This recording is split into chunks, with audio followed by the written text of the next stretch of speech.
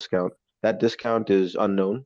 It's still part of development. It could be fixed, or it could actually move with transaction volume. That is still a variable. But yeah, so basically you just keep it in your wallet and you're good to go. The fee will automatically be reduced for you. So now, how much do you have to hold to actually get cheaper fees? And after me, Gold Key, you can ask. Okay, yeah, so that's still variable. We don't know the max supply because the sacrifice phase hasn't been over. There's some calculations that need to be made. The sacrifice addresses could be, no expectations, could be included in the founder's airdrop. So once the sacrifice phase, basically when the public testnet goes live, the sacrifice phase will officially be over. And we do that because the early sacrificers, we don't have a bonding curve or anything like that. So you're not, earlier doesn't pay better sort of thing in terms of sacrifice points. So we did hear, some of our sacrificers were wondering about that, and they were like, kind of thinking like, there's really no incentive for us, right? We were here early, we took the biggest risk. We had no idea what you were building, and we kind of thought, okay, so the people who actually believed in this message, believed in the project, believed in the political statement, they should be rewarded this way. So yeah, after that's done, after the public testnet is released, sacrifice phase will be over, and then these calculations will be made, and then there could be a lot more clarity about how much you have to hold, what the total supply is, what the max supply is, what the public supply is, and what the potential airdrop is for those founders per sacrifice point.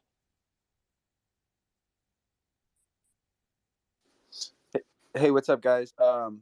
So Hey guys, just let me know if I'm sometimes I may not realize if I'm not clear, especially when I'm slightly groggy. So just let me know if anything's unclear.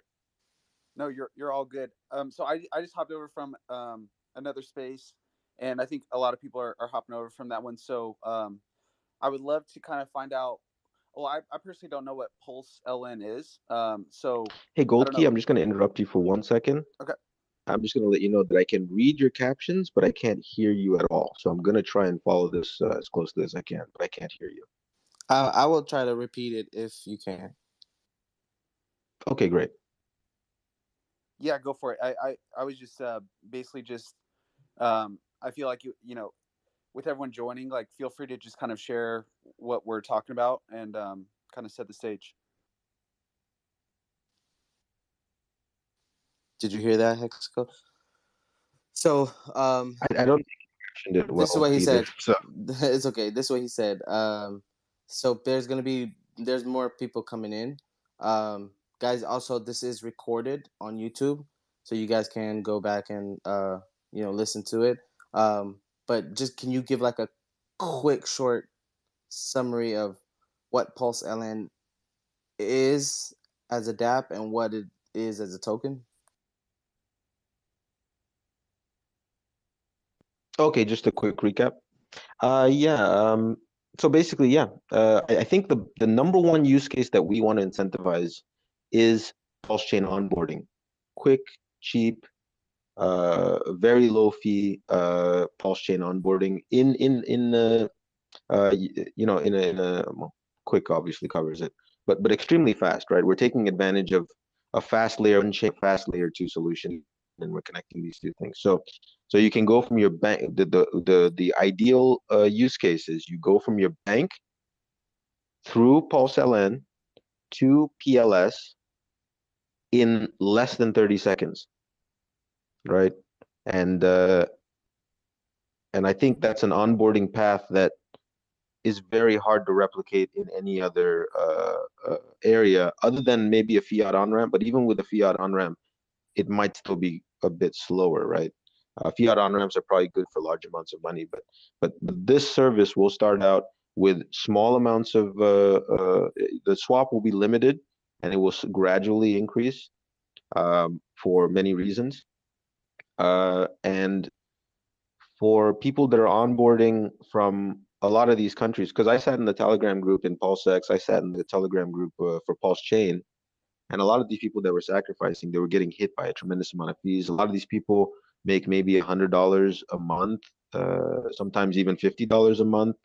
So when they're putting their bags into this into these sacrifices, or when they're going to be trying to onboard onto Pulse Chain and things, if they go through, let's say, an Ethereum or some sort of uh, expensive, I don't know, bridging service or whatever is going to be there, it eats up a large percentage of their bag.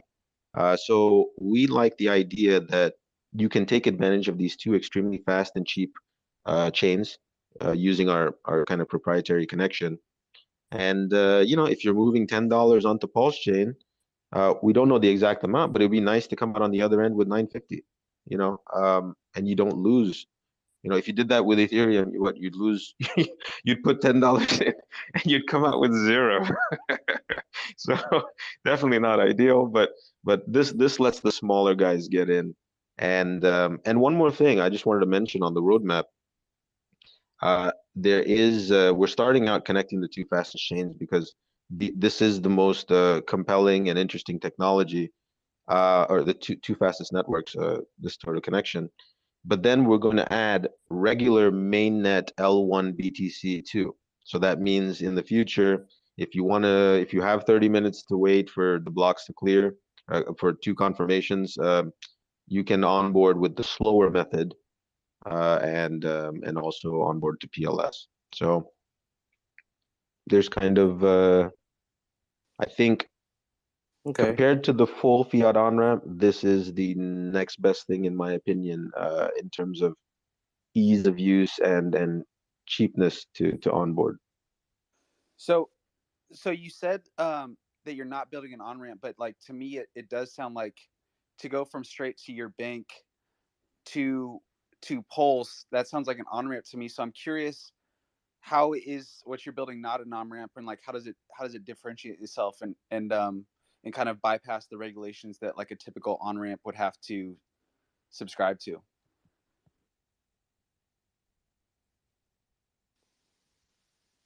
If you didn't hear Was him, there somebody talking just now? yeah, I okay, saw yeah. some captions go by.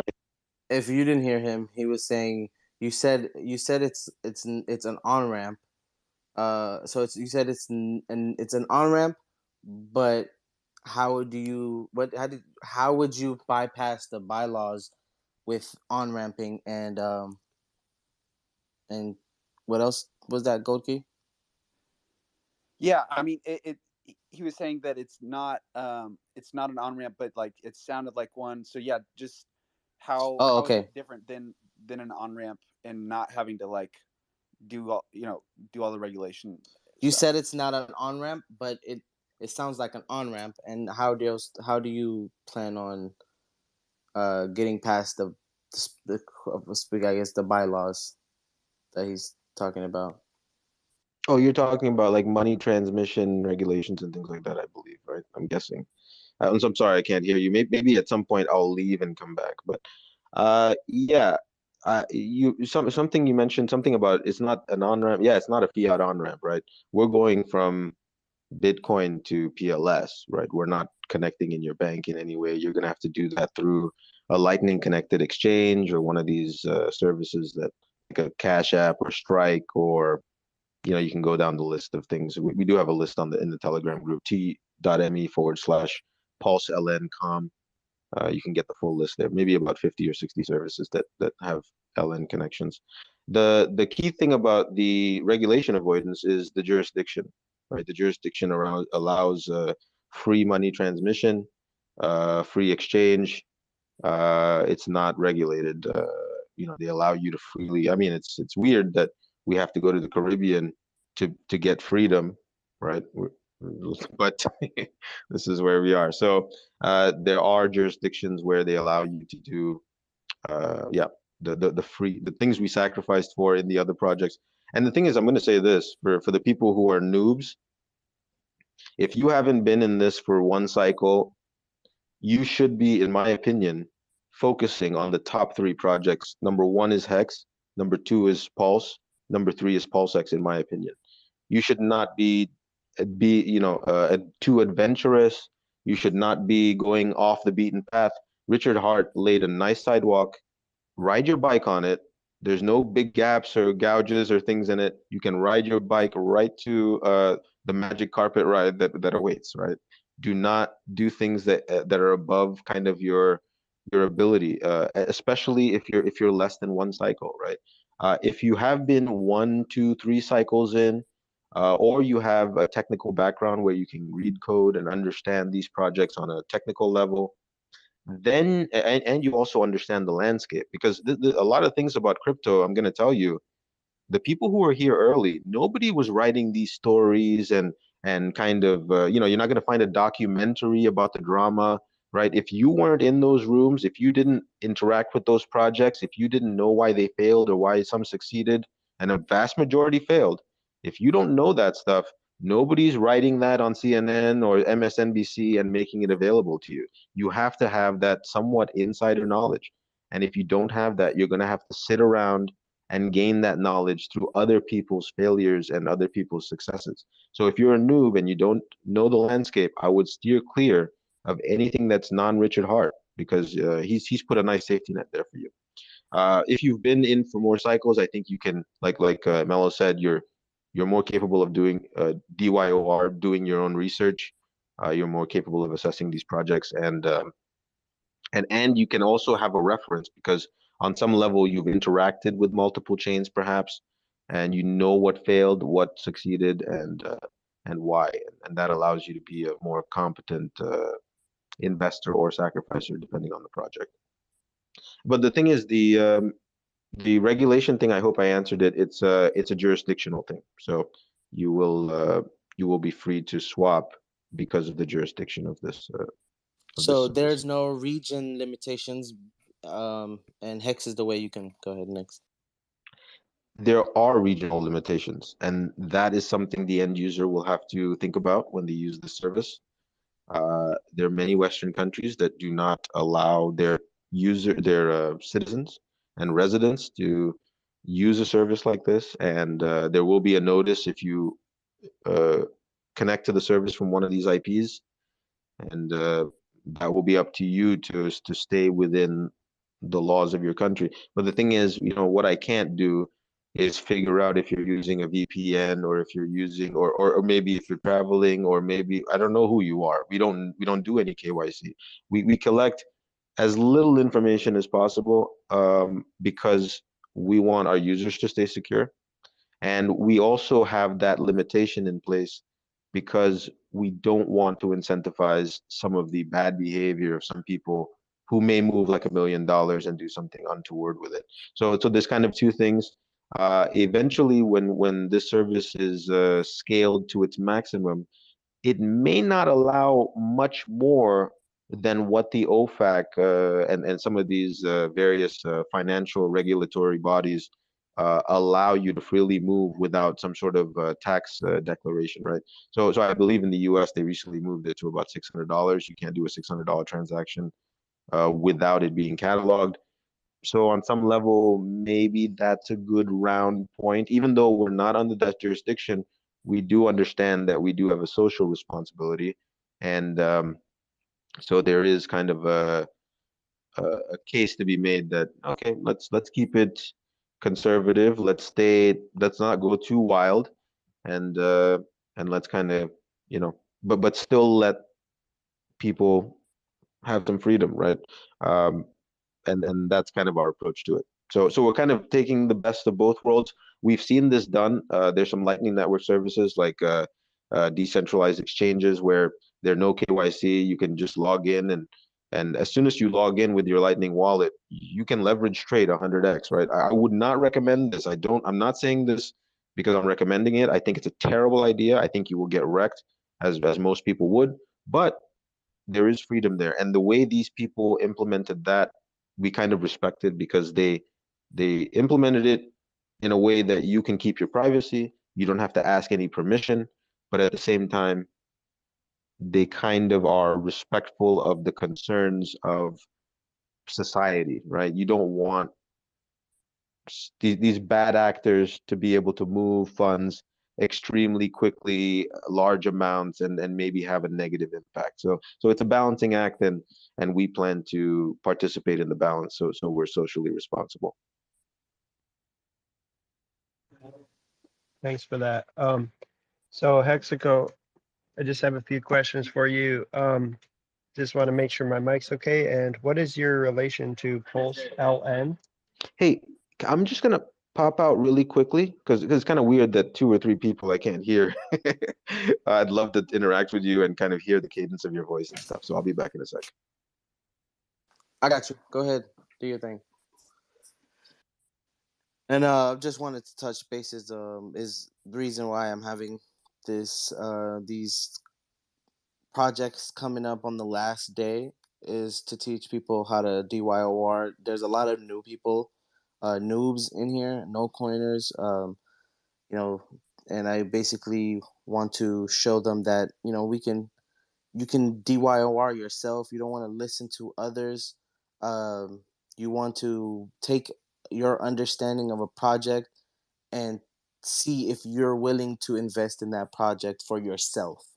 Is this project gonna benefit me? Is it gonna, is this project gonna benefit the ecosystem is one question. Is it gonna benefit me is another question. So how are you gonna gauge those things apart? So this is why I had this space. So guys, give everybody here that comes in some hard questions, man. Let's get it. And by the way, we have 4 minutes till the end of sacrifice. 4 minutes, guys. This is the last sacrifice, I hope. Richard Hart, should be the last sacrifice. I'm going to make a prediction. He'll probably fork Uniswap V3 in about 2.5 years, and you'll probably get another coin. That's just my assumptions. Don't count your eggs before they hatch. Hey, I'm hearing you guys nice and clear. I think you might be onto something. Hex is the way, and yeah. Whoever was asking a question earlier. So yeah, I'm gonna go through a couple of questions just to get an understanding. I know Pulse LN is what we're talking about. So what is your relation to Pulse LN? I do a lot of the development on the Lightning Network side, so that's my contribution to the team. Okay, great. So basically, if we have access to Bitcoin in any manner, we can use your service as an on-ramp. Is that basically, so you're not really connecting your bank at all? Are you sending the Bitcoin straight through the Lightning Network and then your services take over? Yeah, exactly. So if you have even mainnet Bitcoin or Lightning Network Bitcoin, and this is the thing, a lot of people don't know this, but there are a lot of wallets out there that are Lightning supported wallets that oh, Nicola.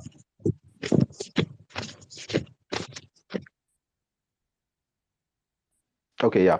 So there are Lightning Network wallets that allow you to move funds between L1 and L2 Bitcoin very quickly. I believe one of them is Moon Wallet, and there might be a few more that exist. Um, and yeah, so you can jump directly to Lightning, or you can use an exchange that automatically lets you withdraw in Lightning Bitcoin. And yeah, you just connect to our service, and within a few seconds, you can get PLS on the other side. Eventually, you won't even have to do that conversion or that kind of move, because this is the thing, a lot of people don't know that layer 1 Bitcoin and layer 2 Bitcoin are basically the same thing. The only difference is you're taking your layer 1 Bitcoin and it sits in a this might be complicated for some people and it may not be worth going into, but the Bitcoin that's layer 1 will sit in a channel, and the channel is kind of like an abacus. There's a certain capacity, and you move the chips from one side to the other, or the pieces from one side to the other, and that's how the money or the Bitcoin moves in the Lightning Network. It's a peer-to-peer network, so these nodes, they actually just have channels between each other, and they transfer funds in between. So it is Bitcoin. The value of it is exactly Bitcoin because it's indistinguishable from Bitcoin. but it's Bitcoin without the 10-minute block time, right? You you can send L2 Bitcoin, Lightning Network Bitcoin, from one wallet to another wallet, and within usually 1 to 2 seconds, you have that Bitcoin. It's for the most part settled on the layer two, and you can send that. Let's say I want to buy something from Amazon. If I receive it within 1 or 2 seconds, I can send it to Amazon and buy whatever I want, or send it to whatever Lightning connected service I want. So when you're using it as on ramp, let's say you use the Cash App, when you send it to our service within 1 or 2 seconds, we will be the service will detect that the temporary wallet has received funds, and it will start to transfer the PLS to the designated pulse chain address that you Okay. supplied us. Yeah, so basically we don't have to interact with the front end to pull the pulse chain out, like going onto a DApp and claiming our pulse chain. It would just come straight to our pulse chain wallet. Is that what you're saying? Yeah, within a few seconds, it will just pop up in your wallet. The transaction will be complete. It's kind of sad, it's because we're doing a lot to pull people onto this service, and once we get you there, you're only going to be there for about 10 seconds. So maybe we should put some other activities for you to do on the website, because you're just going to pop up and then pop out, and it's so simple and it's so fast, and it's kind of surreal, because at the end of the day, we are taking one of the fastest L1s, right? Pulse chain, and we're connecting it to the fastest peer-to-peer L2 uh, Lightning Network, and yeah, so the speeds are going to be really some of the fastest you've ever experienced, and this is the thing, we have to build the future. This is the future. When you interact with blockchains in the future, this should be the experience we feel that you have, right? The transactions are instantaneous. The transactions are extremely cheap. You can do the fees are going to be low enough that if you wanted to do a $1 Bitcoin to PLS transaction, you could actually come out with a lot of that dollar, you know, which is unfathomable on ETH or anything like so. So yeah. Yeah, I appreciate that, Hexaco. So, um, the other question I had was in regard. So I appreciate you kind of explained the fees. The main issue with the Pulse ramp, or the ramp from Ethereum to Pulse chain, is basically we're going to have to struggle with an insanely high fee to get into Pulse chain, and so that's um, I'd say a bad user experience just entering for the first time into Pulse chain. So I really like the idea of what you're talking about in general. I was wondering, is there any? You sound like it's an automatic process. Uh-oh, did we lose him? Uh, oh no, he just went down to listener. Hexico, you still there? Hexaco. Hello. Speak. Hexaco, are you still there? Hexaco. He just came back up.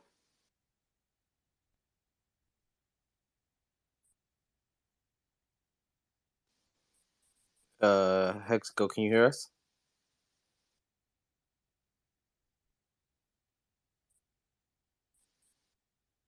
You might have to back out, leave, and come back.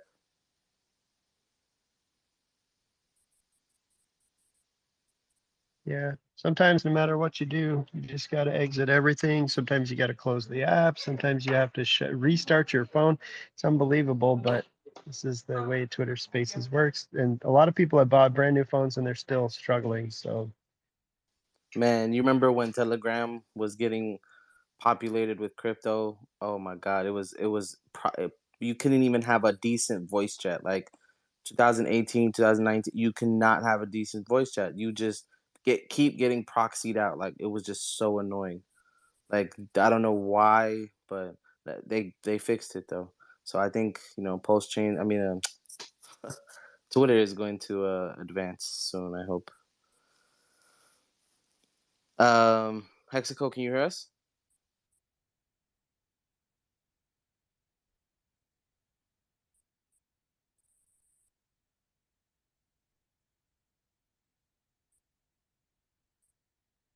Can you hear me? I was actually still a Yep. speaker on my screen when you said I was a listener, so very weird bugs. I'm the stress tester for Twitter, I guess. Yep, you sound great. I just want to carry on as far as you were saying the speed is good, and it sounded like you were saying it's automatic processing, and so I just wanted to touch base on that. If there is any counterparty risk, or is this literally um, basically like a smart contract peer-to-peer system? There is counterparty risk, but it's for that brief period of time, right? Within that 10-second or less window, you- funds will be outside of your custody in the service's custody. And until you receive those funds in your wallet, those funds that you sent will sit in the service's custody.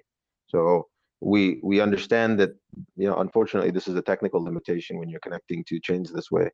Or not connecting two chains. I say that a lot, but we're not connecting two chains. These are two separate transactions on two separate chains. So they're happening extremely fast, and your exposure to risk is extremely low because the time is small and the transaction limit is is also small. So so yeah, there is that custody risk. Be aware of that. But within about 5 to 10 seconds, if it doesn't go through, you're aware of what's going on, and yeah. Okay, yeah, Um, that's helpful. I appreciate what you're doing so far. I noticed you guys are having some kind of a uh, potential for an airdrop to the Pulsechain sacrifice set. I don't know if that was true, and I just wanted you to clarify on that. Okay, yeah. I mean, the sacrifice that we're having, it is for various people who believe we should have the freedom to swap. It sounds kind of corny to some people. There were some trolls in some room like freedom to swap. What kind of bootleg thing is this? But you know, for somebody who's been in this space for a few cycles, you realize how much KYC creep has kind of come into the ecosystem, and the people who got into this space who have kind of bent over and accepted that environment. I don't think they've done the community justice or the movement justice. And this freedom to swap to our team is a very personal and very important characteristic of this ecosystem. So so that is what the sacrifice is for. It's a political statement. You will receive one sacrifice point for $1. That sacrifice address set could be, right, no expectations of profit, could be airdropped free PLN. And until the public testnet is launched and the sacrifice phase ends, we don't know what the potential point sacrifice point to PLN to free PLN airdrop could potentially be. So that remains to be seen. Uh, but uh, but yeah, I have to choose my words very carefully. No expectations of profit. I think you all understand why. Yeah, so you're basically running on testnet right now on Pulsechain, and people could use your system, or is that just for you privately? Right now, it's a private testnet while these features are being built out and the stress tests are being done and the security is being tested. So there will be a public testnet, probably V3 launch. There will be at some point after that. Hopefully, all these tests are done and we'll be able to launch it. But at the same time, that sacrifice phase will end because of the early sacrifices. Okay, and then this might be my last question. I was just wondering about the team in general. So doxing the team, or is there any face, like public face, where we can check out previous history of development work with different coins, or is this something brand new and is this totally anonymous? Yeah, yeah. So along with the freedom to swap, freedom to anonymity, to maintain anonymity is key here. The main thing, we don't believe that violating our OPSEC principles is required. We know that that's a risk for people who are sacrificing, but at the end of the day, we're not custodying funds. We're not holding funds for long periods of time. We're not wrapping things for you. We're not, you're not locked up for years and years. So, you use the service in 10 seconds, you get your money. You don't really need to know who it is, right? I think there's a lot of services like Change Now. I'm not sure if you know who that is. SideShift. I'm not sure if you know who those people are, but you don't need to know because within seconds, you either succeed or fail. And if it fails, the great thing about this community is there are hundreds of thousands of people in a centralized place. Ring the alarm bells if you run into a rug. And I'm going to say this is not a rug, but there's a lot of rugs out there. You should alert the community if there's any issues. Howdopulse.com has a scam section. All these places have a scam section. Our Telegram group will be receptive to anybody who's trying to scam you. So the great thing is we by a lot of people if anything happens. And the thing is, with our in our project, when there's a $20 limit or a $50 limit, for $50, you will find out in 10 seconds whether it's fake or real. You're not gonna Correct. have to Yeah. wait a year for it Oh, to yeah. fail or something like that. So our team is it is the thing. There's a certain point in history where maintaining OPSEC, operational security, like kind of like Richard does, even though he is a public face, maintaining anonymity became a superpower for some reason, and we do enjoy that kind of superpower. We put on our cape, and we just trying to build great products. For the people who are worried about that, I think you can wait, right? You can wait. You can get PLN on the open market at the market rate when it launches. Go in there, put $1 in when the service launches, see if it works, and if it does, that will allay your fears. But for the people who are a little more comfortable with the a non-anonymity and they understand that the technical description that I'm giving is sound, they can maybe make a different decision. It's kind of really up to you and your risk tolerance. Yeah, will there be like on y'all service, is there a way to like track the transactions as it's going from like say because I do use would you say it was I'm not Cash App. So I use Cash App. I use that to purchase my Bitcoin or whatever. And is there a way to track the transactions like via y'all's website or I'll just send it straight there to receive my PLN, then swap the PLN to PLS? Yeah, so the thing is, Lightning Network is peer-to-peer. So there is no real like block explorer, right? A lot of people if you've interacted with Ethereum, you've used Etherscan. If you've interacted with mainnet Bitcoin, you've used probably mempool.space. You can see the blocks, you can see the transactions, you can see the amounts. But on Lightning Network, because it's peer-to-peer, these nodes have channels in between each other. If two nodes are connected to each other and let's say they set the channel fees to 0, they can transact for free and nobody but those two nodes will know that a transaction happened. So there Love is it. And it's no so fast. Yeah. And it's so fast. I mean, really wouldn't matter to have to track and trade it because I'll see it within a certain amount of time anyway. Yeah, exactly. So you will see that a transaction has taken place on the PLS side, but it will be kind of like a gap, right, between the two chains. There's not going to be evidence on one chain of the other chain. There's not going to be evidence vice versa either. Yeah. I also kind of like the whole back, pseudoscience of like the old school way that people used to launch cryptocurrencies being anonymous.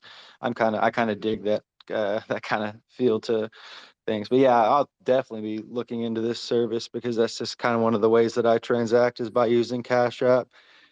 So I think this is going to be a great service, man. And then also, so the ways that the PLN token could appreciate in value, you were saying that it will be collecting fees. Will there be like a buyback feature as well or anything like that? Or it'll just collect fees and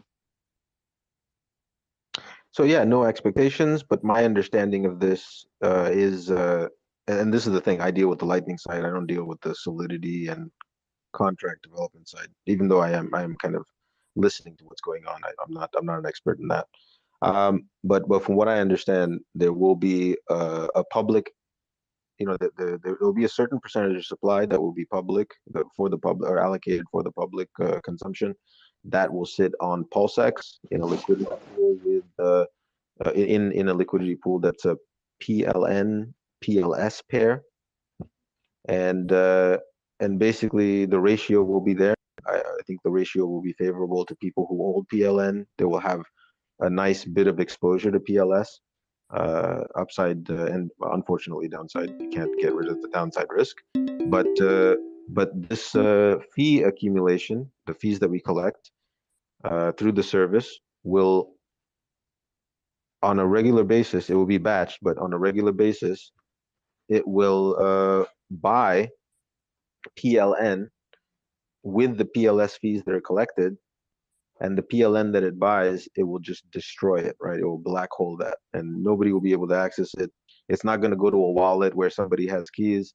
It will be destroyed. It will be sent to the black hole, and nobody will be able to access it. So over time, the ratio will will uh, will will be very favorable to PLN holders, right? As if you see large spikes in transactions, you will eventually, whenever the batch randomly happens, you will see potentially a large movement in the value of PLN because of that. So, Right. so yeah, I think that answers your question.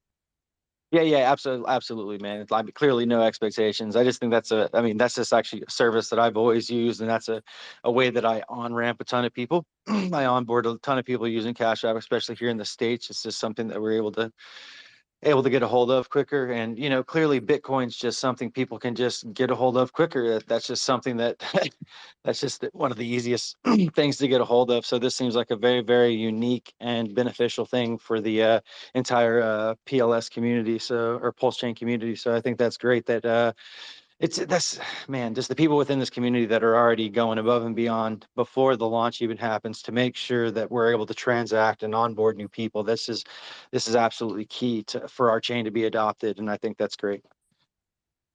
Yeah, I just wanted to piggyback on something you said earlier. I think you mentioned. Wait, did I just lose my train of thought? Let me think about this one second. It's okay that you lost your train of thought, because time you started at 6:15. I want to give everybody the opportunity, even opportunity to get their questions and everything answered. You even had to come back to it because most people wasn't in here. But yet again, you guys can go back to the video. On the second slide, it's a YouTube video that's on there. It's live streaming. By the way, sacrifice phase is over. It's finally over. We're done. Let's No more go. sacrificing. So now we have internet money. Internet money with Don and brother KG. Want to go ahead and come up? Oh, I did have one more thing. I just remembered. Quick point.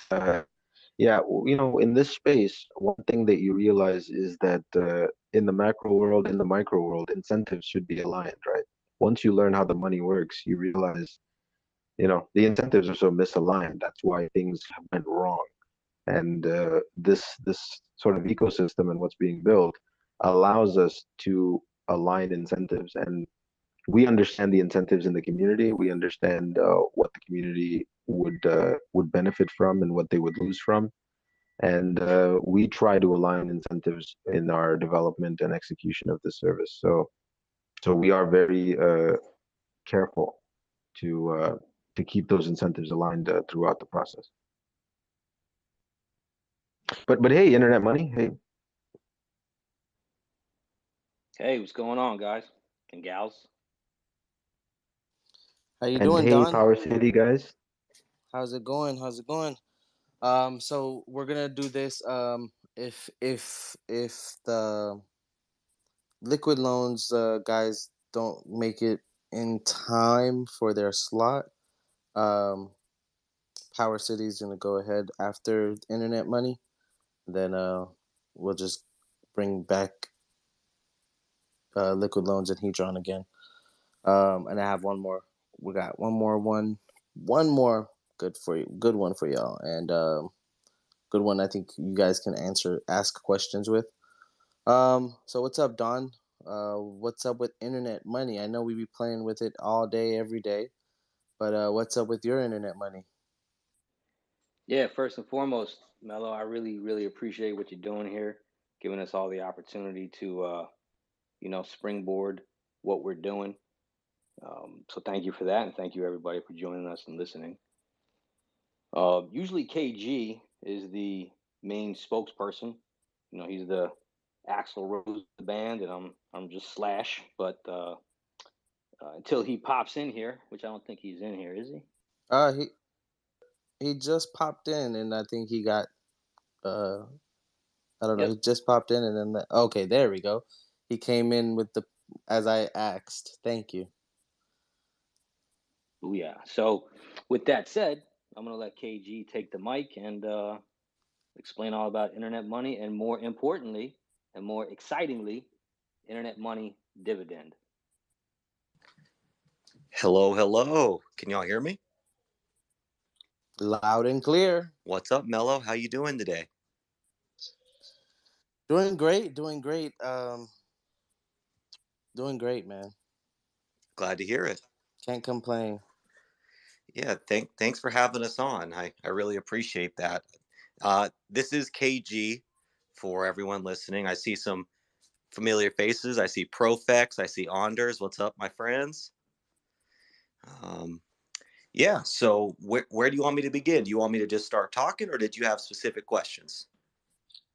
So how about this? You know, what you guys start maybe talking about IM, and then go into the onboarding.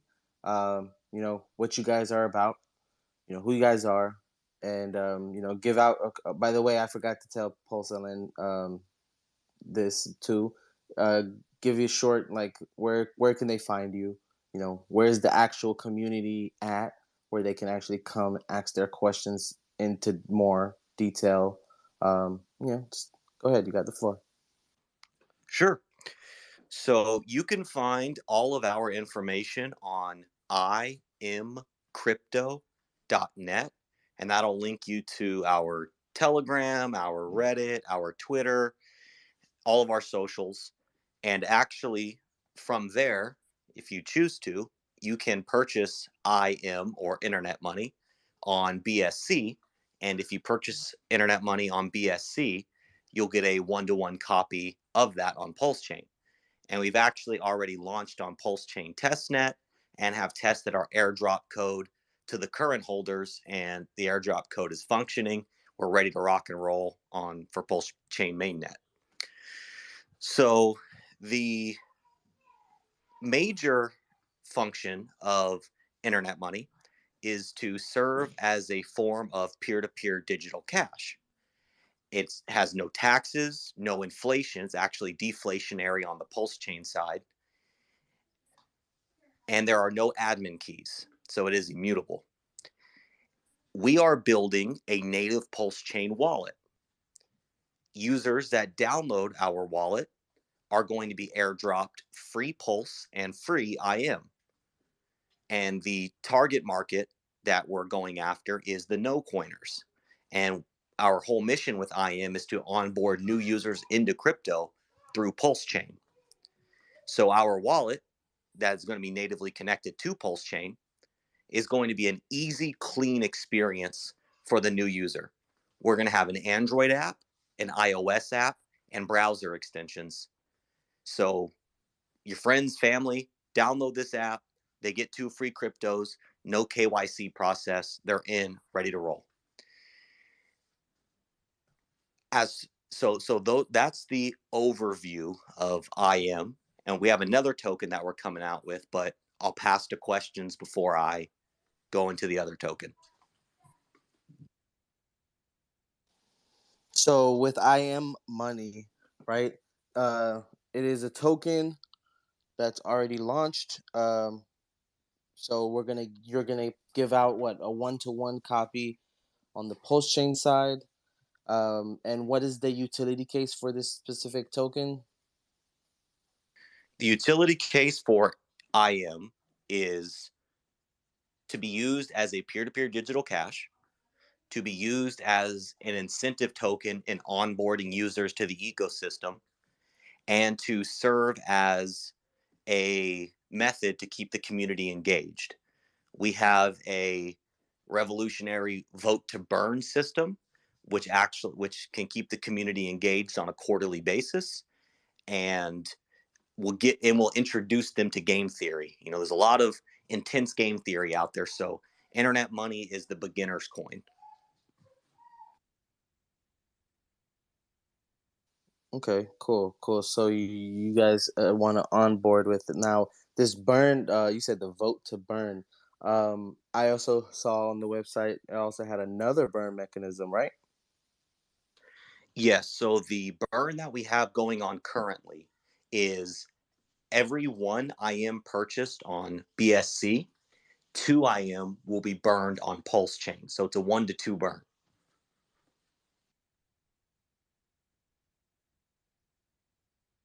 Cool. And want to give any parameters on how much has been so far? Yes. So we just breached 13 trillion to be burned on Pulsechain.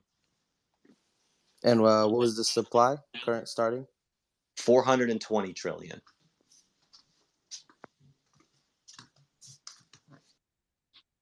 I love it. Yeah, so already, there's a decent percentage that is burnt going into Pulsechain. Cool. Plus on top of that, even on top of the burn, the holders that's already on the Binance side is already going to get a 1-to-1 copy. So the value would basically be totally different, or her price would be different. Correct. And the theory is that the benefit to buying on the BSC side is that when they get the 1-to-1 copy on the Pulsechain side, the BSC side is not going to be burned. So the supply is going to be deflating on the Pulsechain side and therefore should serve as a pumpamental to IM on Pulsechain.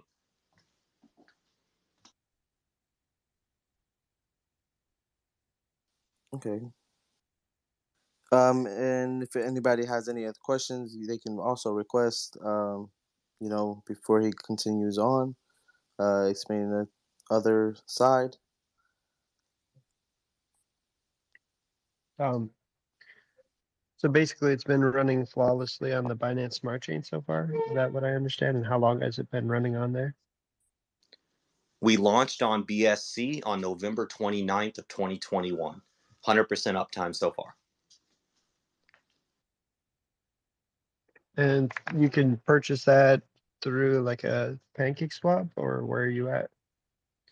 Yep, we're on PancakeSwap. And if you go to our website, imcrypto.net, we actually have a clean buy on PancakeSwap button there.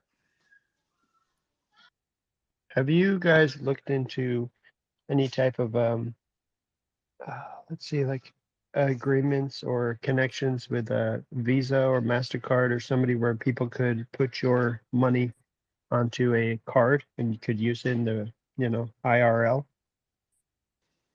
That is something that we want to do later on in our roadmap. But to us, that is something that comes after the creation of the wallet. We would try to integrate with those services once our actual wallet is in existence.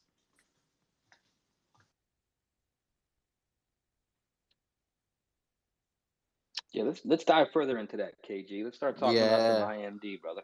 That sounds interesting. What's the wallet? So, okay, this is what's got us really excited. So and if anybody can prove me wrong, please do. But we are creating the first token of its kind in the crypto space. And that token is Internet Money Dividend, or IMD. And the beauty of this token is the holders of this token will receive a portion of the fees that the wallet generates from swaps and SINs like MetaMask. And the amount of IMD you're holding is proportionate to the fees that you will receive. We are hosting a sacrifice phase starting March 13th for this token. There will be a fixed supply of 2 billion, and we're capping our sacrifice raise at $1.2 million. So not only is the token itself the first of its kind, the sacrifice phase is also the first of its kind. As unlike other sacrifice phases, where as more people sacrifice, you get diluted because the supply goes up. With our sacrifice, the more people that sacrifice, the purchasing power of your dollar goes further and ultimately gives you a bigger piece of the pie. So this is a cap sacrifice that incentivizes everybody when more people sack. Okay. Maybe want to maybe break down the how it can go further. How can your dollar go further? Other than like more people. So basically, if you get more people to sack, everyone's dollar goes up, even if you sack late. Yes. So because it's capped at $1.2 million, the supply itself cannot inflate. So that's part number one. Part number two is we have a chart, and it's in our Telegram, so you can see the in-depth breakdown of these numbers. But there are different brackets or tiers of money raised. So every $100,000, for argument's sake, the purchasing power of the dollar increases. So it starts out as $1 equals $1.01, and it ends in the last tier is $1 equals $1.18.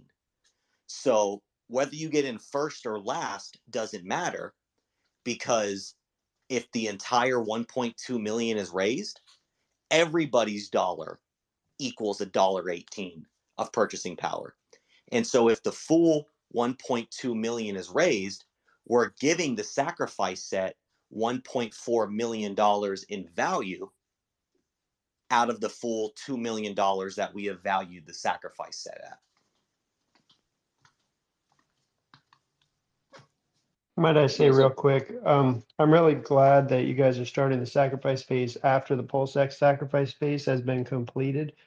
That's just hats off to you guys. It seems like that's just a little more respect towards Richard Hart's ecosystem. Yes, thank you for noticing that. And we're also, and out of respect for liquid loans as well, we are starting it after their flat bonding curve has ended. So we didn't want to step on anyone's toes. We know the community's been working hard, and we wanted to make sure that we came in at a really clean time for everybody. Now, I don't know if you'd be able to answer this, like, would you recommend getting it on the right now or buying it on the Binance Smart Chain or waiting for the sacrifice? Or would it honestly matter? So to clarify, we're talking about two tokens here.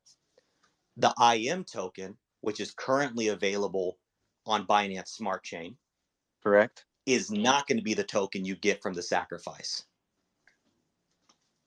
Okay. The token you get from the sacrifice is IMD. And that's the token that is going to be the game-changing token, because that's the token that's going to earn you the fees. Oh, and one thing I forgot to mention is the fees that the wallet accrues are in Pulse. So by holding the IMD token, the dividend token, you are getting passive income in the form of Pulse. Okay. And I know that there is another sacrifice that y'all are kind of paired with. If I sacrificed with them, would I be getting the IM token or the IMD token? The IMD token. That's the only token. If you want IM, you have to buy it on the open market.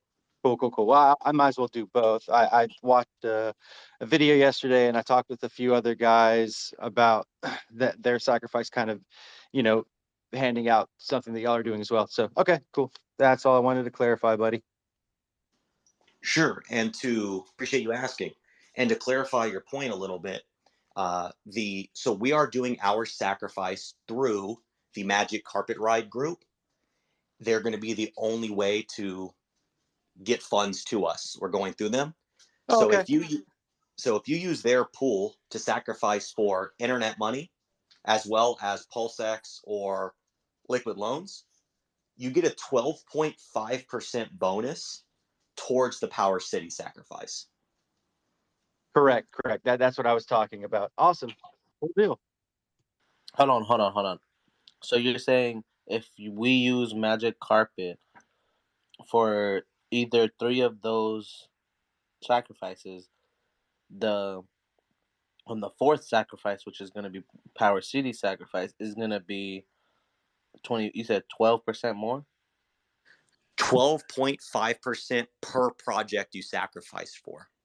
So it's actually 15 for PulseX, but it's 12.5 for Internet Money, and I think it's 15 and a quarter for PulseX. Yeah, they got some cool stuff going on. Wait a second. So I can't sacrifice to you guys directly. I have to go through the Magic Carpet ride. Correct. They are our sole pool to sacrifice. So sacrificing to them is effectively sacrificing to us directly. They're the only means by which to sacrifice to us. That's. I'd rather do it to you guys directly, though, if I'm going to do it. Yeah, is there a reason why? Maybe. Well, the main reason is because the sacrifice is going to be capped. And so they have proven themselves with the ability to fundraise. They raised $4.2 million for PulseX, and they raised $3 million for liquid loans. So the community has obviously, by show of force, pointed them out to be not only a trustworthy, but the reliability in raising the funds. And because the data is going to be a little complicated in getting this to transfer over to a capped 1.2 million, we did not want a bunch of different pools pulling together, making sacrifices come in at different times, having the data scattered everywhere. So we selected them as our one source so that we can receive all the funds and it's all centrally pushed to one location. Are you guys related to them in any way, like as far as development is concerned, or this sacrifice? No, for all intents and purposes, we're using them as the marketing team, so to speak. Okay, so is this going to be done after sacrifice so we can actually see if they're going to be allocating everybody's tokens first? What do you mean? So is your sacrifice before or after launch? Well, our sacrifice starts March 13th. So if Pulsechain, whenever it could happen before, it could after launch.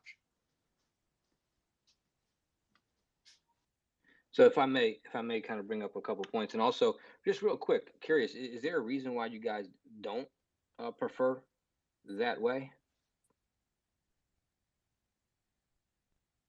So, I mean, people are very skeptical on who handles their money. So, when people go through like third party, because with Richard, okay, because I guess he had a product already and went through a whole AA phase. He's a little bit, trustworthy and people can actually be comfortable with giving him money.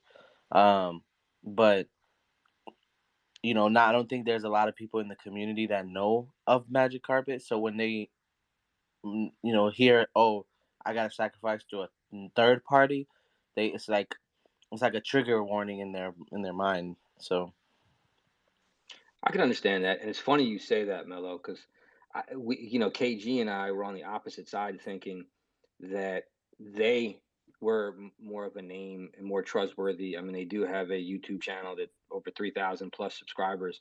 So it's so funny you say that because we thought the same exact thing that you thought, but we thought that on the opposite end, who are we?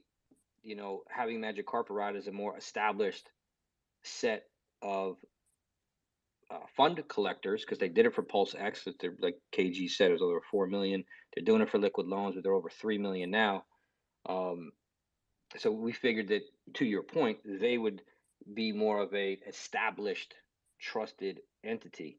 And also, as a kicker, you are going to get a 12.5% bonus on the Power City side by doing it through them. So it was kind of a combination of scenarios that really just made sense to do. But we understand your point, and we just say that like we're trusting not just our money, but legitimately our livelihood and our lives in this space. Because if anything goes wrong, you're really not going to look at them; you're going to look at us. And if anybody knows KG out there, he's an admin in a whole bunch of projects. He's out there. I'm out here, and I've been in here a long time, and this is my life, man. This is our future. So we do take that very seriously, and we're very picky on who we shake hands with, and we fully trust Magic Carpet Ride to do the right thing, and we're hoping that you guys trust them as well. And the project sounds pretty amazing. I love the wallet. Like, that's my biggest thing. Getting free money for just downloading the app, and then being adopted to the chain is something big, I think. Power City, you had a question? No, I just wanted to support Don and KG with their comments about the Magic Carpet Ride team. Triple Dad and Ty are fantastic guys. The team they put together are very much as transparent and honest as possible throughout their entire process, and I think they're going way above and beyond trying to make the pools that they're managing as fair and broadly available to people as possible. So we trust them very well, and we've been working very closely with them here in Power City. Actually, Ty and Triple Dad just recently joined our team, but I mean, because of their honesty, because of what they're doing in the community, because they're such stand-up guys. So we trust them definitely, and we respect that. They're running the sacrifice for the Internet Money team. I think they're going to do a great job. They're honest and very, like I said, very transparent. So, I hope people will take a closer look, do your own research, and come to the same conclusions. So I heard I think in one of his videos they're doxxed, and where can I find their information? LV, you got that one? I don't have that answer. I don't know if they've publicly doxed like their personal information, but I'd have to follow up with them on that. Sorry. Yeah, I think he was smoking a cigar and he was talking about it. That I think his name Dad, something Dad. Yeah, he said he was doxxed. So I mean, if I guess if we can find that information, and I guess that'll put more people at ease, and then of course they'll maybe put a little bit, and it's a sacrifice. You don't have to do it, so. Correct. I would recommend, you can learn more about the team there at t.me/Magic Carpet Ride 369. That's their main room. And if you want to ask about specifically the folks that are running those sacrifices, that are running those pools, you can definitely ask about them there and do your own research in their community, see what they've posted in that room for sure. For sure, man. For sure. Anybody else have some questions for the I Am Internet Money wallet, guys? New native Pulsechain wallet coming out soon. Yeah, that's awesome. I think being able to incorporate our wallet and doing similar onboarding techniques with the peer-to-peer type currency with the unique tokenomics and game theory, man, it sounds great. I'm going to be very interested to see the wallet. And you said this will be like an actual downloadable app, like iOS and Android type app. Yes, sir. You'll be able to use iOS, Android, and we'll have browser extensions. So it'll be like MetaMask in that respect. Yeah, I know people they frown upon the whole phone thing, but I think as far as onboarding new users and kind of getting them involved, at least at the very beginning, I think that's always a quick route to kind of just maybe dabble their toes a little bit before getting into the hardware wallet stuff. And I think you had mentioned in a video with Matt Crypto that y'all will be able to incorporate a hardware wallet type of its extension into these wallets and the phone and things like that, if I'm not mistaken, KG. Yes, sir. That is definitely something on our roadmap. That's awesome. And then you had mentioned also that one of the devs, I think you said it was Victor, I believe. I can't remember, but that's I don't know if that's still the case. This is a few few months back, but seems like, yeah, y'all got some very trustworthy individuals involved, and seems like you're extremely passionate, clearly already launching on the Binance Smart Chain, working on the test net. So it seems like everything's operating smoothly. So I think that's very awesome that, I mean, just how engaged this community is with onboarding new users. I think that's extremely important, and going about it in different ways and different routes to just kind of pique the interest of any type of investor getting into the space. I think that's great. I'm glad you think so. I appreciate that. And to swing back on a couple of your points, we have used Victor. For those that don't know, he is a Richard Hart dev. He's built our current website. He's done a lot of work for us. We now have started using another Richard Hart developer. He goes by the name of F5, and he's actually the one or one of the developers working on the AMM Fixer bot. He built the pulsex.com sacrifice site. He's done a lot of back end work for Richard and still currently is. So he's going to be, he has become our main developer. And as far as your point with the safety of the wallet and everything, I totally agree. I think in somebody's crypto journey, they should ultimately get to a point where they're using only a computer, they're using hardware wallets, they're net, all the safety features we know and love. But it is actually completely unrealistic to go to someone who maybe only heard of Bitcoin, if that, and say, hey, before you ever KYC yourself, which is already a crazy process for some people to imagine, go spend $60 to $150 on this hardware wallet, reveal your identity, driver's license, and everything, then put money into this thing you don't trust. It's an unrealistic process to onboard somebody. So yes. I have to agree, and I mean, and everyone has to take their journey. I mean, it's like you're going out to eat with friends, like, and not get to like, hey, download this internet money app. Let's dabble around with it with 20 or 30 bucks, just to kind of tweak their toes a little bit, get them engaged, get them involved. I think it's just a quick onboarding method to dip people's toes in. And I think security will get better. And I think, I mean, if you follow the right type of procedures and protocols, you'll be safe in the long run. And then you can get into the more complex things. And then my final question would be, is that maybe you can't even announce it yet, but would there, like, clearly the internet money is more of a peer-to-peer exchange type of peer-to-peer currency thing. Is there any of, like, in the roadmap being able to utilize this currency in other methods, or is this just something y'all are, yeah, I mean, clearly just down the roadmap that y'all are waiting to continue to develop that? So we are looking into other ways to utilize internet money, the IM token. So when we have those details, we will release them. But as of now, the details are as I've described them. And Yeah, also, the name, I think the name itself is bullish. I think that's great. I think that's always a great selling point. Is, I mean, some people just laugh at that, but I mean, anything in this space with a dog or whatever, it can catch fire just kind of by the name. And I think that itself is kind of has piqued my interest in it. I love the icon of the website, the way that the website was designed is kind of like that old school type of feel to it. I dig that. So right on, man. Great job. I'm loving it. man, I appreciate your kind words and feedback. That means a lot. We put our heart and souls into this thing, and there's so much work that goes on behind the scenes. It's really nice to hear some positive feedback. Yeah, and to quote a very wise man who once said, our fake made up imaginary internet money is better than your fake made up imaginary internet money. I'm sure you all know who said that.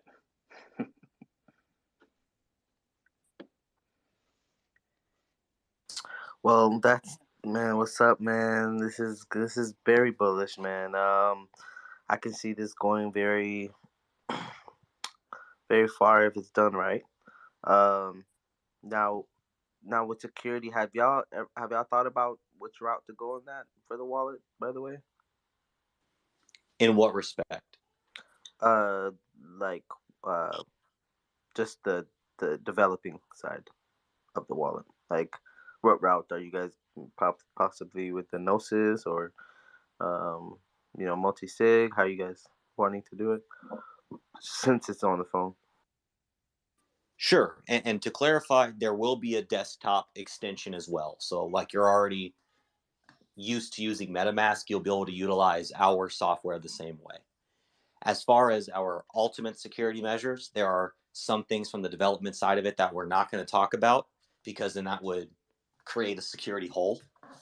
So we are taking security measures there. And we will work towards hardware wallet integration. And that may come out in our MVP. It may be out in version 1. It may be out in a closed version after that. We don't exactly know when the hardware wallet support is going to come out, but it's definitely high on our priority list. And if I may, kind of circle back to the IMD token, I think that one thing that we didn't point out, which is a very important number, is that we're sharing in 71% of the fee pool, which means that 100% of the fees are going to get split up, and 71% is going to go to the sacrifice set. And yes, we could have made that number 11%. We could have made it 2%. We made it 1%. But we are community members, and we want the whole community to grow, and we want everybody to eat. So G Whale or Rackham Reichel, Overwatch partners, if you're out there listening to this, we'd love to have you in, but please don't jump in immediately. Let everybody eat first, all right? Because we are capping it at 1.2, and we want everybody to get a chance to jump in. Because generating a stream of passive income on a daily basis is probably one of the most important things in life to free you and allow you to live your best life. So we definitely want people to understand that, and we want more of the community to be involved with that. And the crazy thing about this IMD token, which is mind-boggling, we haven't even touched upon, the price of the token doesn't matter. Let it stay at 0. Who cares? We're not providing liquidity for it. And honestly, I hope that nobody does, because the value of this token is going to be directly related to how good the wallet is doing and how much you're earning every day in fees. And if you're going to hold on to the token every day in fees, let's say you're earning $10 a day, whatever, and you're willing to hold on to it for 100 days, which is $1,000, why would you sell it for anything less than 1,000, right? So the game theory behind that's going to be insane too, which I don't think that's ever been done either. Has there ever been a token, correct me if I'm wrong, that the price of the token has no relation to the actual value of it? And one more time, Don, how are the fees generated? So they're generated by using the wallet. Is that what you guys were saying? I'm sorry if I missed that. Correct. Every just like MetaMask charges 0.825%, we're actually going to charge less at 0.729%. And as you know, that is an homage to Rackham Reichel and the Overwatch partners. His 29 Degrees. He made a deal, which is an incredible story of survival and overcoming all challenges. So that 0.729% fee is going to be generated or charged on everything, every swap, every send, every time there's a transaction on the network. So, or every time there's a transaction in the wallet. And it's going to be paid out in Pulse, and it's going to be accrued and divvied out for you to be able to claim on a daily, weekly, monthly basis. However often you want.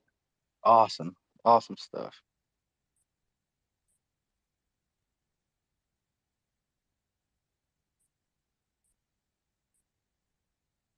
Yeah, we were kind of thinking, like what would you call a token like this? It's kind of like an NFT that you could actually break down and sell in pieces. So like what would that be? Would that be like a fungible, non-fungible token-ish kind of thing? Anybody have any suggestions on that?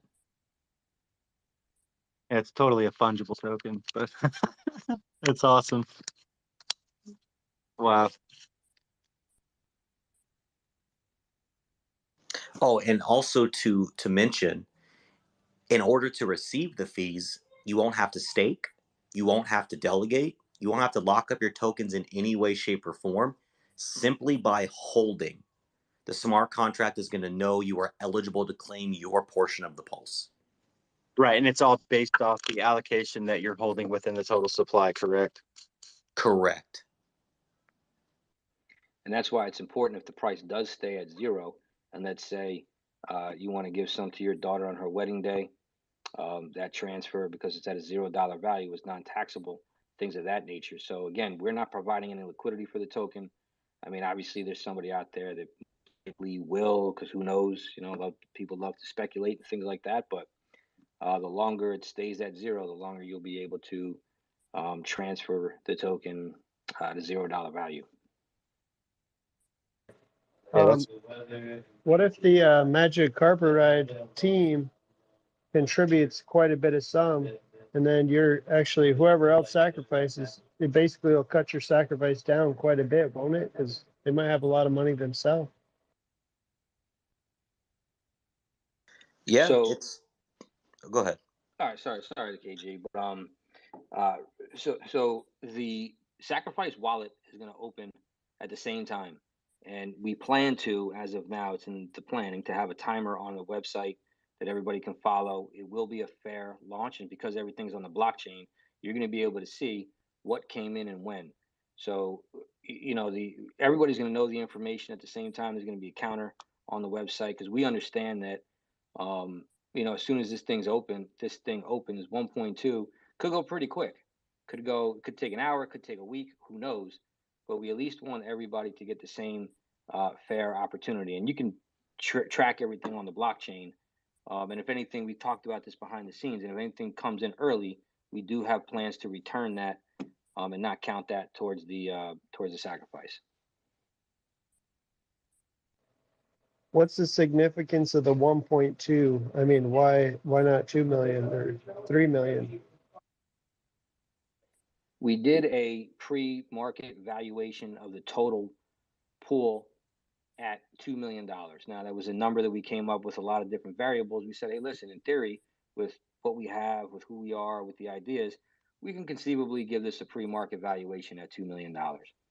And then we said, okay, how much are we willing to share with the community? And we came up with the number of 71%. And then we broke it down to say, listen, early pays better, but the only way to do that is to actually give a discount. So we're really giving $1.4 million worth of value for $1.2 million. And again, like KG was saying before, it's not so much how many people come in, but how much money comes in. So if you sacrifice between $1 and $199,000 is in the pool, your dollar is worth $1.01. Meaning if you do, and you're getting 1,000 tokens per dollar. So if you sacrifice a dollar, you're going to get 1,001 token. I mean, kind of why I mention this is because with just $1.2 million, whoever gets in and gets the sacrifice locked and loaded, they might hold on to it forever. So there's no movement or no liquidity in this thing. Is that what you're seeing? Yeah, again, like I said before, liquidity in the actual token just doesn't matter. And the price of the token doesn't matter because whoever's holding the token, they're going to receive a portion of the fees on a perpetual basis. And the value of the token, regardless of what the price is going to really be determined by the individual based on how long they want to hold it and how long they want to generate the fees that they are generating for. And again, mind you, in the beginning, we're not going to start off doing $100,000 a day in fees like MetaMask. It's going to take time to build there. But as we build, the value of the token goes higher and higher. And yeah, we could have put $100 million valuation on it and said, look, we're going to want to raise $4 million. But let's be realistic, man. I have sacrifice fatigue. I've done everything I could do, every project that's out there I'm supporting. And it's tough.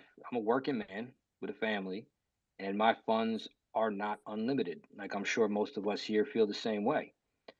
So we wanted to put something realistic out there for the community that, and again, at the end of the day, we sacrificed on day one for Pulse. We sacrificed for PulseX. We want to strengthen the ecosystem because if my Pulse bags get pumped, the money that I'm generating from the wallet is kind of, just icing on the cake. So we want to all win. We want to all be in a position for all of us to win. So that's why we made it a realistic, attainable number that's not going to hurt people. Jump in for $100, and who knows? And we actually came up with a calculator that, again, we plan to, and I put plan in air quotes, put that on the website so you can say, hey, I'm going to sacrifice $100. The wallet is anticipated to do 10,000 a day in fees. What's my percentage? How long will it take to get paid back? You're going to be able to enter all those variables and have some fun with it. So this is a really cool thing. It's really unique, and it's in the 1.2. So it sounds like a low number, and I get it, and it's probably going to get eaten up pretty quick. So again, if the big whales are listening, just give everybody an opportunity to eat before you take the rest. You know what I mean? So yeah, I'm sorry, KG, if you want to chime in on that as well. No, you said it.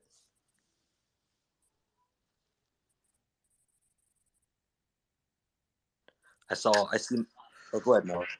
So no, that's good. That's good. I, if you guys don't have any other thing or any other topics to touch on, maybe get some more questions or open up some questions for other people that's down there. This is a space that I want you guys to come up and ask your questions. People that are listening to this video as well or the stream, take these questions and then go further, do your own research to other projects that are coming out in the Pulsechain ecosystem. Do your due diligence and be smart. Be smart. Don't get wrecked out here. This is a very cruel world, just like the real world. You gotta protect yourself. And how you're gonna do that is by knowing what's what. But I did bring Magic Carpet in just to clarify some things for us. um, so, hey, Magic Carpet, how you doing? I'm good, Mello. How are you going? And thanks for inviting me in. Cool. Is this Ty or is this Dad? It is Ty. Triplet Daddy. He's probably got a cigar in his mouth. I bet he does.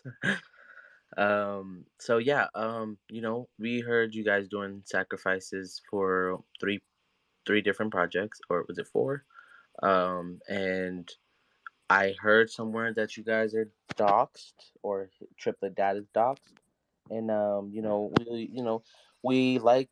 It sounds like there's some good things going on with internet money, and of course Power City. Like we're gonna see what's up with them, and we just third party polls. When people think about that, they think, why do I have to go through a third party if they're doing a sacrifice? If a project is doing a sacrifice, why not just sacrifice to the project directly? And it just opens up trigger warnings for people. And what can you say about that? And where can we find if you are doxxed on security wise? Sure.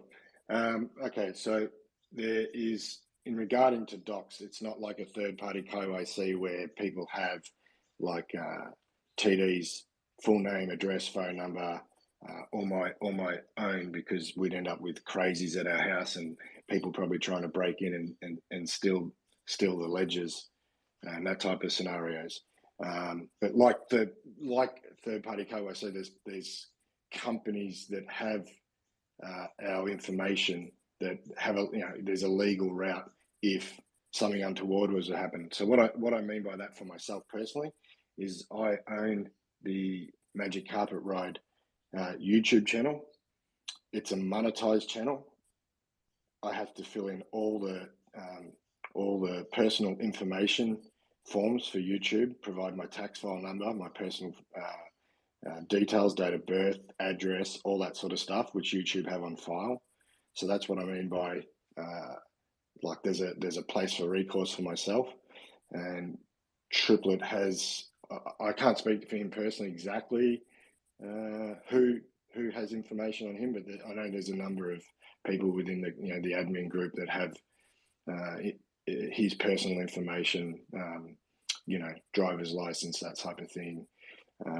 Should anything untoward happen as well. In regards to why people have to sack to a third party, no one has to do anything. No one's making anyone do anything. No one's asking anyone to do anything. It's purely a service offered to the community if they choose to use it.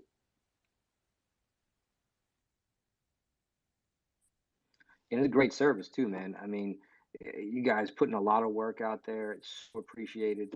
It helps the community by these volume bonuses. And we realized that when we were going to have to deal with the collection of all this data, it is worth something to us. So that's why we were able to do a purchasing power increase or a discount on the 1.4 million of 200,000, because there's a lot of work that we didn't have to do. So it makes sense from our standpoint. It makes sense from their standpoint. It makes sense from the community standpoint. And your faces are out there every day. So we appreciate what you're doing, Ty and Triplet Dad, and thank you guys very much. Yeah, appreciate that, Don. Yeah, we're just trying to So help the community, particularly with some of the game theory behind sacrifices, where it doesn't really give the smaller bagged person the opportunity to get some of the bonuses that the whales would receive. So we're just trying to help out, and we're doing it. There's no clip, there's no tax, there's no fees. What we get out of it, other than feeling good, is obviously we gain followers for our YouTube channel. okay, so how many people, by the way, is part of the Magic Carpet? Just you two, right? You and Dad? We're the main faces of Magic Carpet Ride, but there's a whole lot of people behind the scenes that just help out on a day-to-day basis, whether they're moderators for the YouTube channel itself, moderators in the Magic Carpet Ride Telegram and the SAC pool rooms as well, just to make sure that, no nefarious parties come in and start posting nefarious links or disinformation about addresses to SAC to. We have pinned messages from the admins. We have a combot that tells you what the addresses are.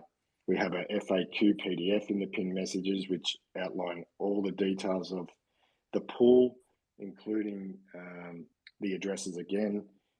We try to update the Excel spreadsheet every day at some point or other. It's not like at a specific time, with all the incoming sacrifices that come in, and they're all laid out on a tab per whether it's the no lockup wallet or the 6, 12, 18 or 24 month.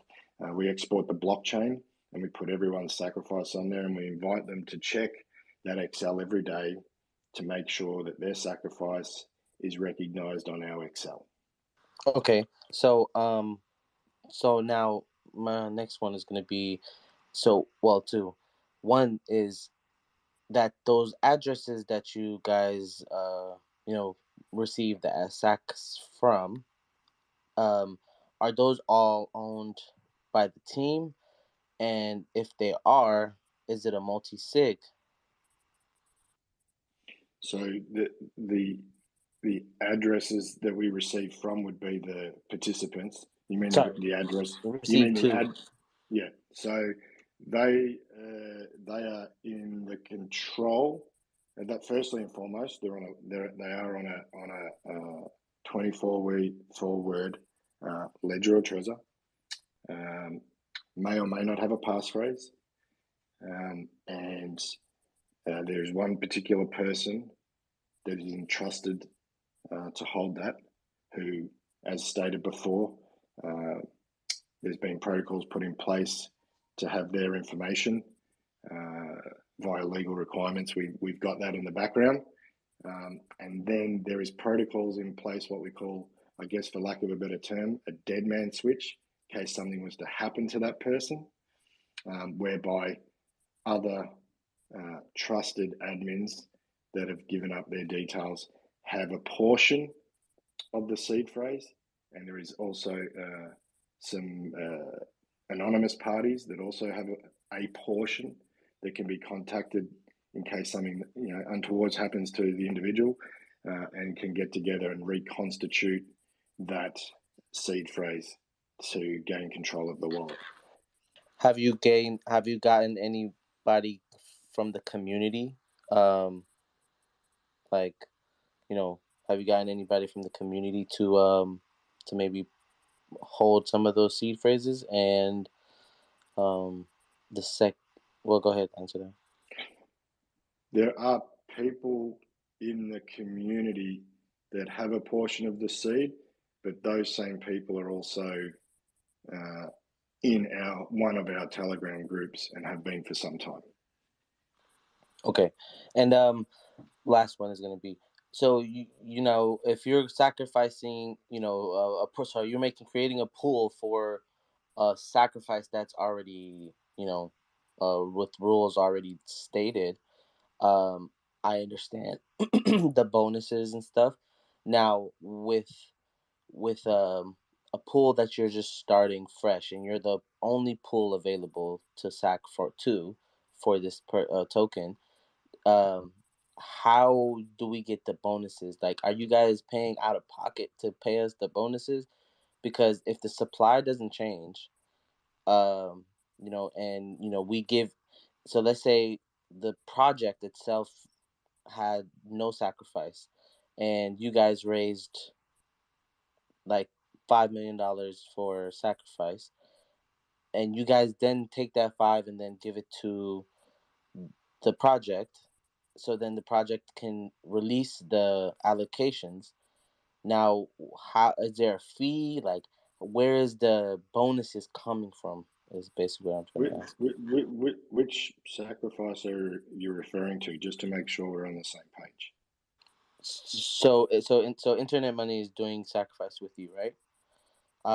Instead of having two. So Liquid Loans had two, one with them, it had one with their address, and then one with a MCR address, right? Now, different bonuses on both.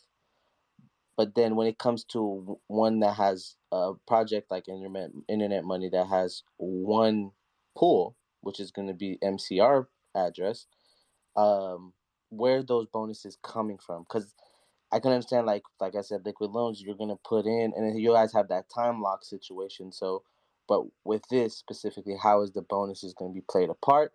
And then with the dollar, with the more people that sack and the dollar, your purchasing power grows, does that still apply with your pool, or is it just the bonuses that reflect instead of those the dollar purchasing power going up? Okay. Hey Ty, I can take this one if you don't mind. Yeah, one moment, KG. Just to clarify, and then I'll let KG talk to Internet Money. So we'll just back up the truck a little, and we'll break this down. So just so we're all clear with the Liquid Loan, longer pays better, bigger pays better, 10% bonus, all the different incentivized things on the table, they are all done by Liquid Loans. We are merely the facilitator of a service that allows people to sacrifice with us, and then we sacrifice on their behalf for the better of the pool. So everything comes from Liquid Loans. Now, KG, you're welcome to take the next part of this question and answer it. Sure. Appreciate you. So, Mello, to answer the question where the bonuses come from, the bonuses, again, are coming from us. And it ultimately breaks down to, we're giving because we believe in Magic Carpet Ride, and we wanted, to do a joint effort in growing and bringing both of our communities awareness. We're giving effectively 70% of the token supply for 60% of the value. So if the full amount is raised, that's about enough with Don's value, with the way that Don spoke to the market valuation. That's only about 60% of the supply. But through Magic Carpet Ride, they're getting that 10% bonus, and the entire pool is going to share in that bonus.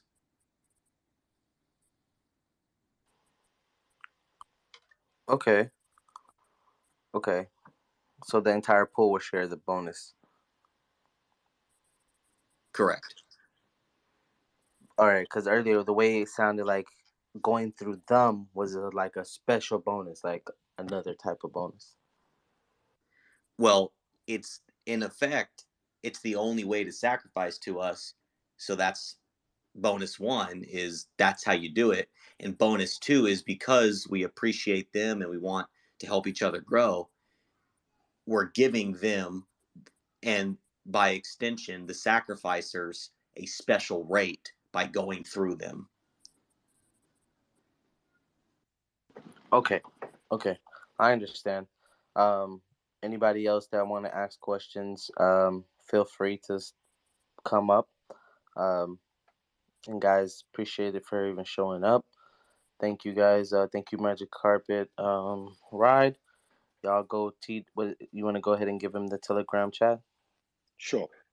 Before I do, I just obviously you hit me up and it was easy to, I'm available, so I would never miss an opportunity to reach out and communicate. I just, at the moment there's a lot of hostility towards any project launching or attempting to launch on Pulsechain.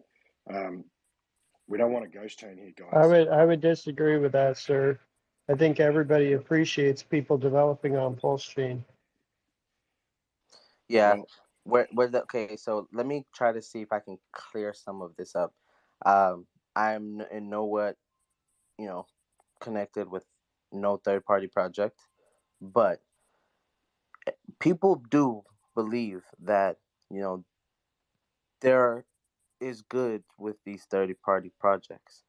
It's just that some people have their speculations and their awareness. So, and when they feel like one person is not being transparent, they feel they just pinpoint the whole project. um there's different aspects, there's different people thinking different things, and when they come together in a room full of people, different people, you know people clash, and people people want their side to be heard. um and I think that's where the whole communicate. I think it was of a communication problem, a transparent problem. But people, I mean, I don't know why people wouldn't say, "Oh, it is good," because what did Richard Hart say? We're not launching empty. Like there are going to be other projects that's going to be launched. So it's good for the ecosystem. It's only going to help it because people have to buy Pulse to even buy this token if they were new. If they're new and they're coming to this chain, they need to get Pulse before they even buy any token. So it's just people speculating, people getting in their feelings, which it's crazy, but it happens. And I would love for you guys. You guys are doing a good job, holding your composure. You know, because with some of these people that backmouth people and talk over people, it's just annoying. It gets really annoying. So let's just stay as a community. We can reach the tippy top of this chart that I have posted of where we are in crypto, and we'll be at Main Street Market. Like we'll be the majority of people in crypto, and we'll be already positioned as a family, as a community, and I think that's where people need to start building at, instead of, oh, I made 100 million, or I made 1 million, or I have a bigger bag, or I know more. I'm a genius. I'm rich. I'm this. Like less I and more we like. So I want to advocate that, um, and we only could do it with people creating, people. Art is, I feel like deploying a contract is art. You got to know code. It's hard work. Like, I don't know Solidity, but I know coding is hard work for a fact.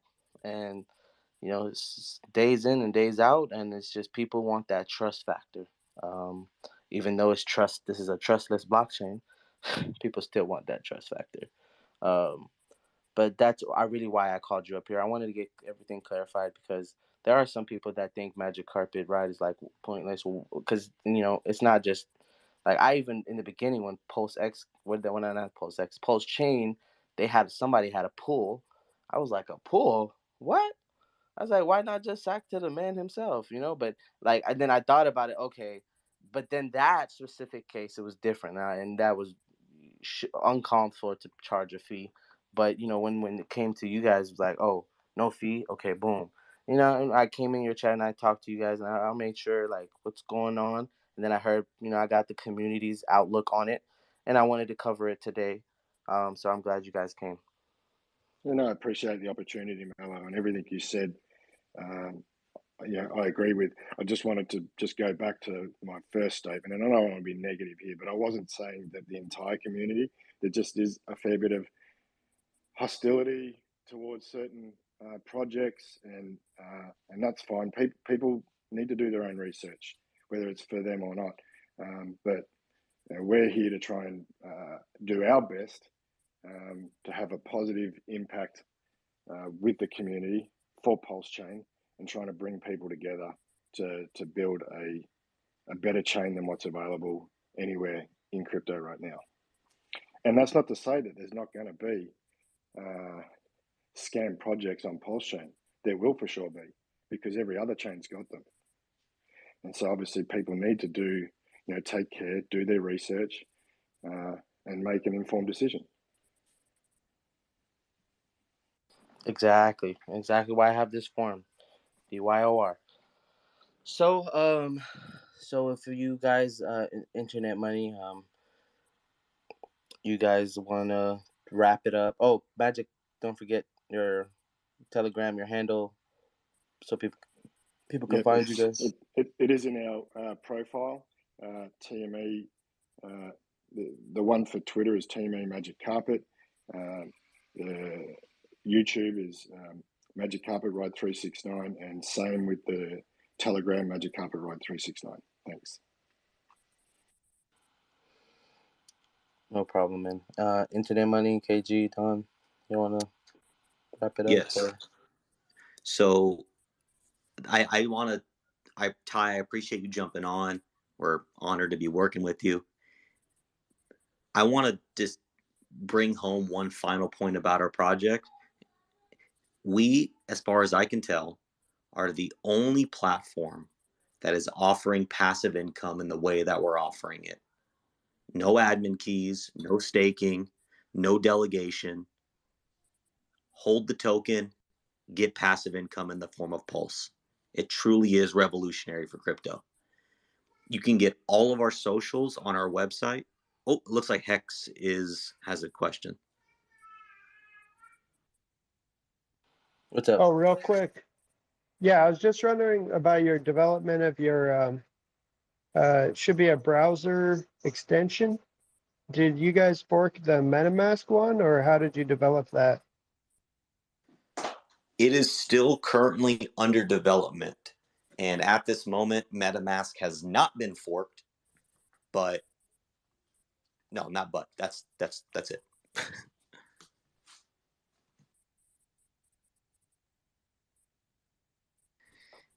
Yeah, so go ahead, Mello. No, go ahead. If anybody else has any questions, I was going to say, y'all can just go ahead request. This is internet money. They have a wallet going to be native for Pulsechain because I saw some new people came in. It's a Pulsechain native wallet. It's going to be mobile and desktop, guys.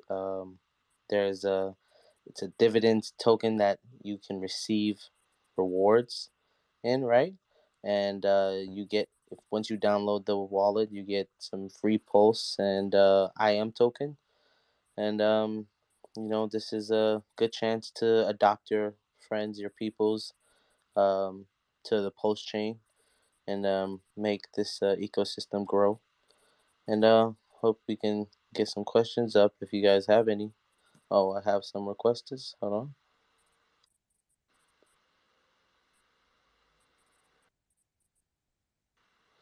What's up, Marcus?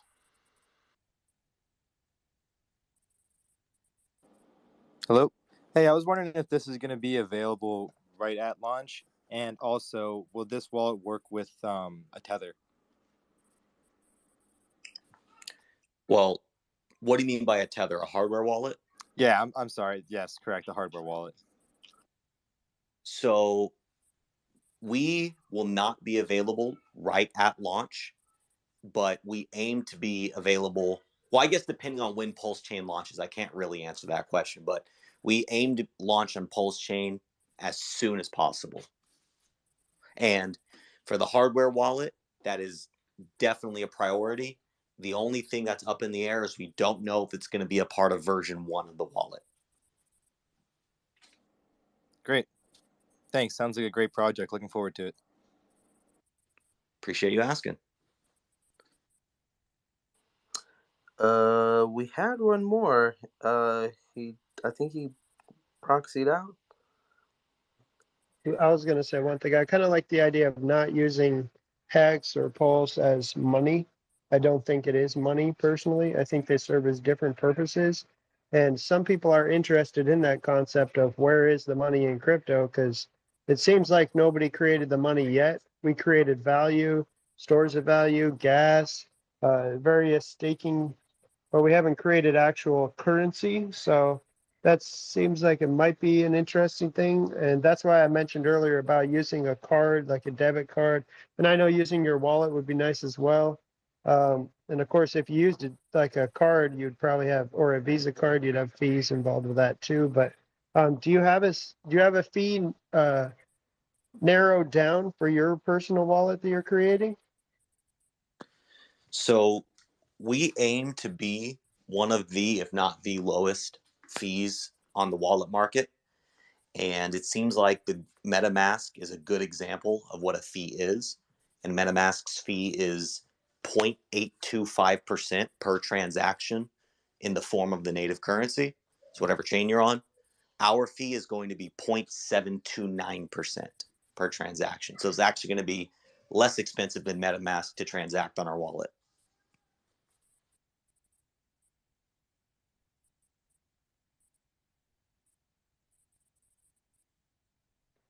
Is that a fee to send and also to swap, or just swapping feature? So it's definitely the fee to swap, and the fee to send will likely be the same, but there's a possibility the fee to send could come out to be a little less.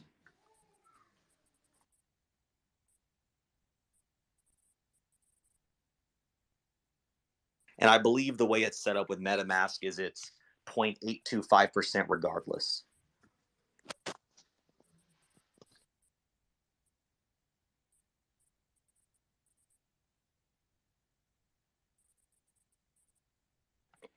Yeah, and just one more time, I definitely urge everybody to join our Telegram groups, t.me/I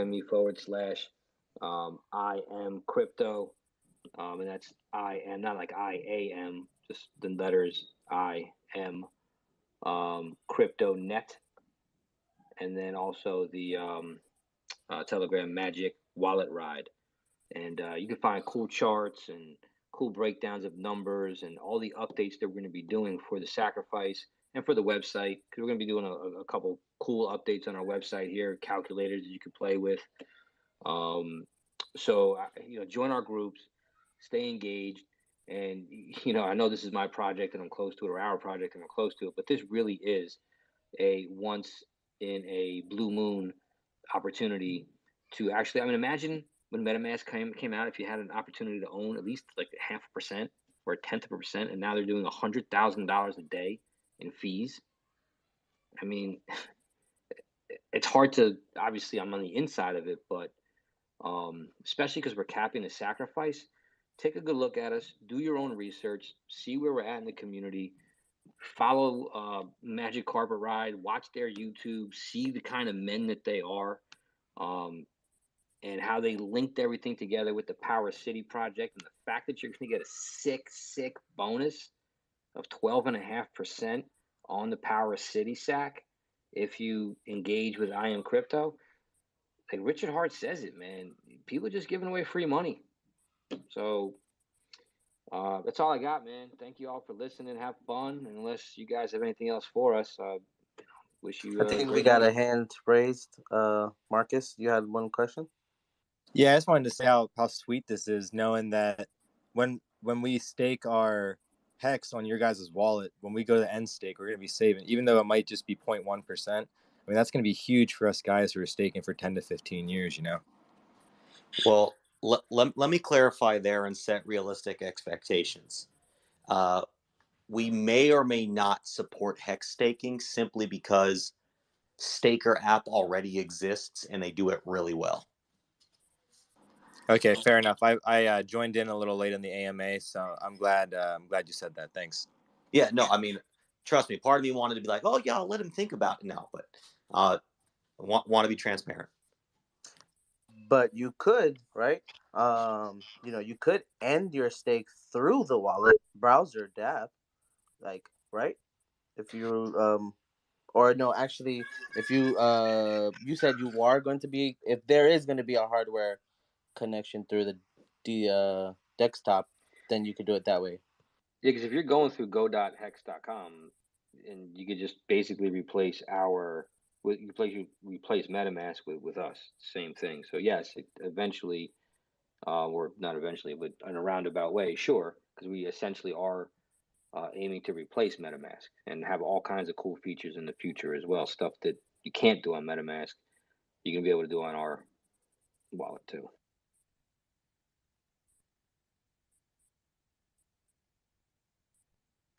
Yes, and unless there are any other questions, the last piece of information I want to leave everybody with is check out the bio here on the Twitter account that I'm talking from.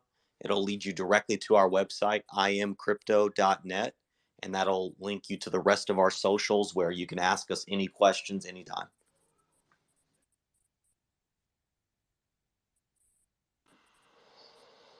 Alrighty, guys. Thank you very much for coming through. By the way, sacrifice is over, guys. Hope you guys got your positions in for Post X, and you're holding strong. We don't all make it.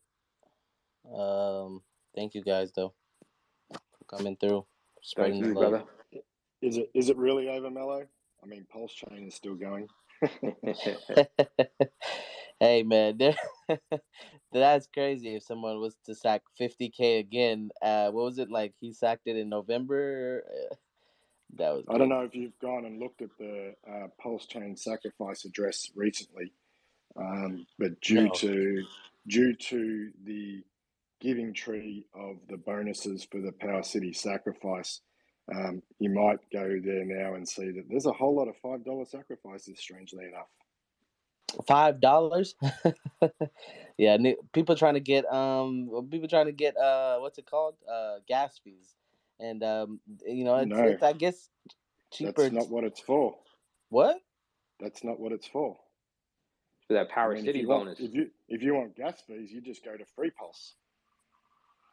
No. Power City are offering bonuses for everyone who's contributed to the ecosystem of Pulsechain and already made a sacrifice to Pulsechain, PulseX, liquid loans, and the future sacrifice of internet money. And there's extra bonuses on top of sacrificing with Power City if you've contributed to those sacrifices. Now, some people may have used a different wallet address for one of those sacrifices, so they won't get that bonus. So what they're doing is they're now going and putting a $5 sacrifice on there with the wallet that they've got their other sacrifices with to maximize their bonuses when they sacrifice for Pulse City. Oh, okay. I thought the Power City one is for when you sack through Magic Carpet, right? I didn't know it was direct to Richard Hart's. Magic Carpet Ride are not doing a pull for Power City. Correct. The bonuses are when for the wallet that sacrifices for Power City, if that same wallet is in the sacrifice set for Pulsechain, PulseX, liquid loans, or internet money, then additional bonuses will be awarded as to the sacrifice points in the Power City sacrifice. So just trying to reward people who are sacrificing for the right to a free market, which is our political statement for Power City, and to reward them or recognize their efforts to help build the community. They're helping build what is making Pulsechain, something worth building on, right? They're supporting these other systems that are going to make Pulsechain something people will want to come to. So, we recognize that, we salute that, and we want, people to be rewarded for that. And I also want to say as well, you get free Pulse from our wallet. Remember that. So anybody that wants to get gas fees, they can just download our wallet and get free Pulse. All right, cool. So it's 8:35. All right, let's keep it moving. Thank you, Don. Thank you, Internet. KG and Ty for joining us today. Thank you, Mello. Appreciate you having us on. No Thank you, problem. Mello. Thanks for your Thanks, time. brother. And thanks See for you next allowing us time. to speak.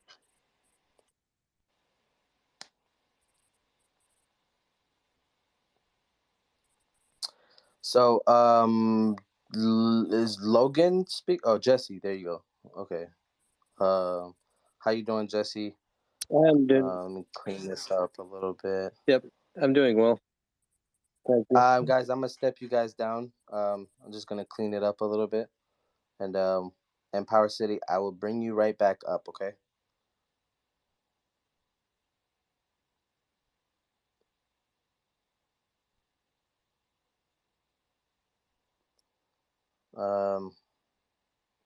So hold up. Who's this? Is Jexa with you? Oh yes. I remember.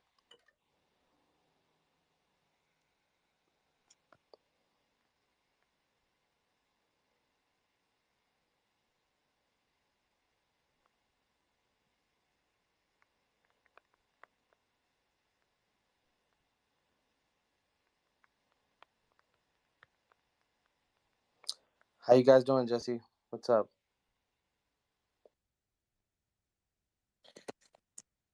Yep, we're doing well. Hi, Mello. Thanks for having us on. Yep, thanks. I just tweeted this thing out just a couple moments ago, so we may see some people pile in here in a second. Yeah, man, you guys, you guys been getting a lot of buzz. Yeah. So let me go ahead and get situated in with three quick.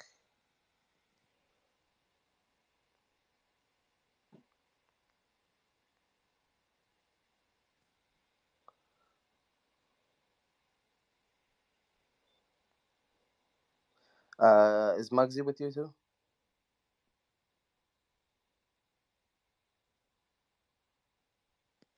Jesse? Never mind. Yeah. So I guess we can get started. We'll It's recorded. So yeah. it's recorded. So anybody, all those that's requesting, can you hold off until we answer questions when it's questions, so I can know who's who, and we can just get a clear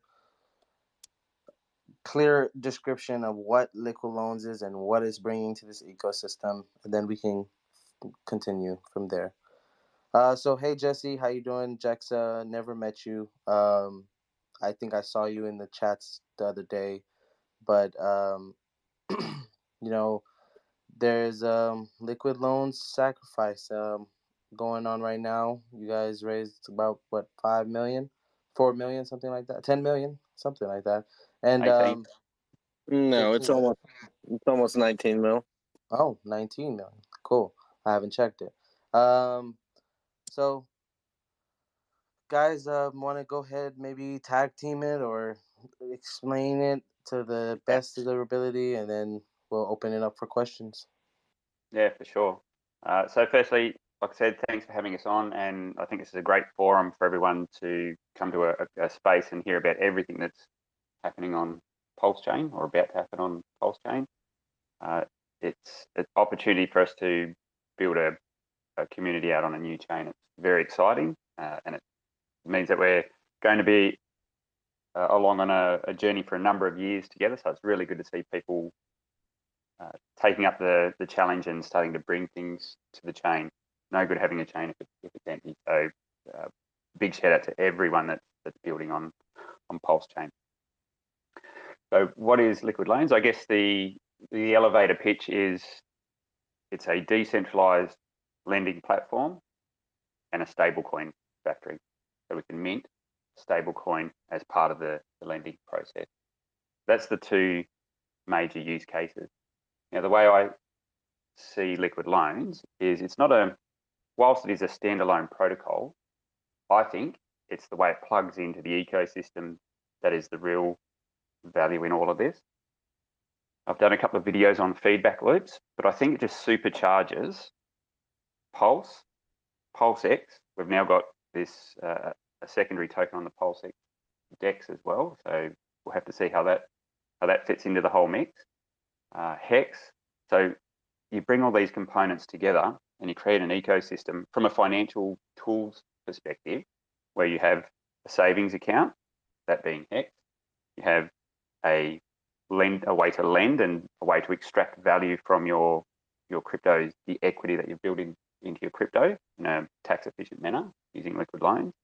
You've got the decentralized exchange where all the trading between all these assets can take place, and you've got a stable coin as part of Liquid Loans that will tie into all of that. And then you've got the rails that this all runs on, being Pulse. So when you bring all those pieces of the puzzle together, I believe you've got all the tools you need in your DeFi tool belt to be able to be a raging success. Now, and that's before we start looking at all the other things that are going to come to the chain. But just from a simple finance perspective, a DeFi finance perspective, I think that's the golden goose right there. You've got all those tools in your bag.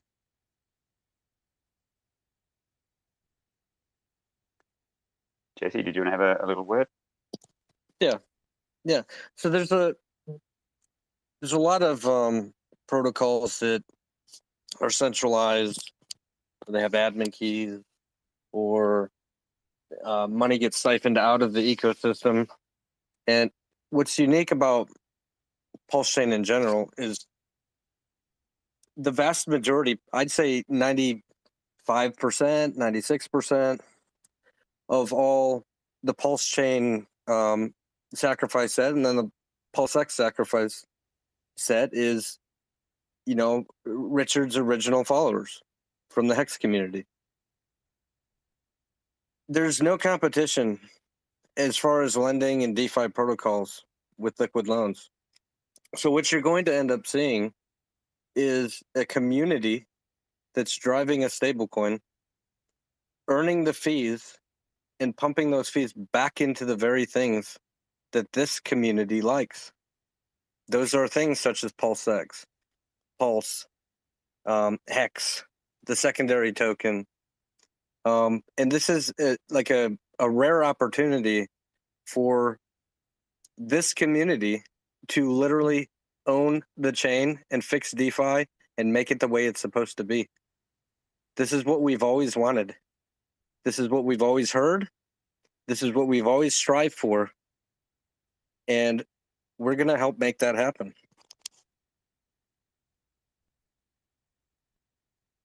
Yeah, so I guess we can probably go into a few of the components of Liquid Loans so people get an understanding. Yeah, and I guess, please. yeah, Get into try to get into depth. Like, what is we know it's a lending protocol. How do you use it? What is the benefits? What can this bring to the ecosystem? Just talk about the project, please. Yeah, for sure. So obviously there's a lot of detail in how all of this pieces together. So we'll try and keep it high level. And if questions come up and we can drill down further for people, happy to do that. Yeah, so So you let's, got about 30 minutes to explain and then 30 minutes for questions. yeah, cool. Okay, so at the onset, what you can do is create what we call a vault. And a vault allows you to deposit some pulse into one side of the vault, and we call that the collateral side. And you can deposit however much you want to put in there of your pulse, and then you can extract value by taking out a loan. So you have two components to the vault. There's a collateral side and what we call a debt side. So that debt is you asking for a loan or creating a loan. The way the loan is created is in a token called USDL, which is a stable coin. So it's pegged to the US dollar. Now, it does that in a particular way. It's not backed by US dollars, and I don't think that's a great thing to be backed by US dollars. That introduces a whole lot of counterparty risk. That is the whole reason this protocol exists, is to remove the counterparty risk element from the stablecoin side of things as well. So it does two things. You lock up your pulse, you extract some value in the form of stablecoin. When you do that, no tax advice here, that is generally a pretty tax efficient way to do things because you're not selling your pulse. You're able to hold on to the original pulse and extract some value from that pulse. So loans are not seen as taxable events. They're not an income event, not a capital gains event. So it allows you to extract some value. Now, what's really unique about the system is there's no ongoing interest payment. So you pay a fee on the loan amount you create at any one time, but after that, 0% interest. So what that means is you can have this loan out indefinitely. If you want, you never ever have to pay it back. So you pay a small fee up front, and if you were to average that fee across the life of the loan, let's say you take out a 10-year loan, that fee will be insignificant in terms of the overall loan amount that you've held out that 10 years. Like I said, if the price of Pulse keeps going up and to the right, a scenario exists where you would never ever need to pay back that loan. So that the amount of value you've extracted relative to the value of the Pulse you've got sitting in that vault might be so insignificant that you just go, you know what, I'm never going to pay it back. Jesse, did you want to speak to a few other components? Yeah. So when you put your pulse in there, you can add pulse, you can withdraw pulse. If you have excess collateral, which you will, because you're always going to have more pulse in value than you have USDL minted, but you can take out pulse, you can put pulse in. You can also pay back loan if you choose to, or you can just mint additional stable coins. And because of this, you're able to capture 100% of any price appreciation in Pulse and still be able to extract value. The alternative to extract value in crypto is you sell. And every time you sell, except for a couple jurisdictions in the world, you'll have some sort of taxable event. And you're shrinking down your coin count. So there's a mentality with some whales in the world where once you get a hold of something that's appreciating and considered one of your most valuable assets, you literally never sell it. So you'll hear us use the term never sell. And what we're trying to portray to people is check it out. Once you have Pulse, if it's one of your most appreciating assets that goes up and to the right over a period of time, which is highly likely when you compare it to other chains, and then what Pulsechain is doing, it's likely to appreciate a lot.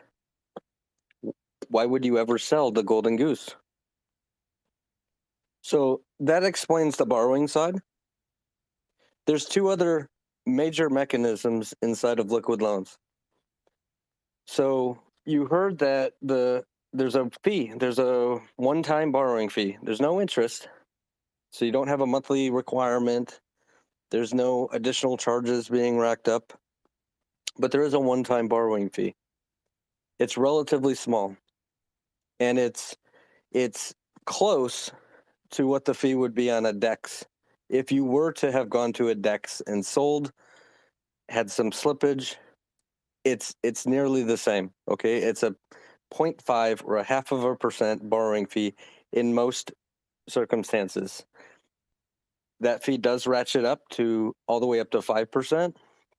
We use a description based on the health of the ecosystem, and that's defined by how many redemptions, which are a direct reflection of some volatility in the markets.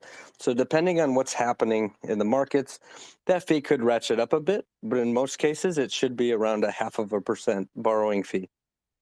That borrowing fee goes to the stakers of something called the loan token. So loan token, what is it? Well, it's a token. It's the token of this protocol that allows the holders of it to stake it and earn the fees every time somebody takes a loan. So when you stake this thing, you're earning USDL. That shows up as a claimable balance every time somebody takes a loan. You can hit the claim button, and that shows that USDL will show up liquid in your wallet as soon as you pay the gas fee, right, to claim it to your wallet. But that's not the only thing you earn. You also earn Pulse, and that's through redemptions. Now, redemptions don't happen all the time, but what a redemption is if somebody was to take USDL and directly redeem it for $8 worth of Pulse in the protocol, there's a fee to do that as well. That fee comes out of the Pulse that they're gaining, and that also goes to the stakers of the protocol. So we've described two key elements. You've got the borrowing, you've got the staking, but there's a third, and that's called stability depositing. And Jexa, you want to talk about the stability pool? Yeah, sure. So much like the name suggests, the stability pool is there to underpin the health of the protocol. We need the protocol to remain what we call solvent.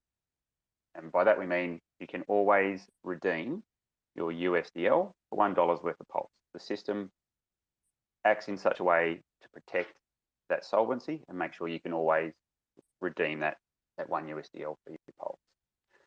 So how do we do that? So when you create a loan, we said you can mint some USDL. Now you can also buy that on market. So you don't necessarily have to create a loan to get hold of USDL. You could go to a DEX like Pulsex and buy some USDL. And you can deposit that into the stability pool. So a number of people will come together and deposit their USDL into the stability pool. Now, in the event where someone under collateralizes a vault and it gets risky and the system needs to protect their health, it may liquidate that vault. Okay, so if the person's neglected that vault, we need to make sure that the system remains solvent. How does it do that? Well, there's two sides to the vault. There's the collateral side and there's the debt side. So the stability pool is used to pay down the debt side of that vault if it gets to a risky stage. Okay, so what happens then? That clears that side of the vault. Now, the person that has already taken that loan, they've already extracted the value in USDL. Okay, so they've elected not to pay that back and not to increase the balance of their Pulse to make their vault healthy. So after the stability pool is used to pay down that debt side of the vault, the Pulse that was in that stability pool is transferred across to the owners of the USDL that's in the stability pool. So it's shared proportionally between everyone's share that they have in that stability pool. Okay, so that underpins the health of the protocol. However, if you are also part of that stability pool, you earn the loan token. So there's an emission schedule, and over the course of 30 years, there'll be loan tokens being issued through that stability pool. So if you're supporting the protocol and depositing the stable coin, you will get rewarded with the loan token, which you can then go and stake and be a recipient of any of the fees that are generated in the system. So those are the three main elements: the borrowing side of things, the staking side of things, and then the stability pool. But there's some interesting mechanics behind all of this. So I touched on some redemptions, and we'll talk about collateralization and collateral health for a second. So when you put Pulse in your vault, you'll want to make sure that you have enough Pulse that you can sustain some, some market dips. The system as a whole will require that the average health of all of the borrowers' vaults remains at least 150%. But that's an average as a whole. Individuals could collateralize less and should collateralize more. We like to encourage people to be on the high and safe end of things. You'll hear people in our community like collateralizing or saying they'll collateralize at 1,000%, for example, which means they have nearly 10 times the value of Pulse in as the USDL that they've minted. And when they do that, they're able to withstand an 89% market dip before any liquidation might occur. Now, the term liquidation is pretty scary because you normally associate a liquidation with something that happens on a central exchange where people are high leverage trading, where they put in a little bit of money, the exchange gives them a whole lot of money, and then people, have get rich quick ideas because they're trading with so much money. They think that they'll earn quite a lot. But what ends up happening on those exchanges is when the price moves against you a little bit, you lose all that money the exchange gives you, and you lose the money that you put in, and you come out and you have nothing to show for it. That's very different than this protocol. In this protocol, it's opposite. You're putting in more value, and you're taking out just a little bit of value. You're on the end of things that the exchanges normally are on. Okay? So you're putting in more value, you're taking out a little bit of value. And let's compare somebody who's holding Pulse versus somebody who's taken a loan and got liquidated. So if you had $100,000 worth of Pulse and you decided you were going to hold liquid, and I had $100,000 worth of Pulse and I decided I was going to take a loan against it, and I took a 110%, or excuse me, I collateralized at 1,000%. Okay, which means I minted myself $10,000 worth of USDL. Now I had 100 grand in the vault, and I minted 10,000 USDL, and I went and I did other things with that. Maybe I just hodled that USDL, or I put it into the stability pool so I can earn a yield in there. Maybe I went and I became a liquidity provider with it somewhere, or maybe I purchased some hex in a dip. Right? It's mine. I can do whatever I want with it.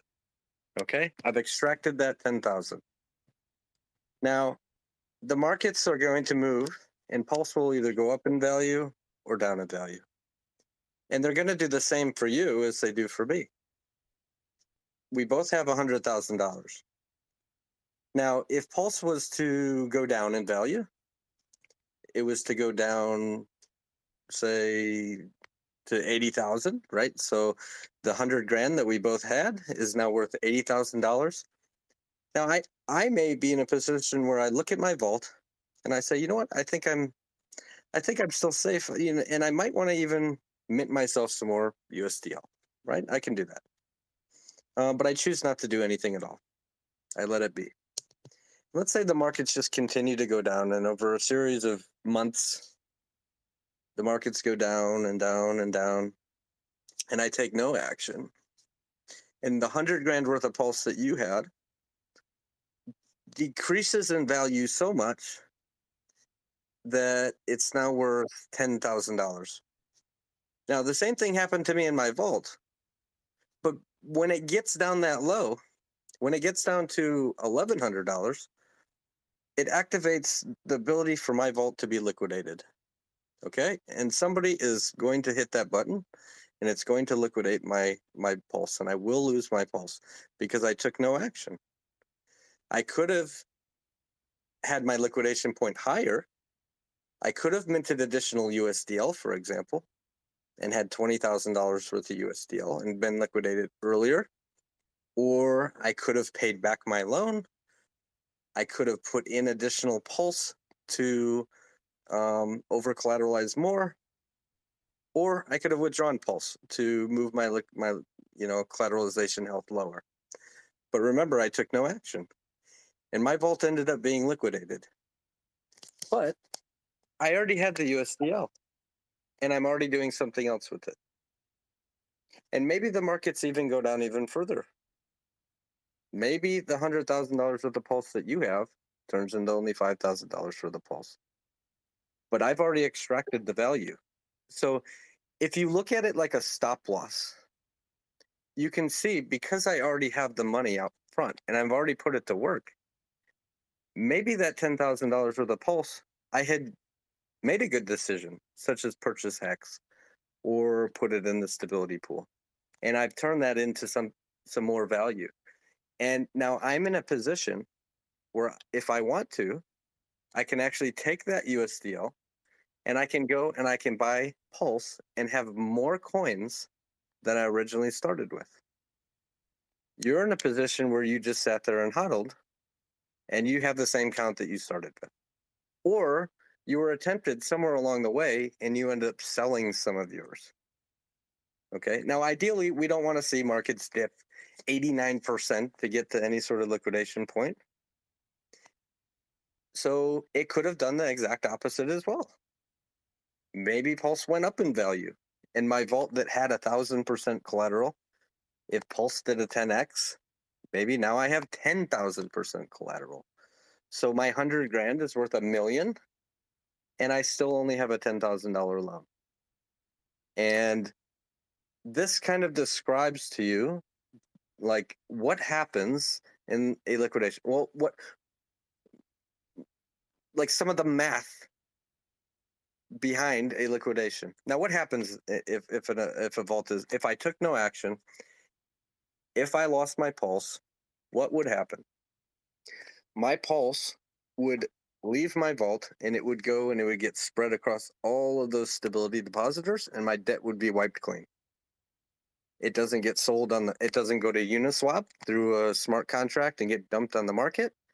It literally gets spread across thousands and thousands of people who are not necessarily likely to go dump that on the market, right? Because remember, they're all just gaining a little bit, proportionally to their size in the stability pool. So somebody may gain 10 cents worth of pulse, and 9 cents worth of his USDL is burnt, or maybe there's a big whale in the stability pool and he gains, $20 worth of USDL, or excuse me, of pulse, and he burns $18 worth of USDL. So he'll gain pulse, he'll burn some USDL. This happens all automatically. And it's the same mechanism as if you had paid back your loan yourself. Okay, so this is kind of what a liquidation looks like. But there's another mechanism that actually saves people from being liquidated. And that's called a redemption. So in severe markets, what you end up seeing, there's this thing called Hart's Law.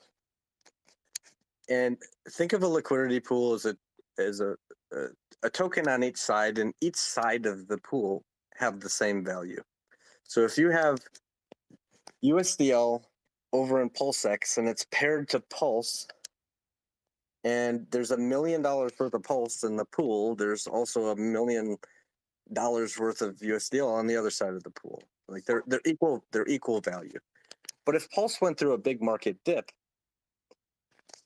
you'll actually end up seeing that USDL will trade for less than $1. Everything gets pulled down with Hart's Law together. Everything's tied back to the native coin on the chain. You see this on Ethereum. When Ethereum dumps, everything dumps. When Ethereum dumps, USDC dumps, DAI dumps, LUSD dumps, everything dumps. And the important thing for stablecoins is how do you offset the ratio in those liquidity pools so that you can bring the dollar value back up to $1 very quickly. And in USDL, the way that works is same as many other stablecoins. You can buy it at a discount and you can redeem it somewhere. But in liquid loans, you redeem it back inside the protocol. And what it does is it looks at the lowest collateralized vault. So if you had USDL and you choose to redeem, the protocol is going to look at the very lowest collateralized vault, the guy who's probably right there at 110%. And it's going to take away some pulse, and it's going to burn your USDL that you were using to redeem with, and it's going to wipe that equivalent debt clean from that vault, and it raises the collateral health of the lowest guy who took no action, who had decided not to pay back his vault. And instead of liquidating him, it just raised his collateral health. And as a result, raised the collateral health of the entire ecosystem of liquid loans. So even in severe volatility, the system is working hard through the redemption process to increase the health of the liquid loans ecosystem.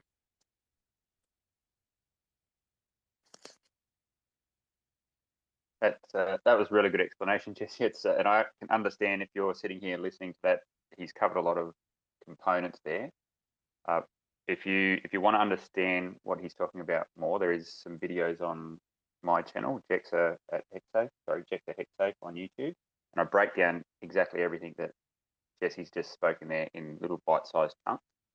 So feel free to go and check those videos out, and it'll step you through all of those components, like we just have, but in a more visual format. So if that's the way you like to learn, I'd encourage you to go over there.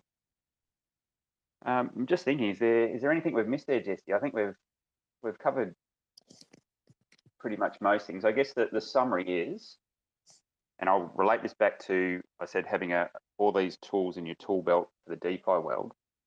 If you hold the loan token, you are in fact an owner of the Liquid Loans protocol.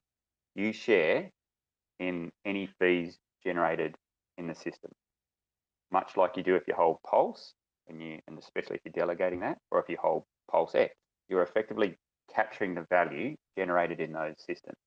And that's why I think these tools combined create just the perfect suite of things to have in your DeFi toolbox. You become an owner in all of the value that's captured in these protocols. Okay. I think you guys did cover a lot. Maybe opening up for some questions. I mean, you guys think you guys covered what I think you guys did covered what liquid loans is, the protocol, collateralization. What So else? I'd like to touch on just a couple more points. So what you'll end up seeing is when the value of Pulse goes up, you're going to end up seeing more and more and more USDL come into the market. So we know that Pulse starts at 0, right? It's going to form a price soon after a bridge is made. And we can only hope that it, goes through some volatility initially, but then it just goes, it does its thing and goes up into the right overall. And you'll end up seeing more and more USDL come into the market as that value increases. As the value of Pulse decreases, people will end up paying back loans, and you'll actually see the total supply of USDL start decreasing. And it will be very correlated to the value of Pulse. The quantity of USDL will be directly correlated to the overall value of Pulse. All right, we'll take questions. Okay. Crypto Goose was first. Rick.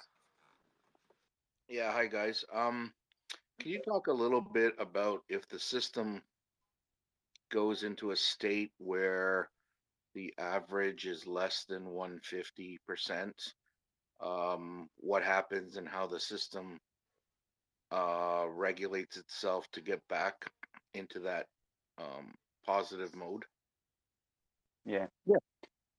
Yep. So that's something called recovery mode, and it's not a desirable state for the system. It's basically a state where the system goes, right, something's happened in the market. We need to shore up the protocol to remain solvent.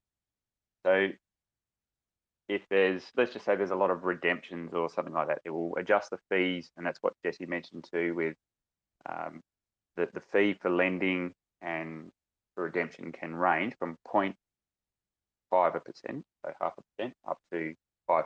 So the system will ratchet some of those fees up depending on what it's trying to correct for. Now let's just say it does fall down into below what we call the total collateral ratio, the TCR, which is that 150% range. What does it do? Well, it looks across vaults to see if there are risky vaults that need to be dealt with to bring up the protocol's overall health. Now, depending on how the vaults are situated from what we call an ICR, an individual collateral ratio, the system will perform differently compared to their percentages. But let's not get too bogged down into that. Let's just say the system's gone into recovery mode, and what it will do is look to shore it up. Now, it'll try and do that by using the stability pool first of all to make sure that debt is paid down. If, let's just say, the stability pool gets drained, then it starts to look across vaults that are all collateralized below 150% and shares the load of removing the debt. So it reapportions debt and collateral to everyone across the system, just to bring the health up. So it's not impacting any one individual, it's working across a number of vaults to bring it up to a safe level.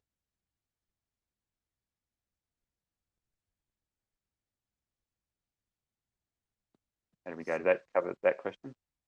Yeah, let me just add. So, Crypto Goose, I hope you understand that it's not a desirable state, and in normal circumstances, vaults can only be liquidated if the individual collateral ratio of that vault falls below 110%.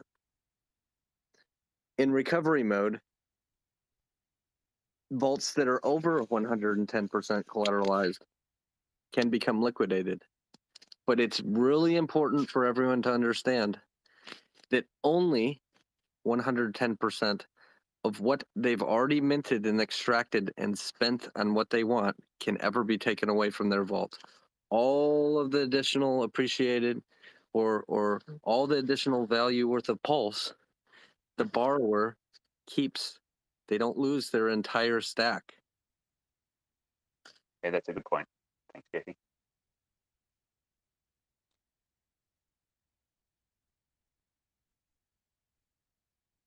Any further questions? Yeah, so Yeah, was the like the total supply. So is it going to be based off of the whole after all the sacrifices come in? That's whenever the points will be tallied, and that's how we'll figure out the total supply. And then you also mentioned about, was it, I don't know if it was the staking or providing the stability pools that'll be coming out for 30 more years. Is that what you said, Jexa? Yeah, so the protocol has an emission schedule for loan tokens. So if someone were to do an airdrop after a sacrifice, they would have a look at the sacrifice points, and they would use that as the basis to calculate the total supply, allowing for stability rewards and things like that. So the way the stability pool rewards work, there'd be an allocation of loan tokens that will be rewarded to the participants of the stability pool. Now, it has a halving schedule every 12 months. So once a year, that balance that is getting issued will get cut in half. So think of it like a Bitcoin halving event, but instead of every 4 years, Right. it happens every 1 year. The reason why it's done that is it's for early adopters. It incentivizes them highly, but it cuts back half every year so that it maintains those rewards for up to 30 years. Is sort of the modelling I've done where it starts to. That's when you sort of see that emission get exhausted. And like based off liquidity, like that the other token that it's being, or the other protocol it's being forked up of, like what type of APR were people seeing at like the beginning of that launch of that protocol? Yeah, like most things, like even if you've ever done yield farming or anything like that, you see pools start at crazy numbers, but they're not sustainable because it's just when the first people have gotten in.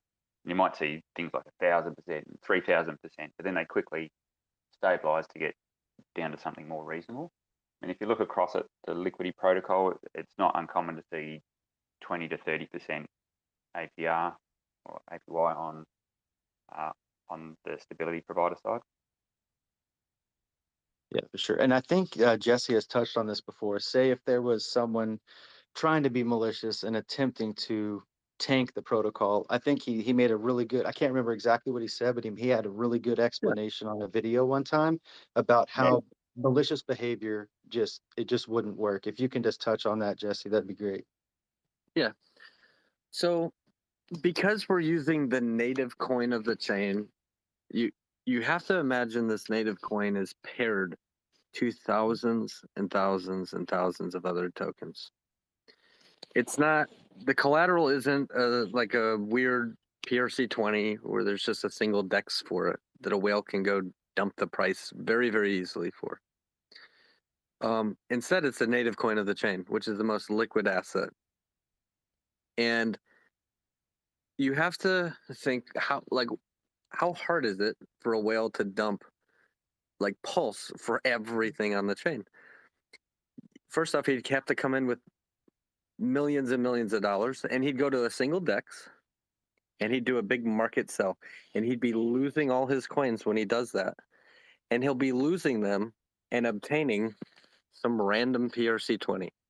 Okay, so probably not a smart move, but he'd also have to hold that price down for quite a long time through a time-weighted average that the protocol is requiring that it be a certain price for price calls. During that time, you have arbitrageurs and bots that see that he dumped the price of Pulse on a single pairing, and they're eating it up. They will eat that Pulse right back up because there's thousands and thousands of arbitrage events because of all the token pairings across the chain. Okay? Now, there's no way to get through this. There's no way to get through that. Like it's literally an imaginary horrible. But just for the sake of argument, if somebody managed to get through that, right, which is impossible, I think there's one entity on the chain, one wallet that would be able to do that. But let's pretend it happened. What would he gain? That person would have ended up liquidating some vaults, and the pulse from those vaults would get spread across thousands and thousands of people, not him. 100%, 100%. I just remember, I remember it was brought up before, and it was just I love this protocol. I think it's y'all are killing it. Y'all guys are just doing everything y'all can to. It's just the whole never selling concept, and if enough of us can get behind this and really understand these protocols, I mean, it's just it benefits absolutely everybody on the chain. Being able to sustain the Pulse chain, it's absolutely phenomenal. I appreciate you guys. Yep, thank you for that. Let me add just one last point on that. If a whale whales are not dumb, okay? That's not how they got their wealth. But the whale would have had to dump his own bags, like millions and millions and millions of dollars worth. And he wouldn't have been able to get through that time-weighted average.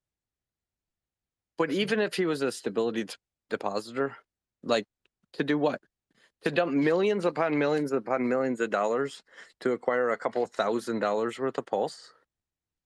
He's giving away free money to the markets. He's just throwing his money to the wind. It's an imaginary horrible.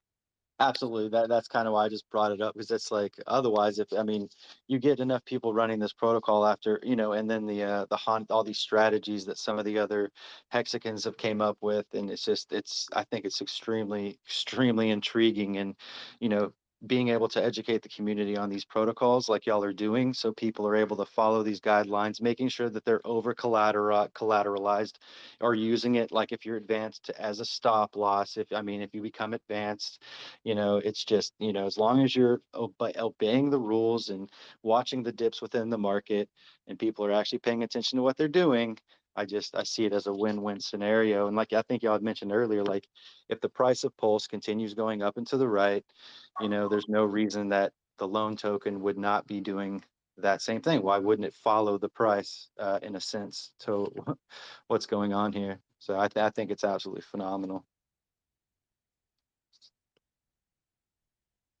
Yep. Thank you. Do we have any other questions? I'm sure we do. Yeah. So anybody else have any questions can request. Basically, I'm gonna go ahead and ask a couple set of questions.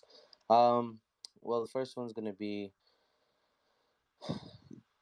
the sacrifice phase was basically open from you guys and the Magic Carpet Ride, correct? Hello. Let me, Hold on. hold on. Okay. Let me answer this question.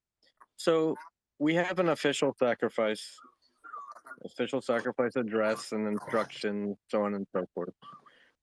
Um, there are pools, there are friends and families that get together and run pools, and there's also community members that have gone together and created pools.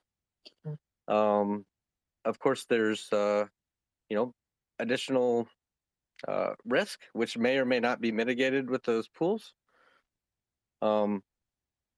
They're not endorsed. We don't endorse any pooling or not pooling. We have specific instructions how to sacrifice, but those pools do exist. Okay. Now with the collateralization rate,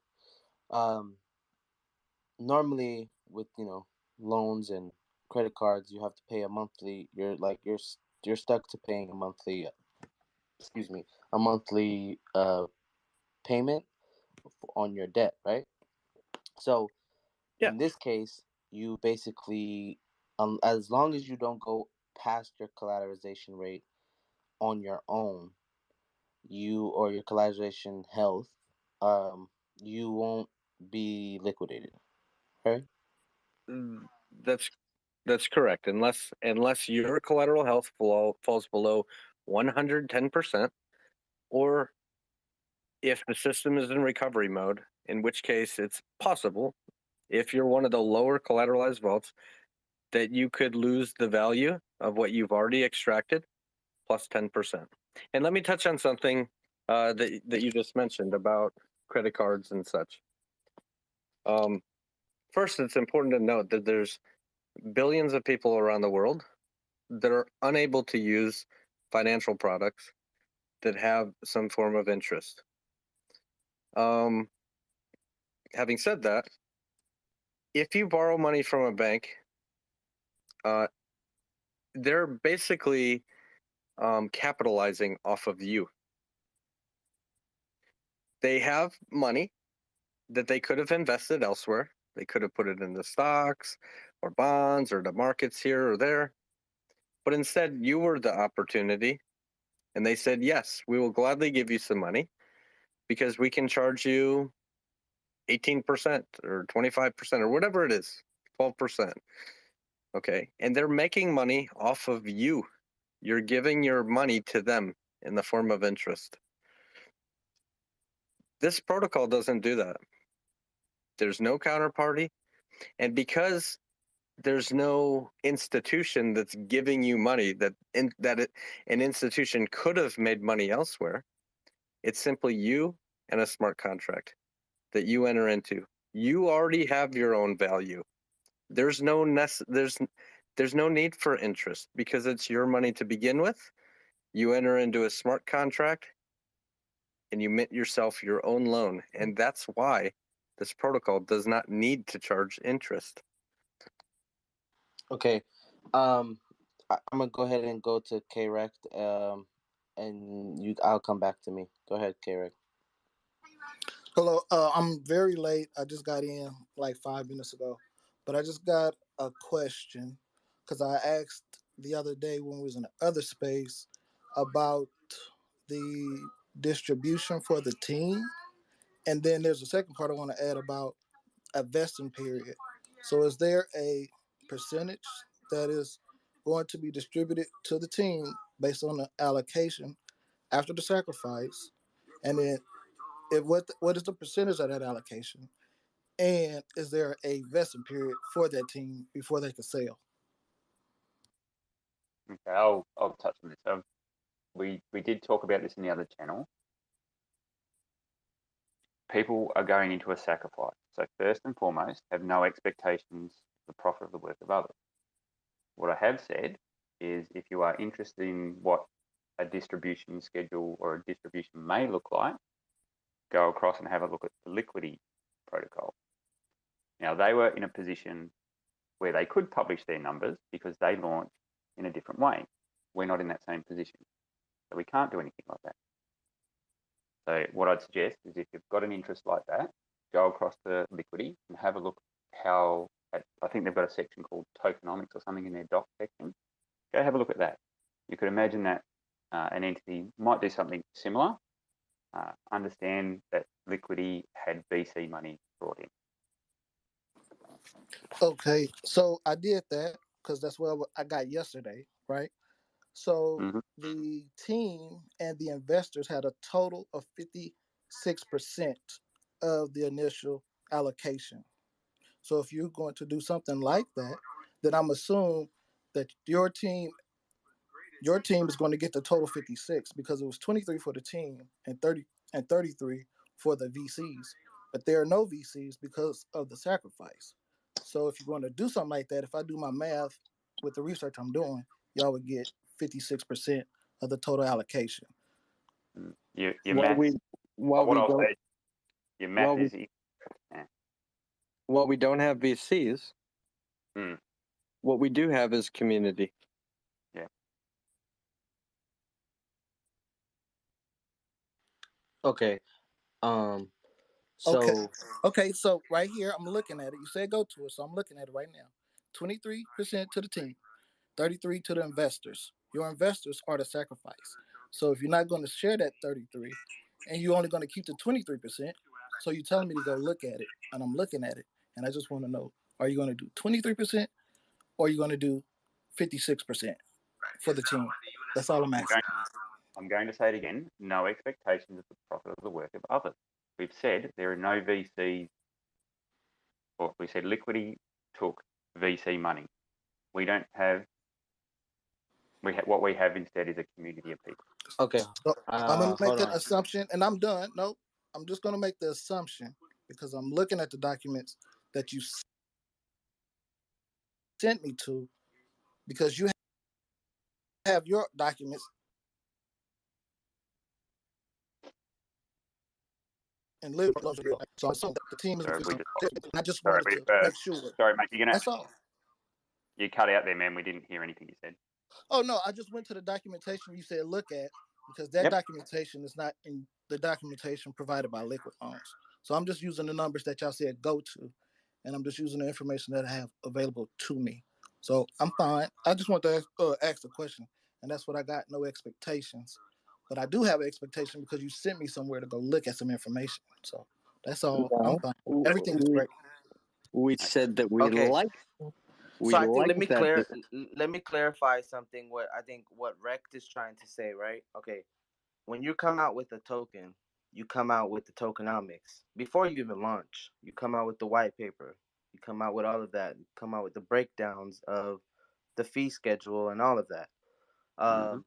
Now, what he's saying is, in your white paper, there isn't any station, or it didn't state how much you guys are gonna receive.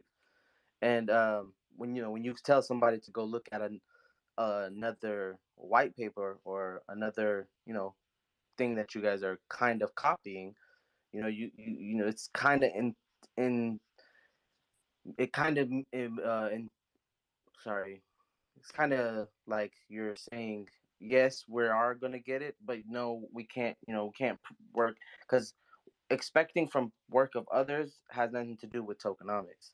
Well, The work of That, others is what we're expecting from the sacrifice. Expect that specifically. that's exactly what you just said. Then was we're not expecting anything, but what we're expecting from the sacrifice is something. So you've counter argued No, no, no, your. no, no, no, no. When I say don't expect work from others, that Hmm. is only goes to the sacrifice, not to the project. Like, the project is set in stone. It's liquidity. It's a it's an interest free loans against ether, or sorry, post collateral. Loans are paid out in USDL, Hmm. 110. This is the fee schedule. This is borrowing stability. This is known. This is not work of others. This is what you guys are making us expect.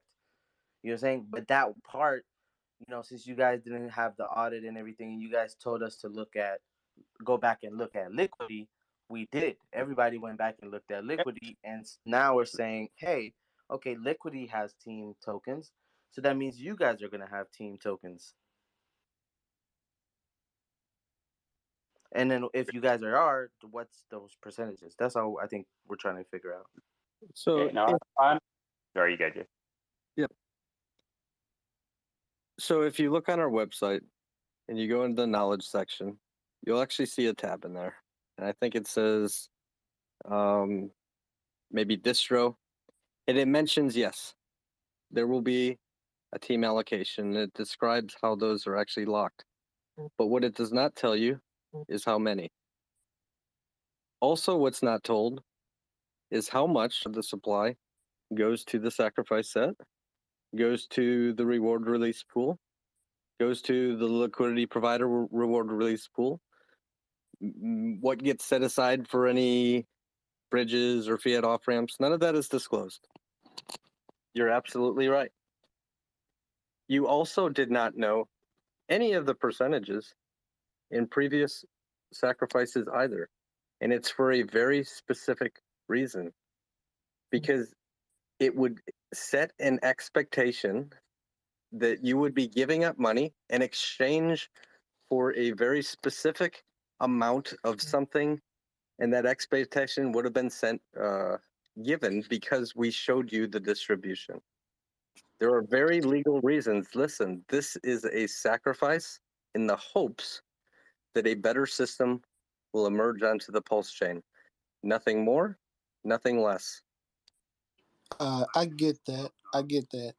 And I'm going to look it up in my last statement. I get all of that. But once the sacrifice is over, once y'all do all the calculations, you're going to have a number. And that number is one. How much percentage of the one? In my mind, don't think that falls under the no expectation set, because there's a certain amount of coins. If that's just it, it's just going to be a certain amount. Now, you don't have to answer it based on what you just said. I just want to have an understanding. That But is it. you can't have that understanding until later when the system emerges. You also did not have that understanding with Pulse Chain or with PulseX or with this. You Okay, can't. here, let me explain. I think let me hold on. So let's go Okay. back to Pulsex, right? Before Pulsex, right? I think I understand what you're coming from, right? With Pulsex, I'm playing middleman right now. So with Pulsex, there is he came out with the fee schedule, like, okay, out of 0.29% of the fees, this and this is this and this is gonna happen.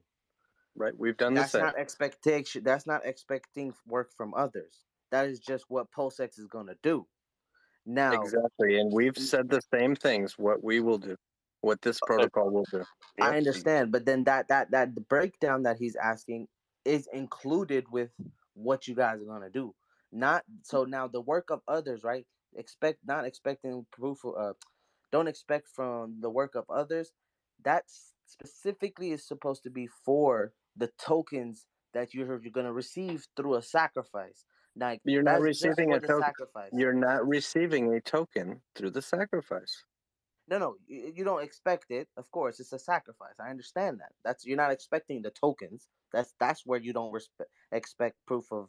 I mean, expect the work of others is right there, and that's it. You get what I mean? So if that's only location where all these other sacrifices are talking about, oh, you're not, don't expect the work of others. Don't do that because you're sacrificing. It's a sacrifice for what? For LL token. For what? For PLS. For what? No. PLSX. So let me say this. Let me say this very close to how Richard himself would have told it to you in other sacrifices. Your sacrifice is for a political statement that you believe that something better needs to happen because you're tired of an old way. Period. Now later, if an entity decides to look at some addresses, and that's the only known list of addresses, and that entity decides, hey, I like this group of addresses here. Let me do something and give something of zero value to these addresses. Maybe that might happen, but you can have no expectations that that will happen, or what any values, or what any percentages, or allocations would be. Period. That's not how this works. It's not how it worked with Pulsechain or PulseX or this. Okay, Okay, but with that makes sense. But Pulsechain and PulseX, there are points based on the math of the distribution. I get 10,000 points per dollar, and then there's bonuses Yeah, yeah. associated. So So if I do we the can, math like now, PLS, I could go look at it on Apex yeah. and see how many points I get. I'm asking, how many points is the team going to get? You But telling me yeah, I can't, even though you have the math on how that, you're going to distribute yeah, said tokens. But that's also a form of the Howey test because that means that it's coming from a common enterprise. So they have to be very careful about naming certain things. There's three forms of the Howey test. If they are disclosing anything like that, that means that it's coming from a common enterprise. so okay, so Okay. okay, but the thing is, okay, so I think I'm trying to explain that when Richard Hart, okay, let's since we're talking about the man himself, right? When Richard Hart came out with this project, he did tell you that he told all of us what is like, what's gonna be happening. Like we're gonna get fees, we're gonna have a buyback and burn. Yet again, we're not expecting it, but he told us how much the fees are gonna be, how much it's but gonna be. that's different. That's all mechanics of the That's system, where right? okay, so now Same that's here. where I'm talking about. The team percentage is all mechanics. No, No, you're no, that's conflating very two different. different things. You're conflating two different things. The way the rules of the protocol is what Richard provided, and we've got the rules of our protocol clearly spelled out in the white paper. You're crossing the two things over. They're totally separate.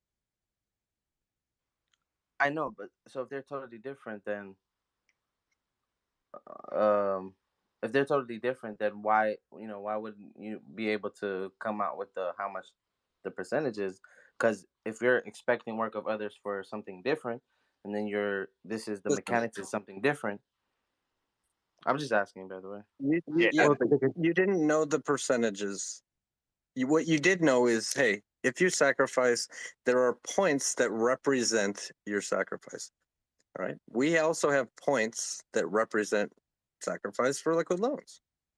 Right. And then there's bonuses that say, you know what, your sacrifice was either stronger. You can say how strongly you feel about your political statement, which you have points that are represent the strength of your political statement. Okay.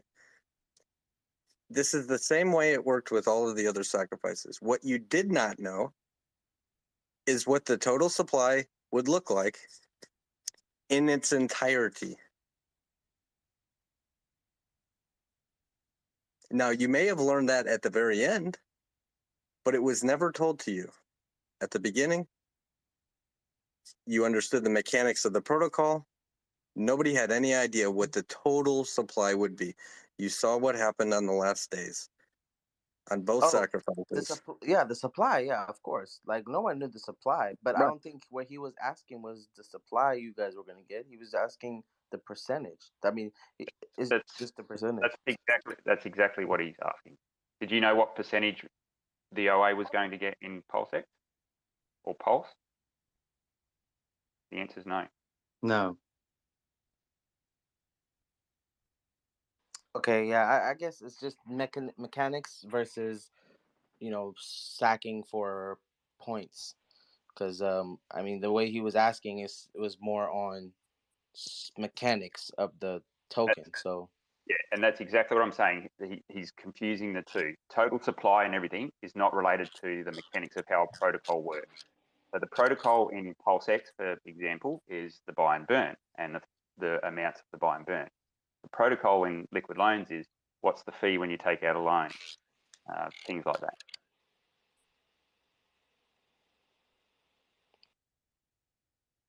okay, I'm just gonna go ahead and explain why we were on this topic in the first place. Hold on, Rect, I will get to you. So when this is not for you guys, Jesse and them. When people, because the thing is, what I'm doing here is I'm trying to teach people how to DYOR and explain how to find information out from different tokens. Hey, Rect, can you mute your mic right quick? And um, I would like for I'm gonna go ahead and explain why this specific this specific topic is so often said. When a team has a when a team vets their or like set aside their own tokens, the investors get weary of the team ever being able to dump on the chart. So this scares away investors. So whenever you guys ask your questions and you guys are vetting your own projects and going in to see if this project is for you, always make sure you know all aspects of the project from A to Z, from tokenomics to the team to liquidity to mechanics, and so that is why I think a lot of people are stuck on that specific Right. question. There's And $19 million worth of sacrifice. People who very strongly believe that a better system will emerge on the Pulse chain and be successful. People who have committed to their sacrifice for up to 2 years. Okay, so when you say that people are scared because they don't know something, I'd venture to say there's a lot of people who have faith, even not knowing something. oh, of course, I they're I always going get to be. that. I get that, and I understand, but I'm not conflating mechanics for tokenomics. I'm really not.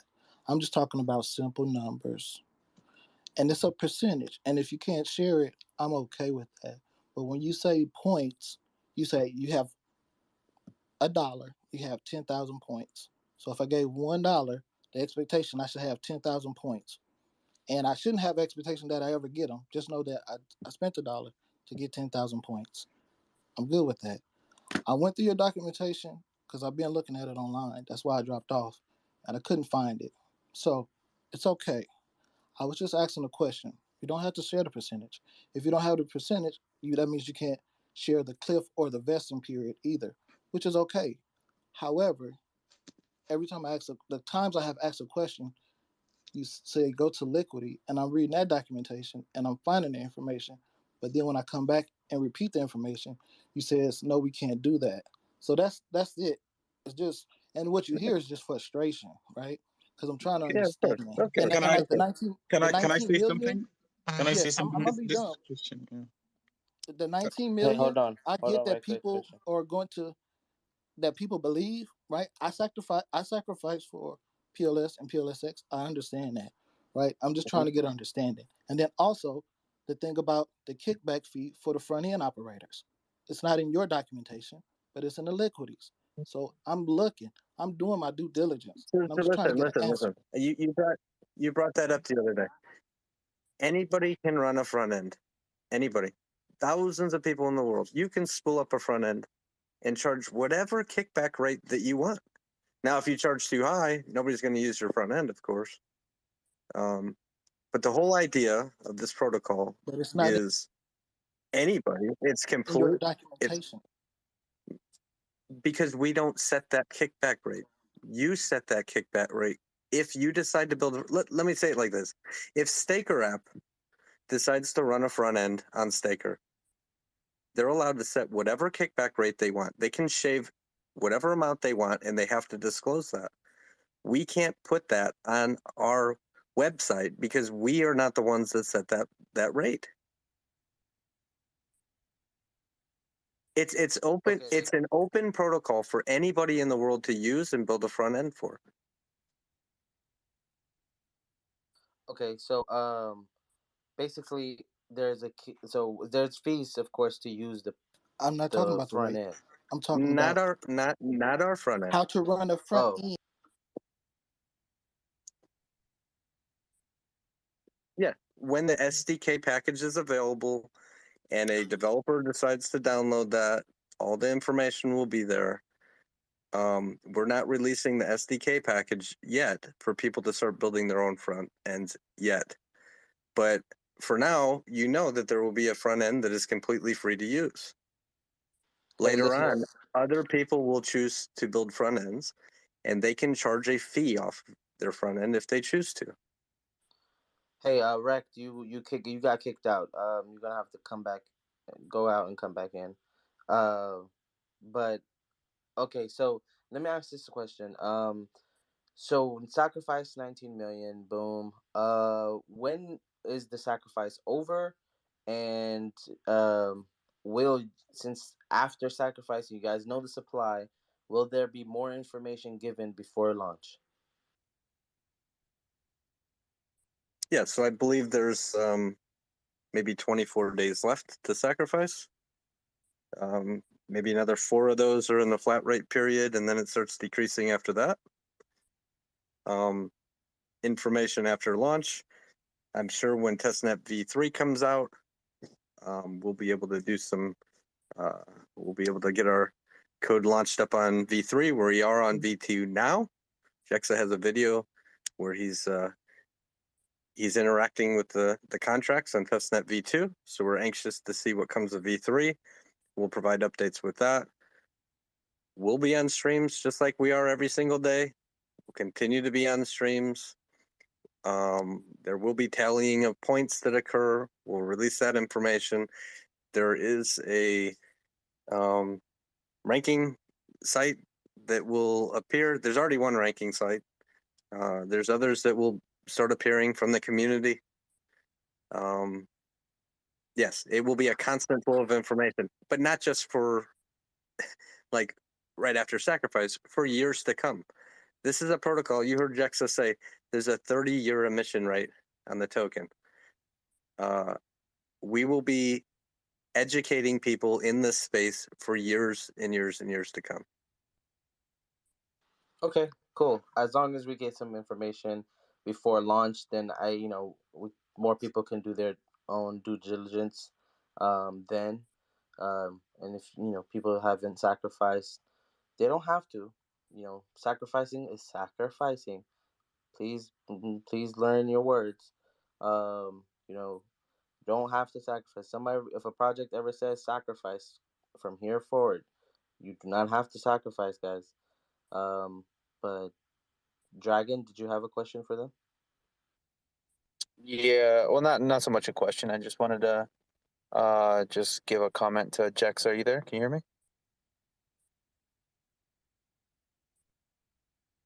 Yeah, go for it, mate.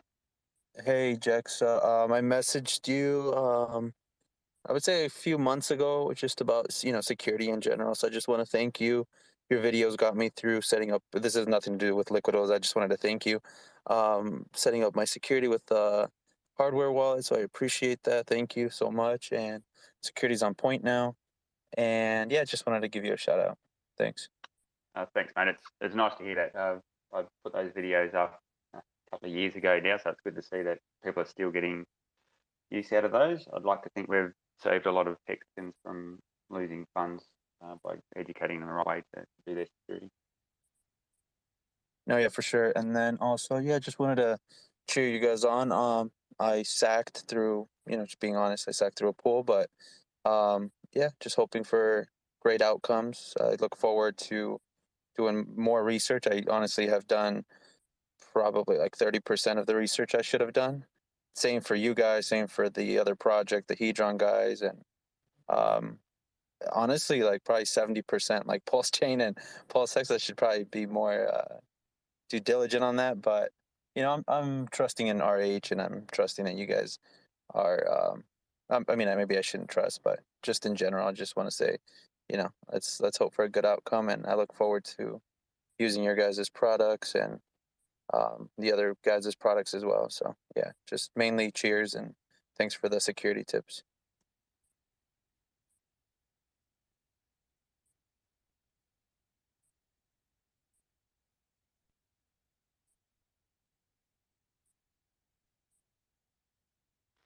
Jexa, you dropped out. Oh,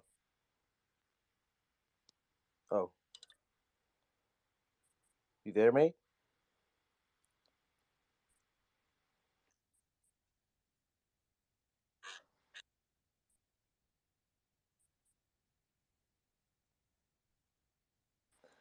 All right. So it's about 10 minutes left. Anybody else have some last minute questions? Platypus, and then Hex is the way. Hi, everyone. Can you all hear me okay? Perfect. Okay, two really easy, quick questions. The first one is with respects to the bonuses or the amplifier with the up to 2 years staking or locking up. Sorry, I should say. Does that start at the end of the sacrifice or start at the launch of the protocol? Good question. I would suggest that starts at the launch of the protocol, just purely because if an entity was going to do an airdrop, it would be at the launch. Okay, that makes total sense. And the other one is actually kind of goes along the lines of the previous guy. I did a lot of my security because of your videos too, Jexa, so thanks for that. What I'd like to know is, assuming after I sacrifice for the Liquid Loans protocol, and assuming that there is some sort of resultant that gives tokens, no expectation, I understand that. How do those tokens show up in a person's wallet? Because I know, for example, anything that I do now goes from my ledger, and I use the ledger through the MetaMask as, the MetaMask is the front end for it, so to speak. So how do those loan tokens show up in my wallet should the loan provider decide, yep, we're going to give free tokens to anyone that did sacrifice? If that question makes sense, I hope so. Yeah, so that would appear as any token would in your wallet, whether it's Ledger or MetaMask or whatever you're using. There's a feature called time locking. That's probably the thing you're interested in, is the time locking component of it.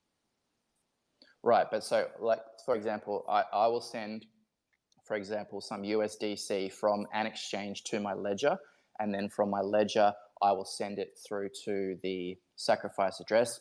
And assuming nothing shows up, there's no expectation, I get that. But if something does show up, do I then need to go in through MetaMask and then go through the Pulsechain, and I will then potentially see some tokens there in the future that may represent the loan token? Correct. Okay, that's all I wanted to know. Thank you.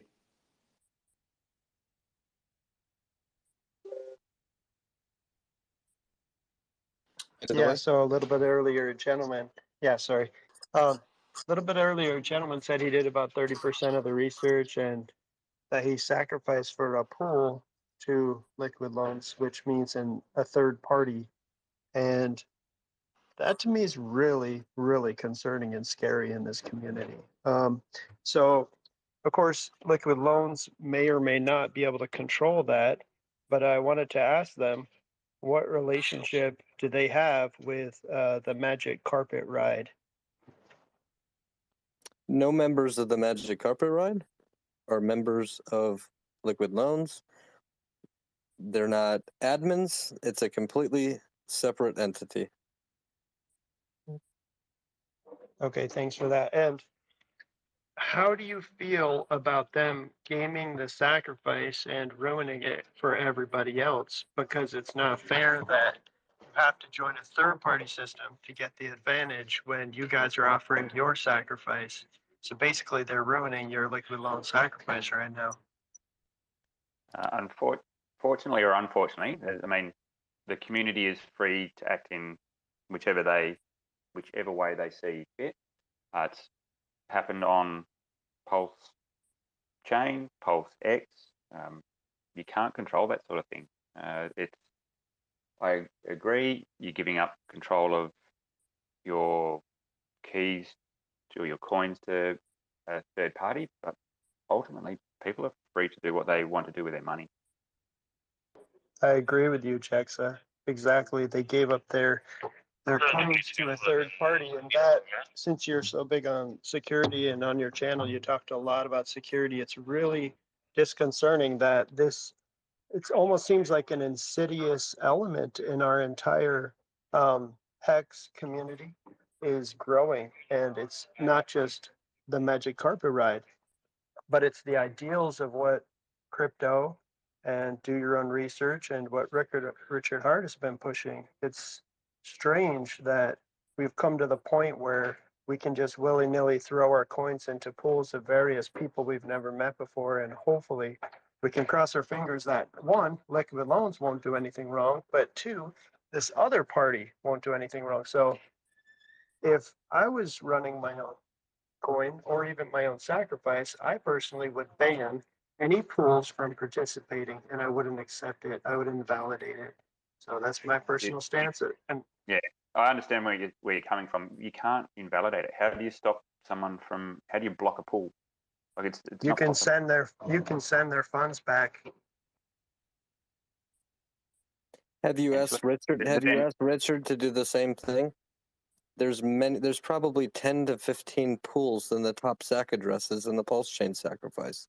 I'm not talking about what Richard Hart does. I'm just saying what I would personally do, because I'm just uncomfortable with the fact that people are now relying on third parties. And I don't know, maybe Richard Hart will consider it in the future. Personally, I really value people doing peer-to-peer transaction and trustless crypto. So I appreciate your time on that. And then my other thing would be, have you ever used any of the protocols on the other chains like Liquidity, Polyquidity, or Fluidity? Yes. Yep. Yes, I have.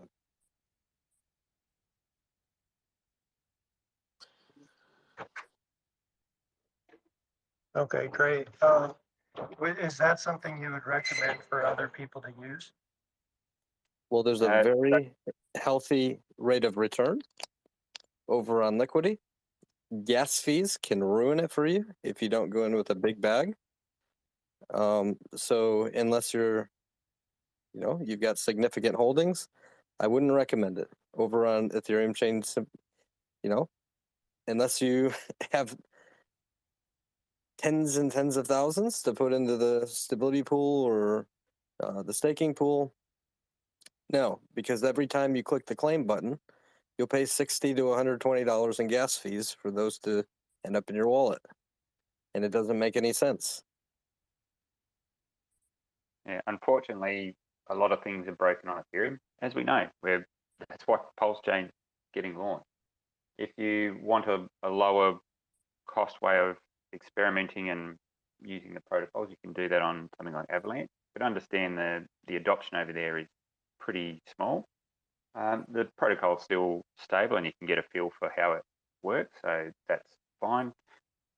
Fees are a lot cheaper over there, so if you're interested in playing with those systems, head to one of the cheaper chains. I think there's a version on Matic as well. Haven't played with that. Obviously, that's more gas efficient if you want to get your hands dirty and tinker with the protocol. Okay, guys. Yes. Yep. That's correct. Um, Yeah, they're both on there. I would just say that everybody just check out all those coins. They're available right now. You could literally use their systems, play with them. I personally wouldn't. If you look at the charts, all of them are about down negative, I think 95% or something. So it's really a bloody chart. But yeah, it's something to consider, especially if you're sacrificing. Just be aware there are definitely risks, especially if you use a third party, and then if you're sacrificing for no expectations. And then if you look at the protocol and its environment and many different chains, the coin itself um, just continues to go down. And it looks like not even a slow rug pull. It just looks like it's just decimated. But I'm not saying I'm just saying everybody do your own research, as we've been trying to share in this AMA session with all these different protocols from Pulsechain. Yeah, that's so, a guys, that I'm hearing a lot of people say. Sorry, guys, we're on the last straw. I just wanted. I think Christian just had one last question. I apologize.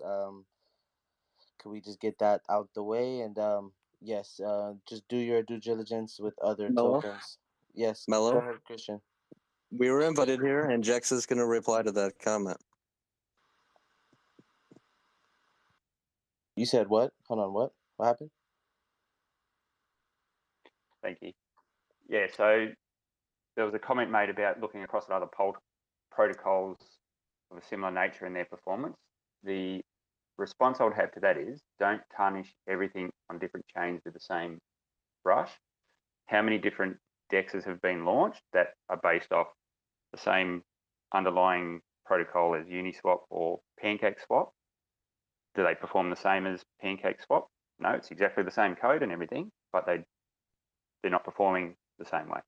Usually it comes about as a direct result of adoption. So understand the amount of adoption that we have ahead of us on Pulsechain. We've got something like 41,000 wallets sacrificed Pulsechain. That's a decent community. We've got over 120,000 wallets that sacrificed on PulseX. That's not a bad community. So understand that there's going to be new things that launch on Pulse that have a ready-built community that are willing and able to support them. So don't just tarnish a protocol because you look across the pond and you see it operating on a different chain or under a different name, and it's not performing as something that is exactly the same but is doing really well. Okay. I think like you remember how I said earlier that I'm here to spread just how to do your due diligence. I think that's what what he was referring to. He was more like saying, "Hey guys," he was speaking to the masses, like, "Hey guys, go gauge, just like how everybody's gauging Cake to Pulse X. Like, go gauge what that did or how that works, so then people can actually be aware and more conscious to Right. what this protocol Right. is or it could be." Right. But also understand we do not gauge Pulsechain off of Ethereum and its wrecked gas fees and transactions, right? There are differences with adoption and the way some mechanics work that make things better in one location versus another. So do your own research. Yeah, that's basically kind of the same thing. So we do gauge it by Ethereum because it's both chains. They're just both two different consensus system. They both have different fee, which that considers the fee structure. But Christian, do you have one more last? This is the last question for this segment. It's okay. I think we can close. It was a good AMA, and yeah, thanks everyone for the input. No, don't be. No. You have a question on your mind? Go ahead, bro. Get that question out. To be frank, I mean, I think it's all been addressed already. So it's fine. Thanks, Melo. Okay, no problem. And thank you, Jesse. Thank you, Jexa. I really appreciate you guys coming out. I know you guys been getting a bunch of crazy mess going on. Yet again, I'm glad you guys are here. I want you guys to hear what I'm about to say. Um, can we all just be a family, be all a community, a strong community? Because when I first saw the Hex community, which I know all of you guys are kind of day one Hexicans, you guys were strong until Pulsechain came about, and then everybody started going their separate ways to create their projects. And I lit again. We need projects. That's a given. You need them for Pulsechain to strive and succeed. You know, I just wish that people don't get into their egotistic ways and just move about things wrong. I like how you guys stayed calm these past couple of days. I've been paying attention. I don't like getting into the middle of things. When they get heated, I'm out. Uh, so I like how you guys did that. Thank you for coming by. And we're gonna go ahead and move to the next project. Yeah, once again, thanks for having us. I think it's important to have these forums where everyone can come together and discuss what's going on within the community. The community is growing at a fast rate of knots, so not everyone's going to agree, and that's totally fine. What I'd like to think is everyone is, if they are voicing opinions, it's because they're doing it in the right manner and they're trying to keep everyone safe, and that's totally fine. That's what a good community, a strong community should be. It's about looking after each other. But the community is going to get a lot bigger, hopefully. Once we get Pulsechain launched, I'm sure there'll be more people come across and more differences of opinion, and that's fine. That's what makes a community interesting and fun. Exactly. And you guys want to go ahead, drop your where can they can find you? Where can they find Liquid Loans community? So then this is recorded. So where can they find you guys? Yeah, I'll go first. So personally, you can find me on Jexa HexSafe channel on YouTube. Obviously, Jexa on Twitter. I'm always around on Twitter these days. For information specific to Liquid Loans, come and join the Liquid Loans Telegram group. Other than that, yeah, we're always about and around, so feel free to hit us up. Yep. Thanks for having us on. And we're Hexicans too. All right. We're Pulsicans. We're Pulsexicans. All right. We believe that this protocol is very healthy for the ecosystem and will cause and be a driving factor in bringing a lot of adoption to the chain. We're already seeing evidence of that inside of our Liquid Loans Telegram, t.me/liquid loans, as more and more people keep showing up that have never even heard of Hex, never even heard of Pulsechain, yet they're coming to Pulsechain to pump all of our bags and participate in the ecosystem, right? So this is healthy. And people need to ask questions, and we appreciate them, and we'll address all of them. Yep, you'll find me all over the internet, but you can reach me easiest at the Telegram group, t.me/liquid loans. Thank you. All right, guys. Y'all heard it there. t.me/liquid loans. All right, guys. I'm gonna see you guys later. And Jex, nice talking to you. I've never even talked to you ever, so it was good talking to you. Yeah, thanks. Likewise, mate. Yeah, let's stay in touch. This is good to do these sorts of forums. So happy to chat whenever. Definitely, and I would definitely check that YouTube if you Thanks, do mate. security. Bye. For sure.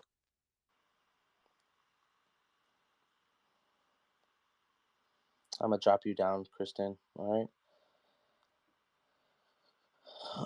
Okay. We got Hedron. What's up, Alex? How's it going, man? Good. Yeah, man, it's been 10 minutes. So you get the little extra little 10 minutes on your end. All right, Um, sounds good. so basically, guys, this is Hedron, another token that's going to be launching on Pulsechain. I found this token out when I was asking a friend, "Hey, how can I send a stake from one wallet to another?" And he was like, go check this out. And I did my due diligence, and I would like to spread what the DYOR I found, and what you guys can find as well, and what kind of questions people are going to ask. Please take to note what these questions mean and how you can use them to further vet your own tokens, or your projects that you want to invest in. Just don't throw money at hype. Always invest into something that you believe it will benefit you and or the ecosystem that you're working in. So I'll give the floor to Hedron. They can explain what's going on, what they have, what they're bringing to the post chain ecosystem, and including the Hex ecosystem. What's up? Got the floor. Yeah, so Hedron's all about bringing additional optionality to hex stakes. So you have really three core features. One is the ability to mint free Hedron tokens based upon how many B shares you have and how many days have been served within the stake. And it kind of turns your stake into more or less a Hedron miner of sorts. Like every Hey, day you serve it. I'm sorry. Um, um, if I feel like if I hear that you're cracky, I think there's other people that might feel like that. Maybe if y'all can raise your hands if y'all can't hear him. Yeah, okay. There's some other people that can't hear you. Can you maybe drop out and come back in? Yeah, I want to make sure I'll give everybody that a can try. hear you.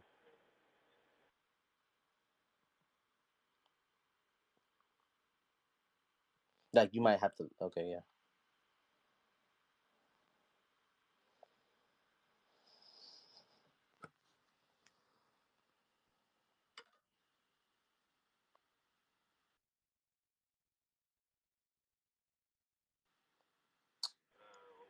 What's up?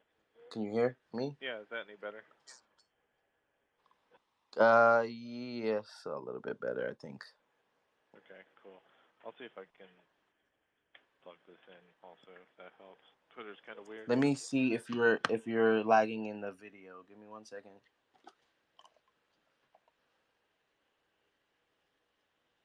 Worst case, I can restart my phone.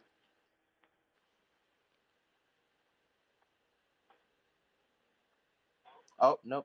You're good. You're good in the video, so you're fine. I think it's just me that I can't hear you, but it's fine. You're good. Okay, yeah. Go ahead. So Hedron's a protocol that brings some optionality to hex stakes. It really kind of has three core features.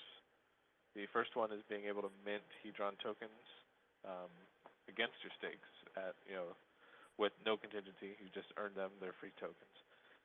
And how many you get is based upon how many shares your stake has and how long you've served within it. And it kind of turns your stake into a Hedron miner of sorts, where your stake's still serving at the end of it, and you end it, you'll still get your hex. Everything's normal there. But for actually keeping your word as far as like holding the stake goes, you'll be able to earn more Hedron tokens over time. So every day you serve, you get a little bit of extra tokens, and you can choose to take those out of the contract whenever you wish. Hedron also encapsulates hex stakes and allows you to do two things with them. One is to use them as collateral for lending. So if you're doing this minting thing, right, you actually have to serve every day to unlock the tokens. If you borrow Hedron, you can actually have all of it up front with the condition that you have to pay it back over time. The other thing you can do with these encapsulated stakes is turn them into NFT tokens, and actually trade, either just send them to another wallet or trade them on NFT marketplaces, and you're actually trading the real stakes themselves. And so it brings a whole lot of options as far as like how you manage your stakes and what kinds of things you can do with those stakes, and additionally brings stakes to a whole new class of people, because now that we can tokenize stakes and have them as an NFT, you can bridge them to other chains. So we can take stakes to Polygon, for example, where we actually have a lot of hexagons on Polygon that primarily use Polygon because of gas fees, and being able to just, hey, not only can you just buy bridged over liquid hex, now you can actually stake too by buying stakes. You know, so there's a lot of interesting things you can do with Hedron. Hedron actually just launched like a couple hours ago and on Ethereum, and it's going to be forked over to Pulse. So people are using it right now, and it's pretty cool to see.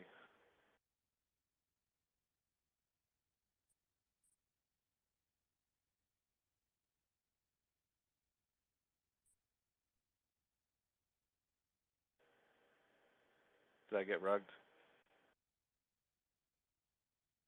No, you didn't get rugged. So you want to go into a little detail on each function? Give us maybe like the HSI. What is that? And then what is your bet? You're borrowing from what, and what's that function, and also the mint and the claim. Yeah, so as far as the ways you interact with the contract, if we're going to talk about minting, right now there are two things. You can mint or you can claim. And a claim is designed to just claim the launch bonus. Like right now there's a launch bonus going on with Hedron. It's currently 10x, but it drops by 1x per 10 days. And so a claim will just claim that bonus, right? It's just saying, hey, I have the stake. I would like it to have a 10x bonus, but I don't really want any Hedron tokens right now. So a claim will just claim the bonus and not give you any tokens, letting you mint them later on down the road, whenever you see fit. If you choose to mint, then minting is going to give you all of the tokens that you have available immediately, and it's also going to claim the bonus. So claim and mint kind of do the same thing. Just one gives you tokens right now, and one allows you to get them later. So you kind of play that for whatever makes sense with your portfolios. When it comes to doing like the encapsulated stakes, right? How that works is we spin up a smart contract that we call a hex stake instance. And you can kind of think of it like a single signer Gnosis safe of sorts, except it's much more efficient. It's designed only to hold a hex stake and nothing else. So that contract, so basically you take some hex, you say I want to make a stake, 1,000 hex, 15 years, whatever you're going to do. It's going to spin you up that contract. It's going to put the hex that you wanted to stake in that contract, and then that contract is programmed to make a stake on your behalf. And because the stake is inside of that contract, it gives you the ability to actually remap ownership to other people if you want. It allows you to do some fancy things with using these stakes as collateral. So, if you're going to go down into the path of borrowing, and keep in mind there's risks to borrowing on pretty much any protocol that offers it. Some protocols kind of don't have a repayment, but allow you, kind of just allow you to offset your position with extra collateral. And the liquidation event in those protocols typically is price movement in the market. Hedron takes a different approach, kind of more standardized approach, where there is a repayment. The rate, the fee, the fee rate you're going to pay. Sorry, I think my mic dropped. The fees that you're going to pay are kind of based upon the hex APY, some fraction of that, but they do remain fixed. It effectively becomes simple interest.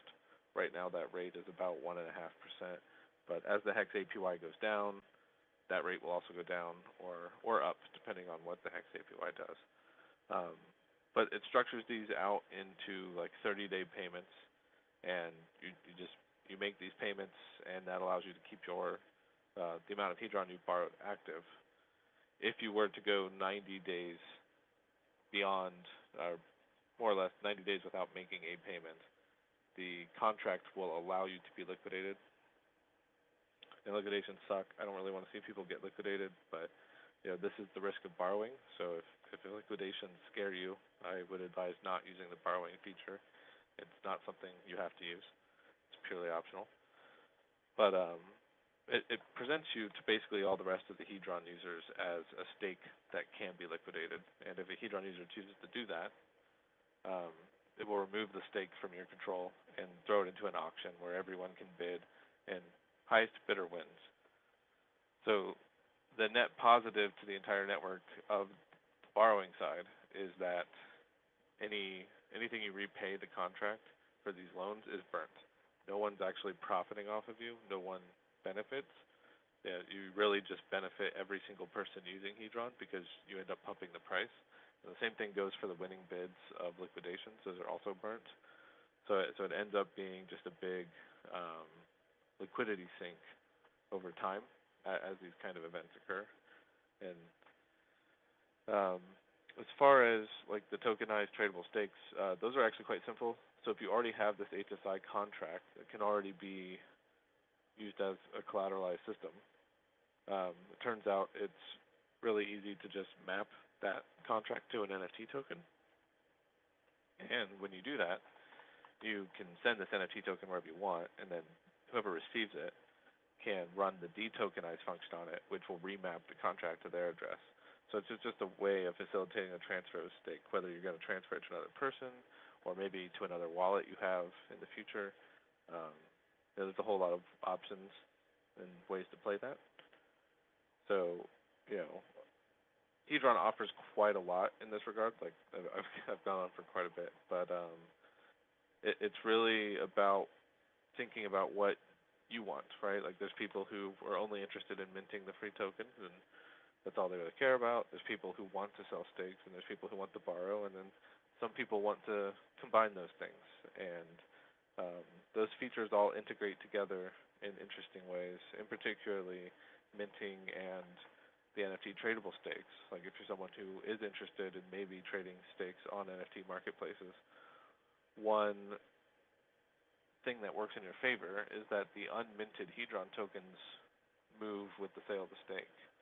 And not only that, but the rights to mint it in the future move with the sale of the stake. So you have this ability to kind of include these extra tokens in the sale of a stake in such a way that allows you to demand a more stable and higher price on the secondary market. And a lot of this is designed around the idea of trying to isolate HEX from any possible negative externalities of having these secondary stake markets.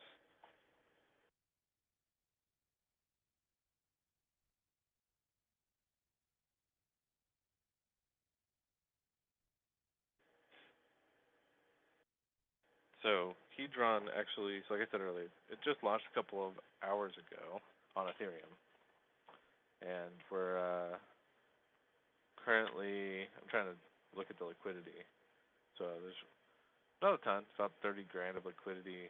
Price is 5 zeros and 5 zeros and 2, so it's low. I mean, it's kind of what we expected as far as pricing goes. Because you're able to mint Hedron every day, you end up with a fairly large supply of it, especially if you're a long-term staker from the early days. So you're probably going to see some price volatility, but it's interesting because this price chart has not immediately dumped. Like usually when you see a new token launch, it's a giant red candle down and then figures out where it's going from there, but it's going fairly sideways, and that's kind of an interesting thing to see. Okay, cool. I have not even checked it out yet. I'm gonna actually go to Dex Tools right now and see what's up.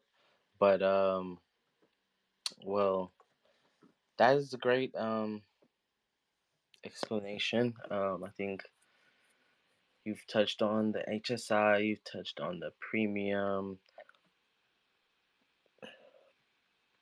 the mint, and the borrow. What about the liquidation? Have you covered that?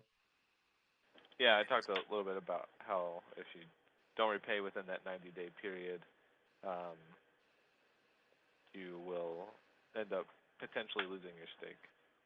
So I guess how would you how would that work? What's the mechanisms other than, if you don't come back in 90 days, like what's gonna happen, you know?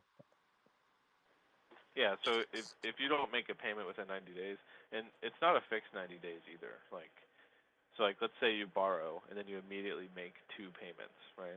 Every payment buys you 30 days of time.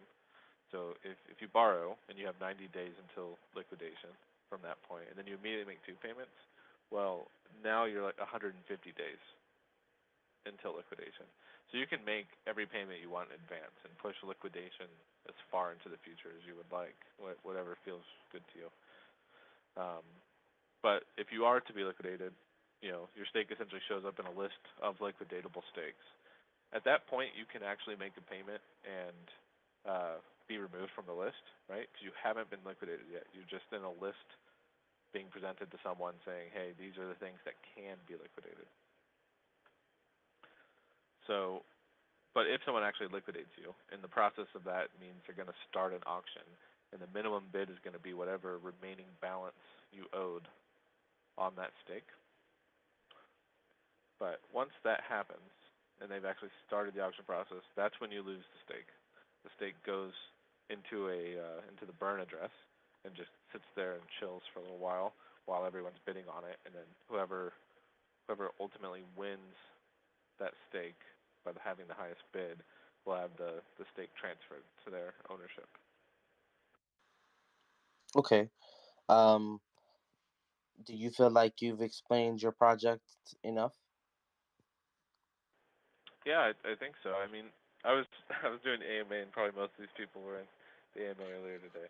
But I bet you was, man. yeah, I bet there everybody's trying to keep the community safe as possible. I would like to go ahead and maybe you know open it up for questions. Go ahead, request the mic, and then go ahead, ask away. You can ask all the hard questions. This is what I want. I want you guys to come and you know explain, or not explain, ask the questions that need to be asked, so the new people that are coming into this space can know what to do and further do their due diligence to vet these projects that will be coming out on this chain, or any other chain, or any project on the DeFi space. So we got Paul, you just got added, and Michael. You can go in the order of who I just accepted. Did you want me to start? Oh, sorry. Yeah, go ahead, Paul. Okay, cool. So no, I didn't have a hard question, but I did want to point out something that I think is super cool and powerful, and the kind of best practice when it comes to wanting to borrow. And we always talk about if you're going to try a leverage kind of tool that you do 10% or 20% or whatever. So one of the things that we talk about a lot on the Telegram channel is that if you're going to do a borrowing function, that you think about doing a equally sized HSI with the same time period and the same amount, roughly. That way, one of them can always be your source of payment for the other one. So if you're borrowing on one and minting on the other, you're paying in Hedron and you're taking out in Hedron. So you always know that you'll never get liquidated, because you're getting the every single month you can just take it out of the one that you're minting from, and it's just there, and so you're paying your payment with it. So I don't know if I did a good job with that. Maybe Alex could do a better job, but I just wanted people to know about that, because I think really that's the only way I plan to do any borrowing.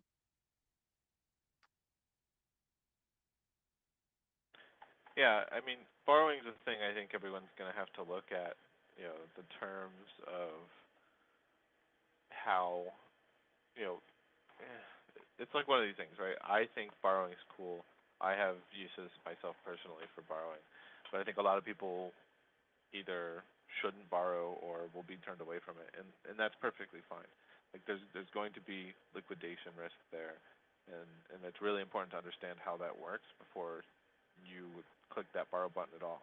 And it will warn you when you click borrow. There's a big page that comes up and says, "Hey, make sure you know all these things." But there's also a lot of very good use cases for borrowing. One of the one of the big things would be like the tax advantageous of it. Like think about it from the perspective of you have all this value in Hex and you want to be able to take some liquidity out and buy something in the real world with it. Well, selling the Hex sucks. You don't really want to sell it. It appreciates very well while it's staked. And additionally, you're probably going to have a capital gains event when you do that. So being able to borrow some Hedron tokens against it and not have a capital gains event and not have a lot of these negative associations to actually having to sell the Hex just frees up a lot of what you're able to do in the real world. And if you're able to borrow at a rate that's significantly less than the rate at which your stakes appreciate, you will always stay net positive. And I think that's one of the most important things.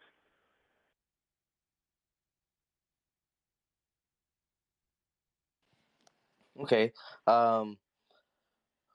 I would like to say, so that 90 days, so basically it's not like the liquid loans borrowing. So in this case, you're borrowing off of the days that you've staked in the DApp, correct? Not the native stake. Correct. Yeah, you cannot borrow against the stakes that you already have. Like borrowing is only available for encapsulated stakes. Okay, and the liquidation pool, basically you buy using Hedron, like so to buy someone's HSI is through Hedron, or do you use a different token? So for the liquidation specifically, it is Hedron only. So that auction will only accept Hedron. Okay.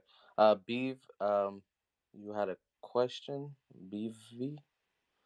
Yeah, hi, thank you. Yeah, my question is more on the strategy side of things. Right now, I have like some long stakes, right, 15 years, and then some of my capital, like I don't know, like a certain percentage, I try to stake like every 3 months, and then unstake them, and then takes maybe some interest and restake it short term, basically a few months. Um, what would be something equivalent in this Hedron space, like with an HSI? Is there maybe like a different way to also have this strategy to, I don't know, maybe even make like a 15 years stake, and then say like, okay, but I want to be flexible. I want to be, maybe in 6 months I need some money and want to pay some bills and stuff. Um, would that always like be the preferred way? Like always make a full-time 5555 stake, or are there some other advanced thoughts or cases, strategies we could think about or should think about? So it really is going to come down to what your goal is and why you do these things with, like why do you have a staking ladder, right? Like if your answer to that is that you want some short-term liquidity kind of coming out over time, then you probably have the ability to kind of put larger gaps in your ladder. Like let's assume the Hedron token has a value that is not insignificant, and you're able to get most of your liquidity just off of the free Hedron you're allowed to mint every day. Well, in that scenario, you can kind of span out your laddered stakes a little bit more and get a little bit more APY off of your stakes because you can use the Hedron as liquidity in between them. So that's a strategy I think most people have, is the ability to kind of shorten their ladders as far as how many stakes they have, and just kind of broaden the entire time horizon. And I think that's a valid way to go. I think if you're someone who's kind of looking at selling stakes, going 15 years may not be the best bet. It's hard to say exactly, but it's quite possible that if you make a 15-year stake, that its ultimate value once you decide to sell it may be so high that you don't have a buyer. So that's something to think about if you're someone who wants to sell stakes. And for borrowing kind of goes hand in hand with the minting side, right? Because if your goal is to borrow, the longer stakes are ultimately able to borrow more, simply because they have more days. So I think you're going to see like this kind of one or the other approach, where people are going to stake very long, very large, and use Hedron as their liquidity, or they're going to stake kind of short and go for the flipping of these encapsulated stakes into other markets and into layer 2 networks and stuff like that. When you talk about like short and long ones, what's like short in your time frame? Like 1 year or 3 or 6 years? Is that like short in your thoughts? Yeah, like I think Hedron kind of eliminates the idea of doing these people who do like 60-day stakes. I mean, Ethereum gas fees already kind of do that anyways. But if you're someone who's going to use Hedron, the 60-day, 90-day stakes don't benefit you a lot. So short to me is probably anything in like the 1 to 3 year range. You maybe be able to take that to 5. I'm not exactly sure. Like a lot of these numbers, I'm kind of just guesstimating based on past market behaviors. But when it comes to actually using your stakes in a ladder for liquidity, though, I think Hedron fits that role much better than having to ladder your stakes. And I think a lot of people realize that, and they're kind of planning on reorganizing their ladders around Hedron. Mm. When you say that the 15 years stakes are going to be very expensive if you sell them as a tokenized stake, is it like immediately very expensive, or only if you already have that, like, I don't know, like 1, 2 years, 3 years, and you want to sell it? Then is it then probably more or really expensive, or can you explain that a little bit more, please? I think it's actually, so I think anything less than 5 years in a 15-year stake is probably very cheap, right? Because you're taking on if you're buying that stake, you're taking on 10 or more years of time horizon. So I think if your goal is to sell stakes, your whole idea that this thing's supposed to have a bunch of value, and you're going to expect your buyer to hold on to it for 10 years, I think you're in a situation where people are not inclined to buy that, unless the T-share rate climbs astronomically. Maybe then it does. But so I think you're going to be in a situation with 15-year stakes where in the early parts of it, they're actually not worth a whole lot on a secondary market, and then once they kind of pass that 7-8 year mark, they are probably worth quite a lot. So what's the point the market decides that flip from not worth a lot to worth a lot is? I'm not sure. I could be completely wrong about this, by the way, as well. This is just kind of how I see it going, based on risks people are probably comfortable taking and not comfortable taking. Do you have any expectation on sorry, just one more question, on the return on investment, or like the APR that we could expect? Maybe, is it like, for now, if I do a short-term stake, like 3 months or something, it's usually like 1% per month, what I get back from staking and just receiving the hex back, in hex terms, without looking at the price. But I guess it's probably just not known, right? Yeah, you don't, unfortunately, because it's being minted based on B shares. Like, you can know what your return in Hedron's going to be, but because we don't know what the price is going to ultimately settle at, the design of the system is to try to kind of balance it between minting and borrowing to have a median somewhere around the price of a B share. But whether that plays out or not really depends on how people use the protocol. So kind of quantifying what the returns on the mintable tokens is going to be is going to be difficult right now. We might be able to extrapolate more on that in the future. But as far as your hex returns, like, those remain unchanged. Like, when you end the stake, even in encapsulated on Hedron, you still receive the hex. Okay, thank you. Cool. So that answers quite a few of my questions, because I think if, like, my primary goal in Hex is to receive passive income, it seems like Hedron provides a way to, have like longer stakes, not do like very short ones, and maybe have receiving Hedron tokens, which ones I could then sell, or maybe, have like passive income monthly or quarterly or something, and thus actually use more of the returns I could get by actually staking Hex and using Hedron for the day-to-day selling, or maybe even getting some value out of that, right? Yeah, like, the whole idea with Hedron really is to eliminate some of the reservations people have about staking more Hex for longer. Like, I believe Hex stakes are probably one of the best stores of value we have in blockchain, and some of the best returns we could possibly gain in blockchain, like, out of everything. And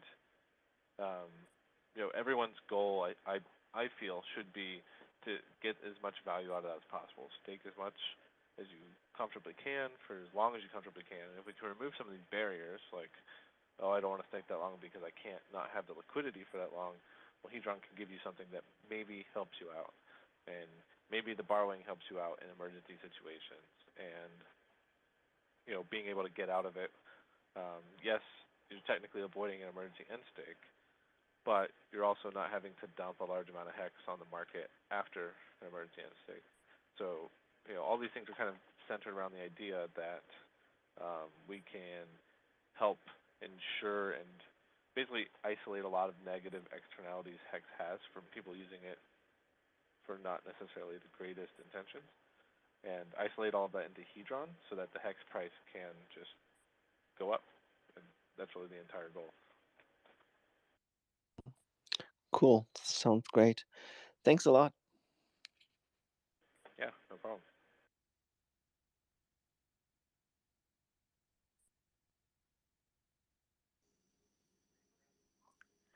Hi, Alex. Can you hear me? Yeah, I can hear you. How are you doing today? Oh, not I too bad. have How a are you? question. I probably have gotten the answer to this previously by someone, but I don't remember. With regards to the Hedron token, I know that it's gone live on the Ethereum blockchain. How does that play out on the Pulsechain blockchain once the blockchain goes live? Do we also get Hedron on Pulsechain forked over or not? Yeah, anything you do on Hedron and any actions you take will be copied one-to-one on Pulse. So once we know that snapshot date, everything from that date on is kind of two different chains, right? But everything before it will be copied over. Okay, so with regards to claiming the coins, if we have not claimed prior to the fork, what will end up happening with that? If you've claimed, the claim copies as well. So it's not just the coins. It's any action you have taken Yeah. in Hedron. If you have not claimed. Oh, if you've not claimed, then you will also have not claimed on Pulse. So, in order to claim at that moment, it would have to be two separate claims, or do you lose your opportunity to claim? It would have to be two separate claims, but it also depends when Pulse launches. Because if Pulse launches after the launch bonus phase, then there is no more claim function. It's removed after 100 days, and it will only be a mint function. So, it's like if you want to ensure like you get this the 10x bonus you have now, you should claim on Ethereum now so that it's copied to Pulse. Because if you wait, you're gonna not get it on either chain or get a lesser bonus.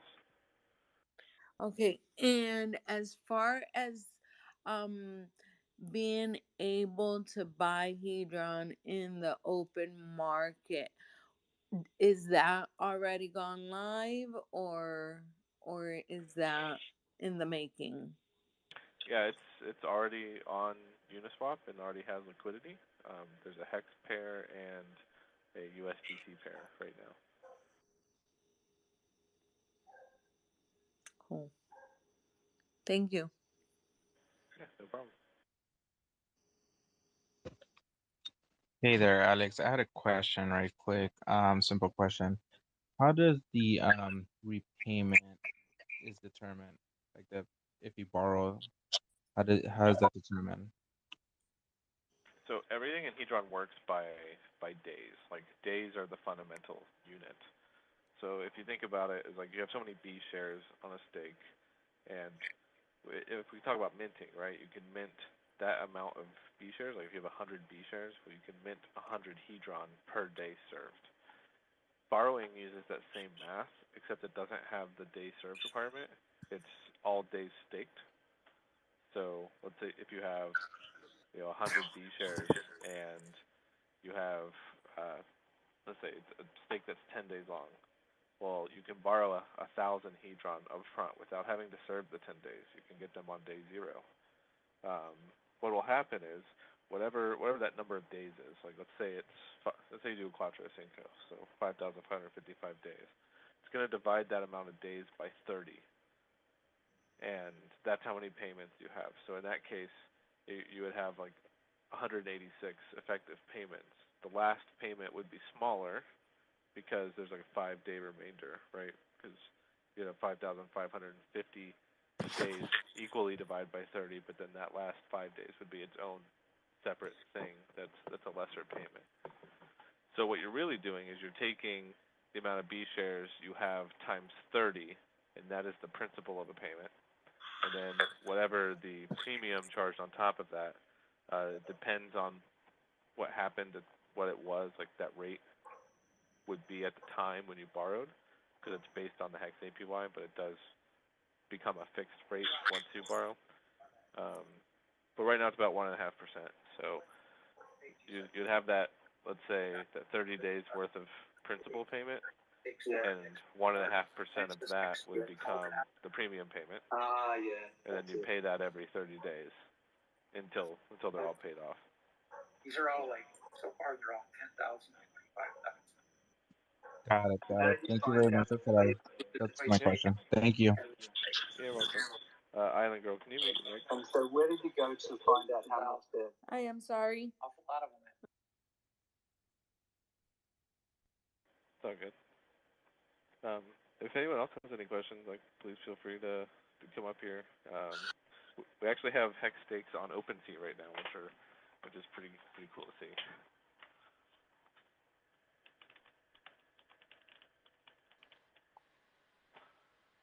Repeat that again. There's hex stakes on OpenSea right now.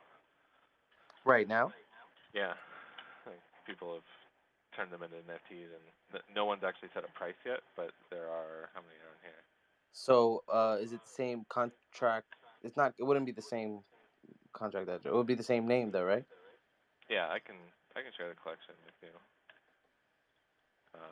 Let me put it. I'll put it in the Twitter Spaces. Give me 1 second.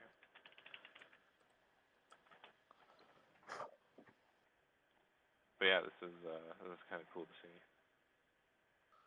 Okay, so we have Kaizuku and then Ata or Satan, sorry, and then Muggsy. Hey, Alex. I just want to say thank you for being so transparent.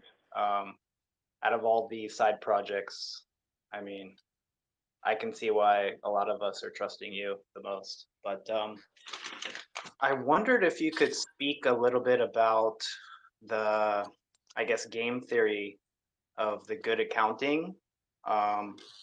Most like just waiting out a stake, making a HSI stake, and then waiting it out until it finishes, and then keeping it instead of end staking it, keep it in good accounting, and then borrowing it with like zero risk, and then doing that over and over with a ladder system. If you could explain that. Yeah, so this is an interesting strategy that people have come up with, but Hedron really only cares that the stake exists, right? It doesn't care that it's necessarily still performing within Hex. So one of the things you can do is you can good account the stake, and you can borrow against that good accounted stake, and then once you've repaid it, you can just borrow again.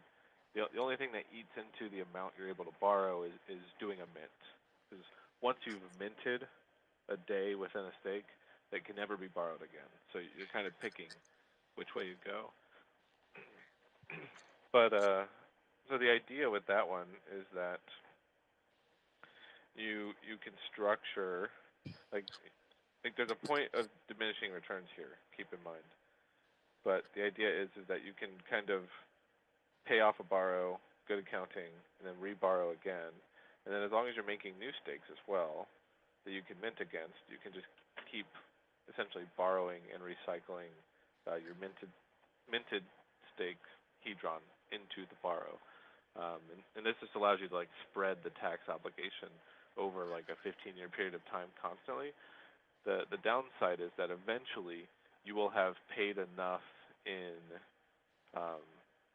between fees and between like eventually you will pay tax, right? Like you borrow all this stuff, but you ultimately pay tax on the repayment, because that income has to come from somewhere. So like if you're minting, like there'd be a little bit of repayment tax there, but it's not quite as much as the entire borrow, so you can spread it out over a long period of time. But at some point that adds up, right? Like if you recycle a borrow 3 or 4 times, chances are you've paid more over time than you've actually gotten out of it. So I believe there's a point, unless Hex and Hedron both skyrocket to the moon, I think there's a point of diminishing returns there. But ultimately, it's a really interesting strategy where you can take the stake that has accrued a ton in value and never have to end it and never have to accrue the capital gains event of doing that.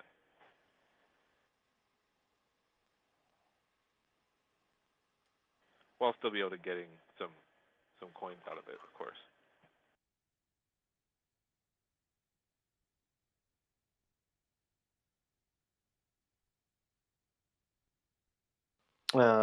I think it was Satan after that.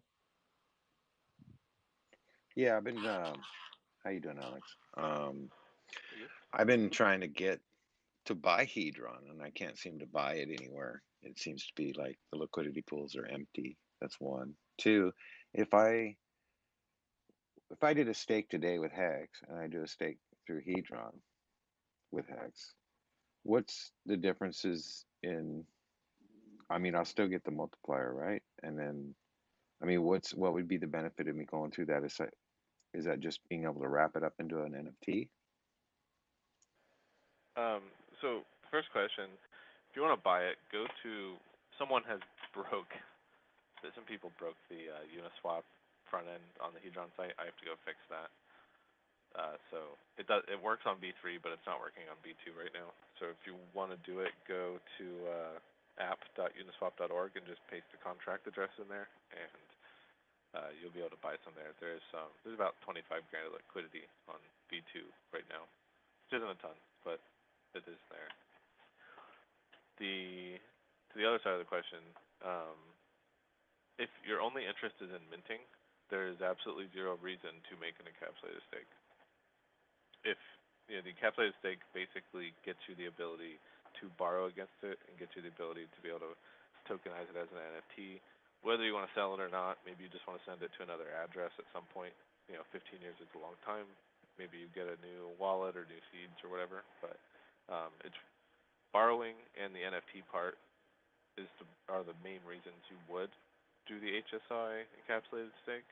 But if all you care about is minting, a native stake done through go.hex.com is perfectly fine. Okay, thanks a lot.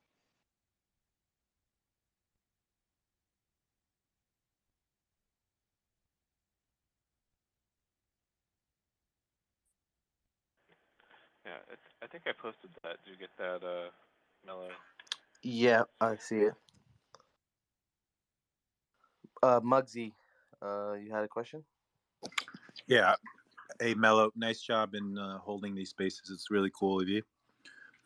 Alex, so when you claim, let's say you claim today, is that the claim for the life of the particular stake in terms of the multiplier?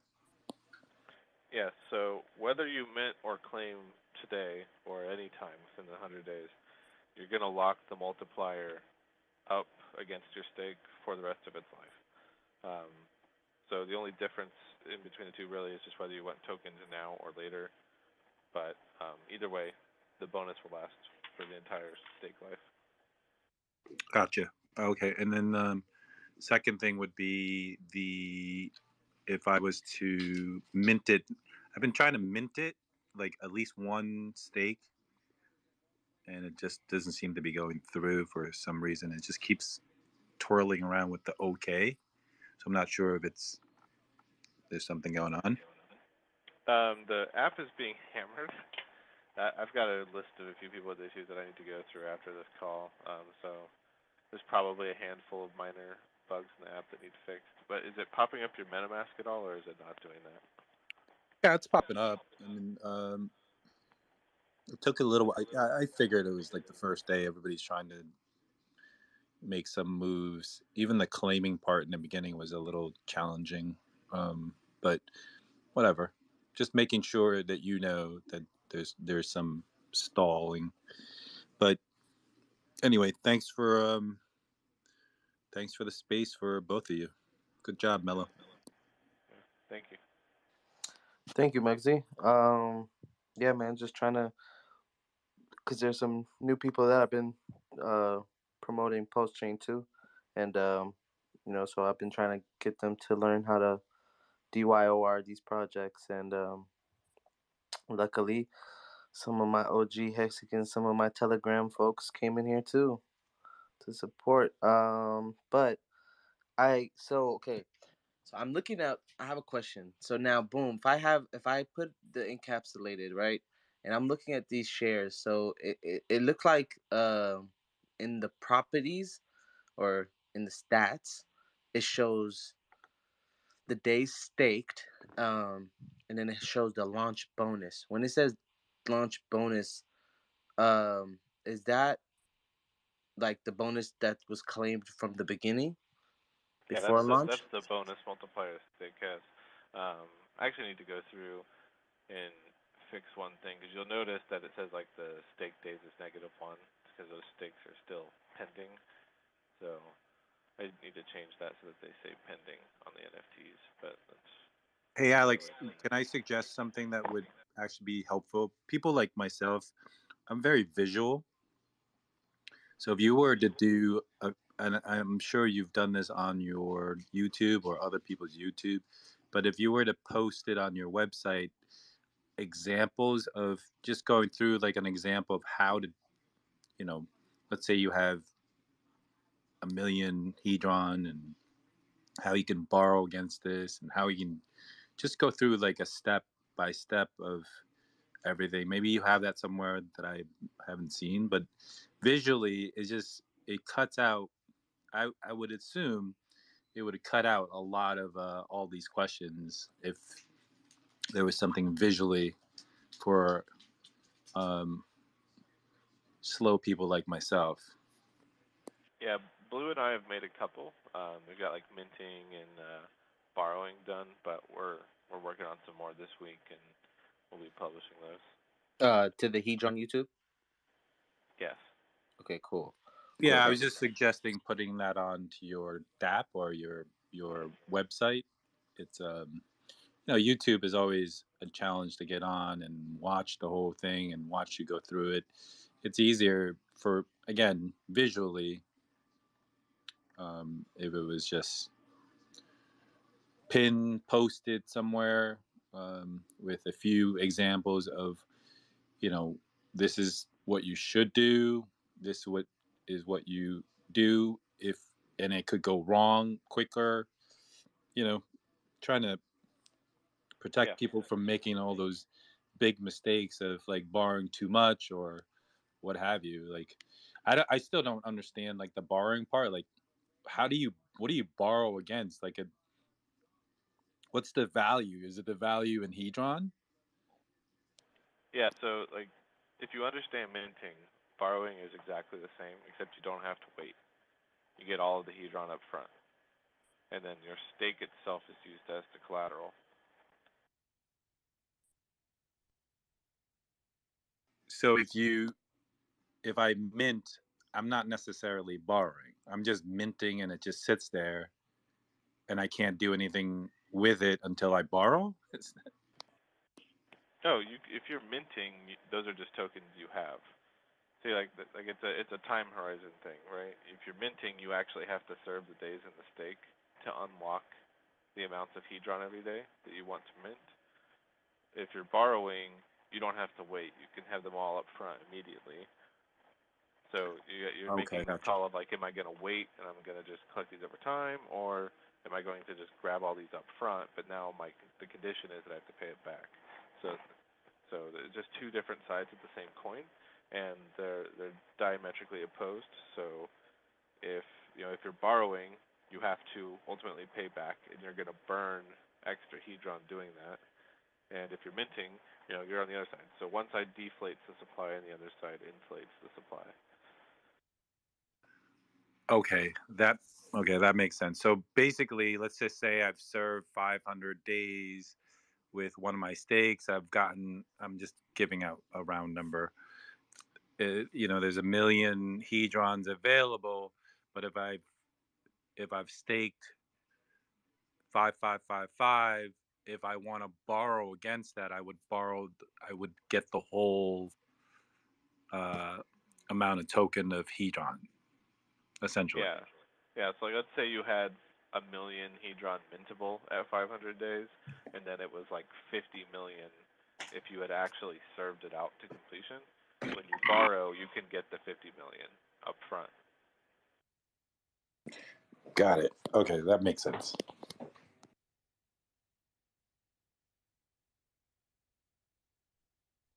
And you pay back in hedron. Yes.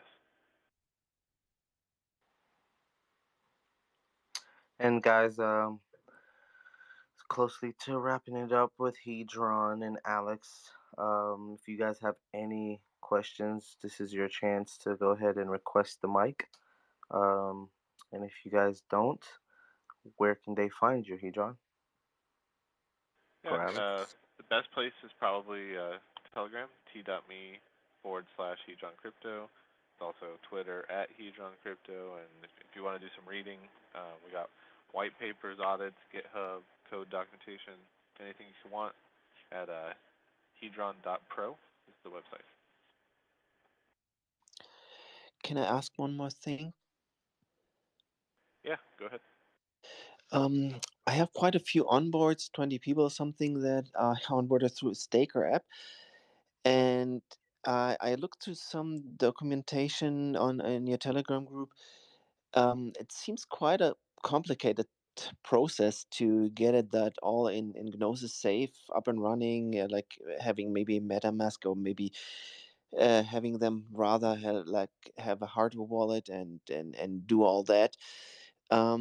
Is that all like necessary, or are there maybe some tips to make it as easy as possible for them to, not screw something up? They're like very basic in their knowledge in crypto and everything. So I'm not sure how to proceed there the best.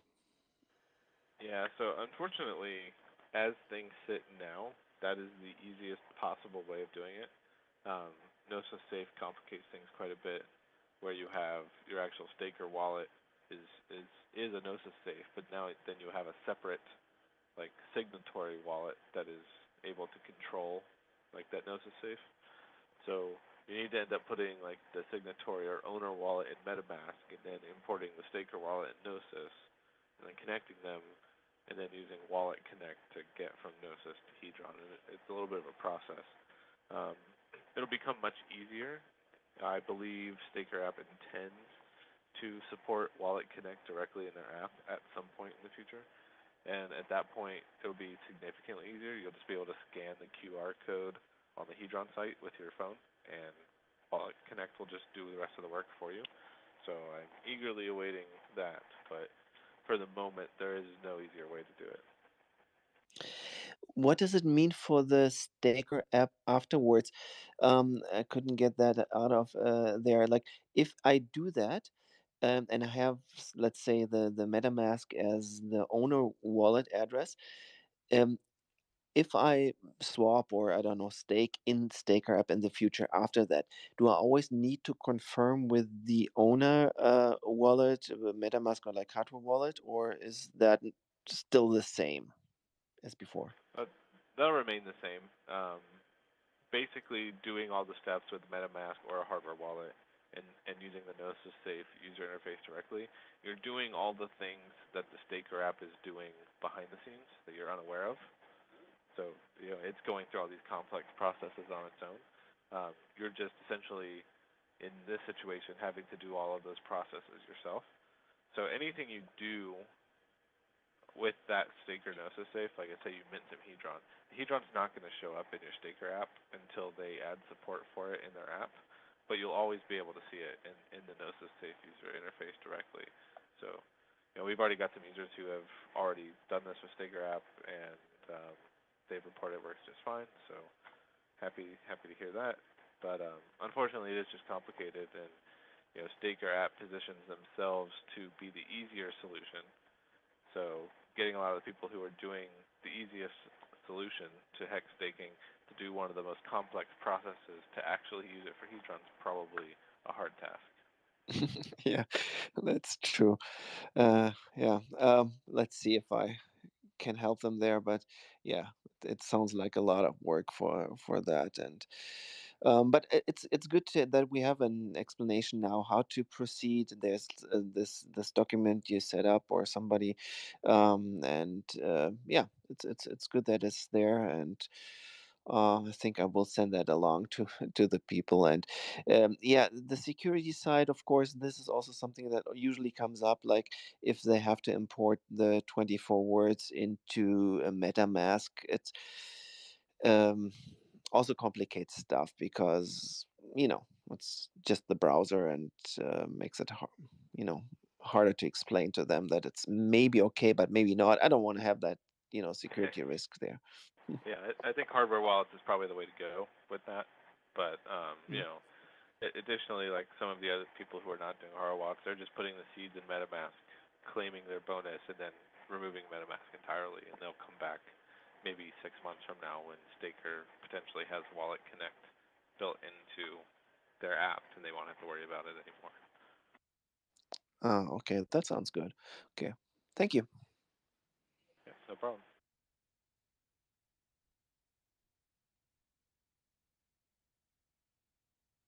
Well, does anyone have any last minute questions before I gotta get off here? Kaizuku, you wanted to ask a question?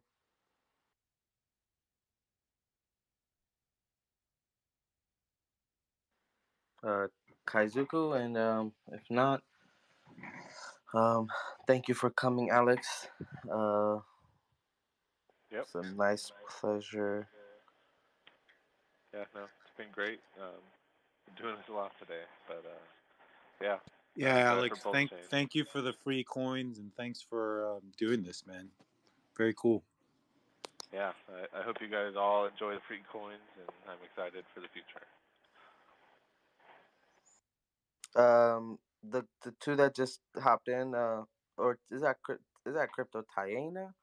Taina, what's up? You can ask a question if you have Thank one, you. and then 1G. Okay, I have one last question. If we claim on a stake that is in a particular wallet, are we able to move those tokens that are claimed to a different wallet without minting, or no? Yeah, if you want to move them to another wallet, you'll have to mint them to do that. Okay. Thank you. Yep. Hey, Alex, you said that there was already a stake that was selling already on OpenSea. Did you have the link to that? Yeah, I put the link. I commented on Mello's post about the spaces. I don't think they've actually listed it for sale, but there are. I can double check. I think there's 5 NFTs that have been created. Oh, okay, Yeah. cool. Got it. Thank you.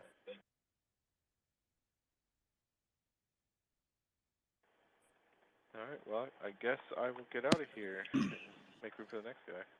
Yeah, Alex, good luck, and I hope it does really well for you. Yeah. Thank you. Thank you, guys.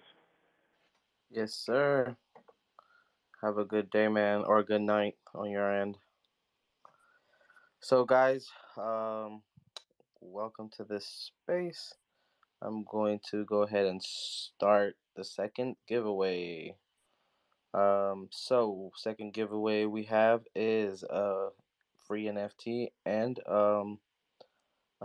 another silver ticket for the PulseCon. Um, I'm gonna go ahead and give you guys a couple more minutes to maybe go ahead look at the top pinned post and maybe put your submission and see if you guys get a free admission ticket. This ticket basically will get you one ticket to the general sessions for 2 days. Also, another ticket for the expo for 2 days where the vendors will be at. And that includes food and beverage in the expo. And it comes with one swag bag. So, one cool Pulsechain swag bag, PulseCon swag bag, valued at $555. So, let's go. Um, while we do that, you guys can, open up for any random questions. Y'all can request, talk, say whatever y'all want. This is an open space. You guys have anything in your mind? Speak up. Y'all ready for Post Chain? Richard Hart just came out with the pictures of, the new, some new game theory for us to think of for the next month. However long he's gonna hold us off for. We can talk about anything until then. Yeah, so hope you guys can hear me well. Um, I was in the other space with Hedron for a long time, so I didn't really want to ask any questions, but I just wanted to say, of all these different projects coming out, he is the one that didn't do a sacrifice phase. This is pretty interesting. He kind of set a different path with just rewarding the Hexagon stakers, and that's, to me, he could have pushed for $1 million or two, right? But he is going on a different mindset than that, and it's admirable, right, that he would do that. And who knows how the project will go? I wouldn't guarantee anything about it, but it seems like of all the ones that we've seen, he is trying to do some of the Hexagon principles. And it'll be interesting if we get those on other chains, right, where you could move your stake over to another chain.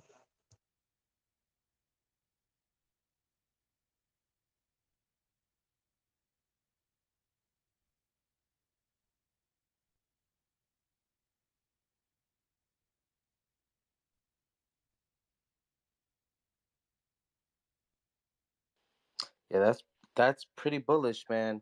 Um, because my friend was always wanted to like,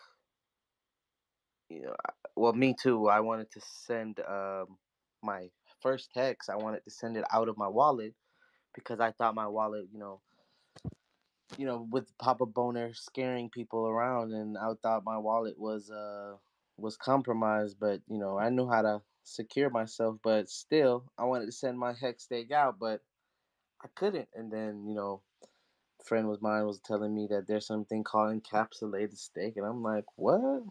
So minus the borrowing, it kind of helps, I guess, in people's, everybody has a different meaning of help. So I feel like it helped me in my situation of what I want to do with my hex stakes, especially the long term ones. Being able to move it from one wallet to the other, but to each its own, guys. I hope you guys learned some good things here, and I'm gonna go ahead. I'm just waiting for this computer to stop tripping. All right, 9.3%.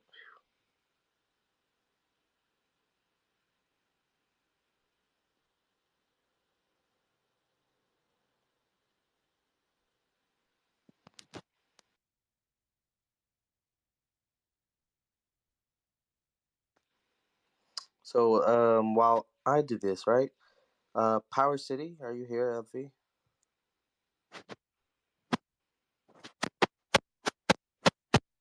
Or Freedom TV too, are you here? Um,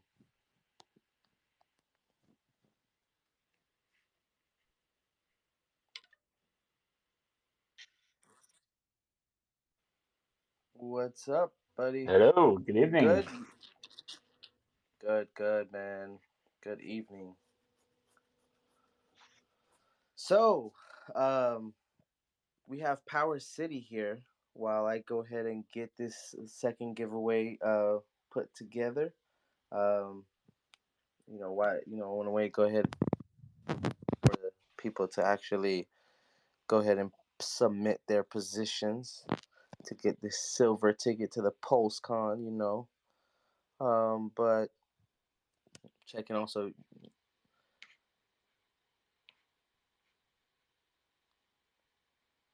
But hey, so Power City. I mean, what's going on?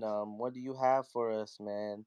I've been, there's a lot of people in the Telegram asking what metaverse is gonna be, and I've been trying to figure out myself too, man. Explain to us what's going on.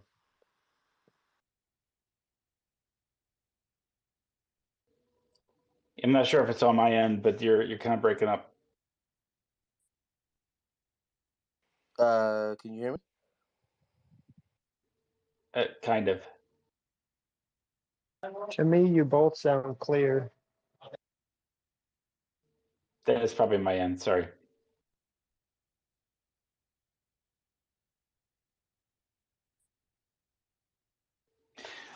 Sure. So I think you were asking to just kind of lead into Power City here. So my name is Long Vacation, and you might know me from some of the other chats in the Hexen and Pulsechain community. I work with a group called Power City, and we are working on a series of projects, multiple projects, that will work together in a synergistic ecosystem built on Pulsechain. And we're looking to build a series of things that will add value to Pulsechain, both for the community as well as developers. So it's a series of projects that they're varied in nature, but they are designed to be very well intertwined with each other and to add value to each other in different and unique ways. So Power City, you can find us at t.me/powercity.io. I'm sorry, powercity.io for Telegram. We just launched the website at powercity.io. We're also on Twitter, TikTok, YouTube, all the fun places. So Power City, the premier DApp that we will be creating is called the Core, and the Core is the central place from which all of the other DApps will be created and launched. Okay, it is the one place to be able to stake the Watt token. which is the core primary token of the Power City ecosystem. There may be other tokens for other projects, but only where it's necessary for those individual functions. What is designed to be staked, right? So it's not meant to be new cash or anything like that. It is meant to be staked in the application to basically earn a yield that is based on the growth of the core, right? And the core grows by bonding with assets that it needs, which I'll explain that in just a second, as well as investing in different DeFi protocols and other things that will generate a yield that will help grow the core. And then also investing in the development and deployment of the various different applications within the ecosystem. So Power City primarily is looking to build the core and then a transformer cross-chain swap, the Pixel Park NFT marketplace, and then further down the roadmap are the accelerator yield compounder, which we're looking to build as a custom front end to liquid loans, allowing us to automate the compounding of certain strategies that the community has made popular.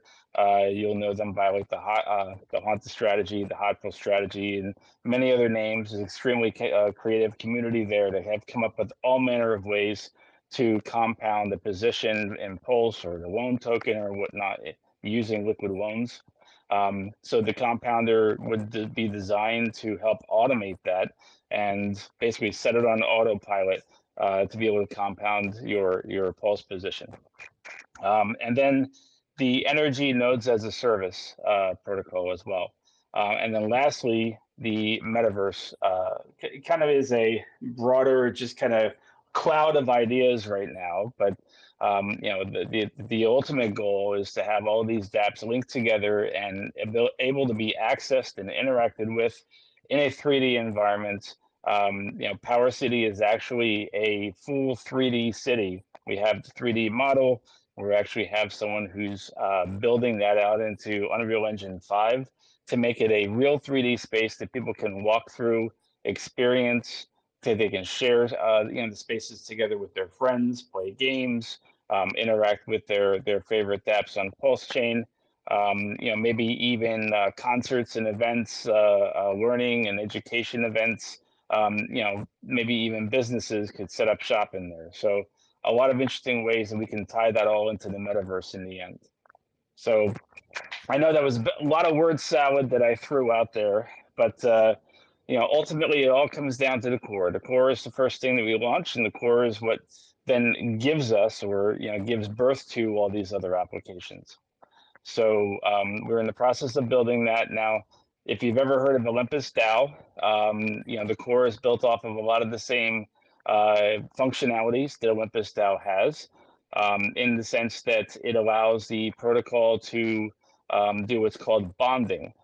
Bonding is where the protocol will basically sell you Watt tokens in exchange for assets that it needs, right? So if it wants to own its own liquidity, then maybe if you were to take, buy Watt tokens, pair it with Pulse, add it to the liquidity pool, and then you can sell that LP token to the core, right?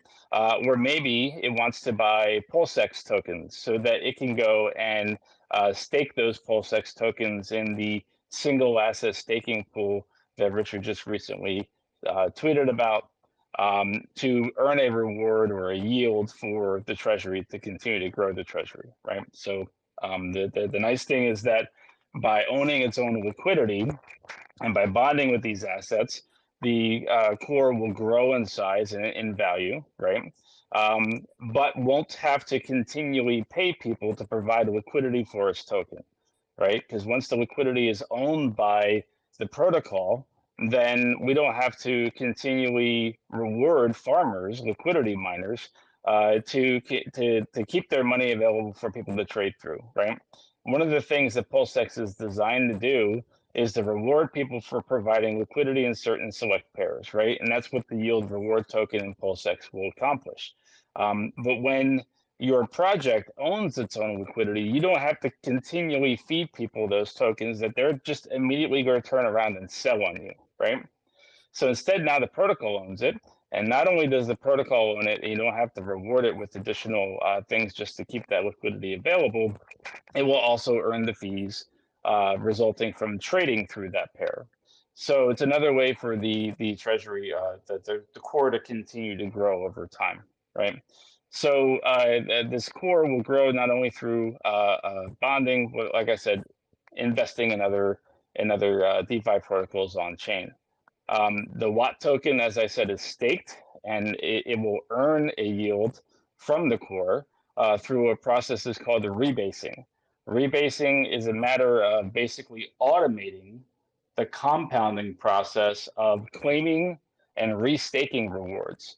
So instead of you having to go and claim and restake every day, right? If anyone here has ever used Drip protocol on Binance Smart Chain, you know that like every day or every few days you want to go in and you want to claim and restake, your Drip, right? To compound your earnings in the protocol, right? That's a manual process you have to do to interact with it. The nice thing about the core is that it will automatically rebase, automatically compounding for you while you are staked, hands off, in the core. So you don't have to worry about that process. It's all automatic. It's saving you gas, right? Because you don't have to do all those transactions yourself. So we're excited about just the concept of something that will link all of our dApps together, that will help build and continue to build these dApps over time, right? And we'll fund the creation of a very large and broad ecosystem of tools that will add value to Pulsechain. Just taking a breath here. Any questions around the core before we talk about the bridge and the NFT marketplace? Definitely. Okay, so the core is basically where that's basically the pool considerably, where it's gonna be where smart contracts is gonna be basically working on. If I got that correct, right. Yeah, I apologize on my end. You're breaking up a lot, so I didn't quite get everything you said.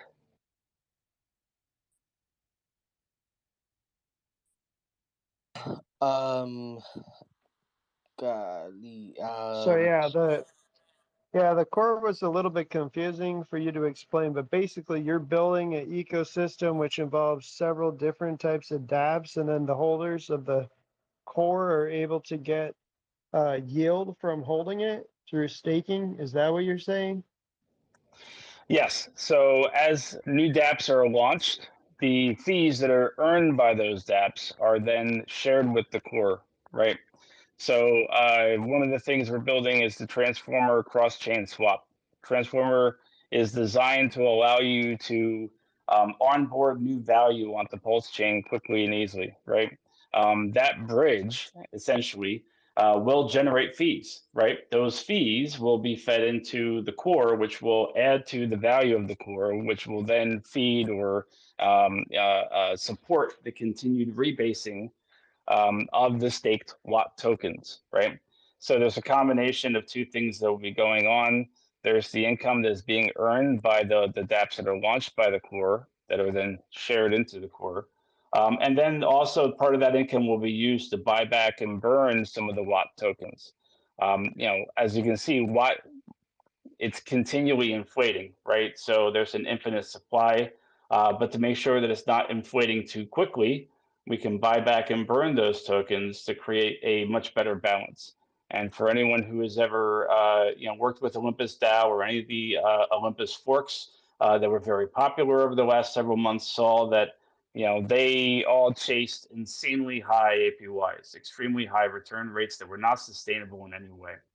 We're trying to create a model that is extremely sustainable, that is a very relatively modest, but in comparison to the Olympus DAO forks, but extremely competitive APY rate for compared to other DeFi. Anything between 20% to 200% APY, I think is still extremely respectable and sustainable in this type of a model, right?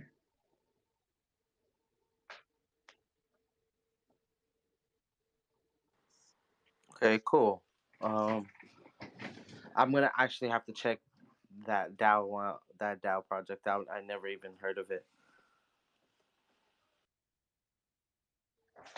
Yeah. So what are the so basically one of the most important things initially with Pulsechain is going to be some kind of swap or bridge, right? So you're bridging in Avalanche, Phantom. Are you doing Binance Smart Chain and maybe Polygon, or basically maybe Correct. even Ethereum?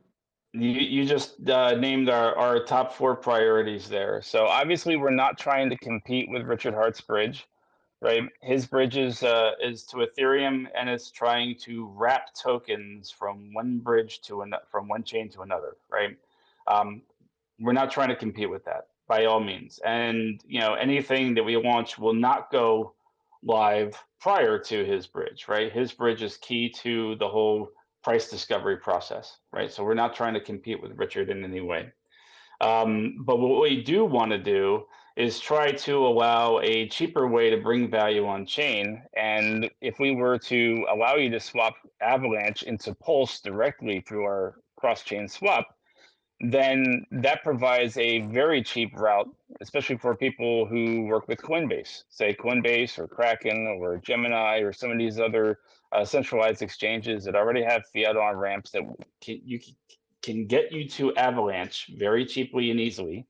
And from there, if you move the Avalanche tokens to your MetaMask wallet, come to our Transformer cross-chain swap, and then you select, from Avalanche to Pulse, or Hex or something else, right? Depending on the pairs that we set up, it will then automatically swap your Avalanche to our bridge token, bridge our bridge token over to Pulse Chain, and then swap our bridge token to Pulse or Hex or whatever it is that you selected as your target destination token, right? So the idea is, 2 or 3 steps, you brought new value on the Pulse Chain, and you didn't have to go through the crazy Ethereum fees. Now just do the same So, thing oh, coming just from one Binance second. Smart Chain. Just Yeah. just 1 second. So instead of spitting out a wrapped coin, you're actually spitting out the coin of your choice into your wallet. Like say you're coming in with an AVAX coin, you bring it through, but then you select that you would actually prefer to have a hex coin come out, so it would spit out a hex coin. Is that what you're saying? Correct. You get the native token or native coin on that chain. And we prefer, especially at the beginning, we prefer to have you swap into the native coin that's used for gas on that chain, because then you're immediately ready to transact, right? A lot of times you use a bridge and it might allow you to get into, like if you go into Phantom, you can get at the tomb very quickly and easily, right? Or Spirit or one of those other tokens, but it doesn't give you some Phantom to do your first transactions, right? So we want to bring that value over, but we also want to bring it over in a way now you have all the gas you need, and then you can swap from there into any token that's supported on the local decentralized exchange. So at least to begin with, you'd probably guarantee that we're going to be able to get Pulse out of it, and then from Pulse or PulseX or whatever, we could go into maybe a pulsex.com, and then we'd swap for any other coins that we wanted, right? Exactly. The world is your oyster at that point, right? Yeah, I actually had this idea, I don't know, maybe last week, that instead of a bridge, you have a bridge/swap, because the wrapped coin itself is another basically predicament you're going to get into. So that's really nice. Overall, what are the fees looking like to do this? We're nailing that down right now. We definitely want to be competitive, and we're taking a look at all the other protocols that do this type of function to just make sure that we are in line with, if not better than, what is typical for other functions like this. Man, that's pretty sounds solid. Now, is this the fees, right? Is it gonna be both, like you pay both sides of the chain, or is it just a one-sided fee? So that's what we're working on right now is exactly where to take the fee from. But in total, right, think about it, you have two swaps in one bridge.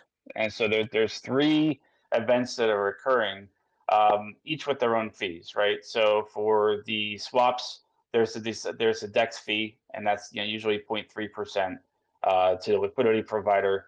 And then for the bridge itself, that could be anywhere between another zero point 0.3 to 0.6 or something, depending on which technology you're using and which platform you're using.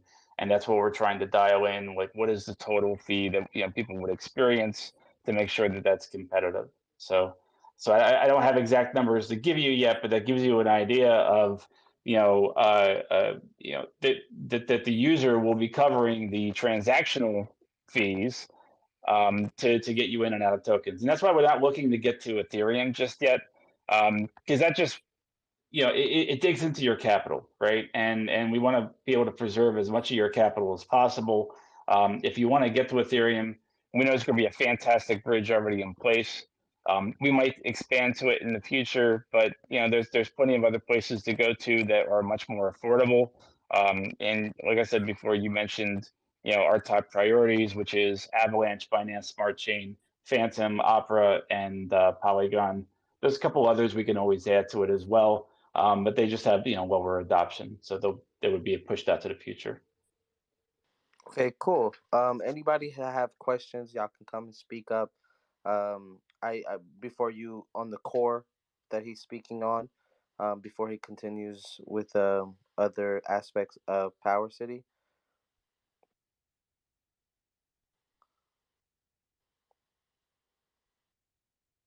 So let me see. Is that Power City? So that's where it starts, and that's where you guys are gonna start from. The basically a multi-chain aggregator, or like a bridge, and then what then? I see you guys have a lot on the roadmap. Yeah, so that's the transformer product, right? So we mentioned the core, we mentioned the transformer, and then there's Pixel Park. Pixel Park is our NFT marketplace.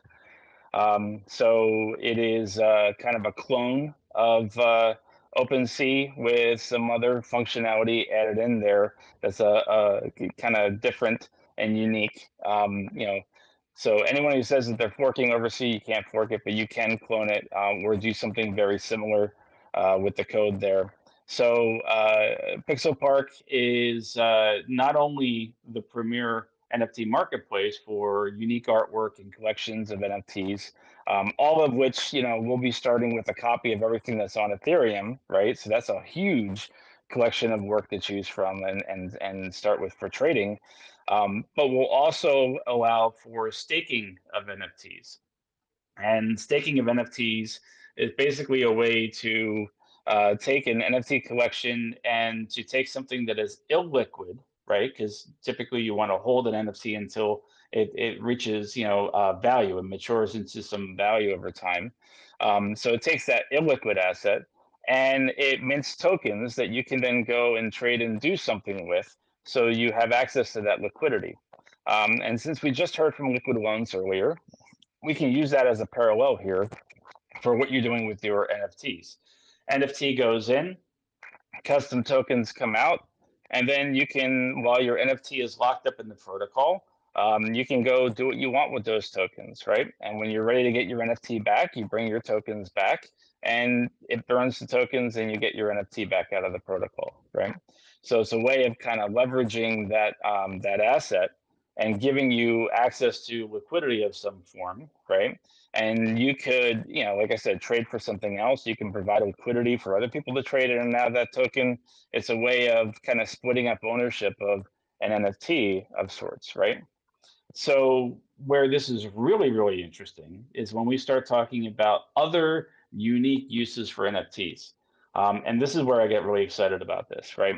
So not only will we have lots of unique artwork, and we're working with different artists to launch just awesome new collections of material on the site, But we're also looking to give NFTs more of a purpose in DeFi. So we're working with some real estate companies and creating NFTs that represent actual real estate in some form or another. And I can't get into the details just yet, but we will be making some announcements relatively soon about that. So when you buy the NFT, you actually buy a real piece of property, which is pretty darn amazing. And also, working to add them into our ecosystem to represent things that in our DeFi dApps. For example, in our nodes as a service, energy nodes as a service platform, when you buy a node and set up a node in the platform, it can be represented as an NFT, and that NFT can then be traded, right? Just like the encapsulated hex stakes can be traded from Hedron, and you can move them from wallet to wallet. You can sell them, resell them, and even stake them if you want to in the protocol. So it's allowing you to have a income, a yield earning asset like a node that you can then trade, right? And becomes a lot more like bond trading than it does just trading art. So a lot of unique things that we want to do with tying these applications together.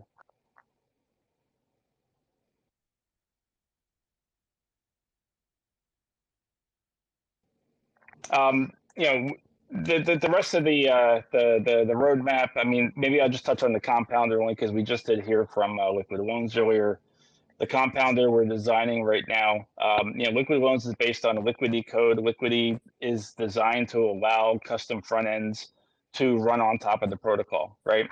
So once Liquid Loans team publishes their SDK, we can then build a custom front end that will allow us to automate certain functions within the tool, things that you would normally have to do manually. So the idea of implementing, say, the Haunted strategy, where you start with 1,000% collateralization. As the price of Pulse goes up, you take additional loans and buy more Pulse, and you're constantly building your bag larger and larger and larger through leverage in the platform, right? This is a tool that could theoretically automate that by, through a series of automated scripts and functions and whatnot, preferably with some controls that you can dial in exactly the set of options and, variables that you want to apply to your specific vault and allow it to run automatically for you in the background. So you don't have to go every day monitoring transactions and prices and so on your own, right? The more people we can get into the running these strategies, the more of a dramatic impact we can have on the Pulse price as a whole. Because for those of you who have seen some of the presentations on just what happens if 1,000 people are doing the Haunted strategy, it ends up pushing the Pulse price just by itself, even if there's no other activity on the chain, right? So we think there's a massive opportunity to just get more adoption to Liquid Loans, more adoption to Pulse chain through some of these automated strategies here. Can I ask a quick question? Of course. Yeah. So the question is on the core model, if you like, of the project.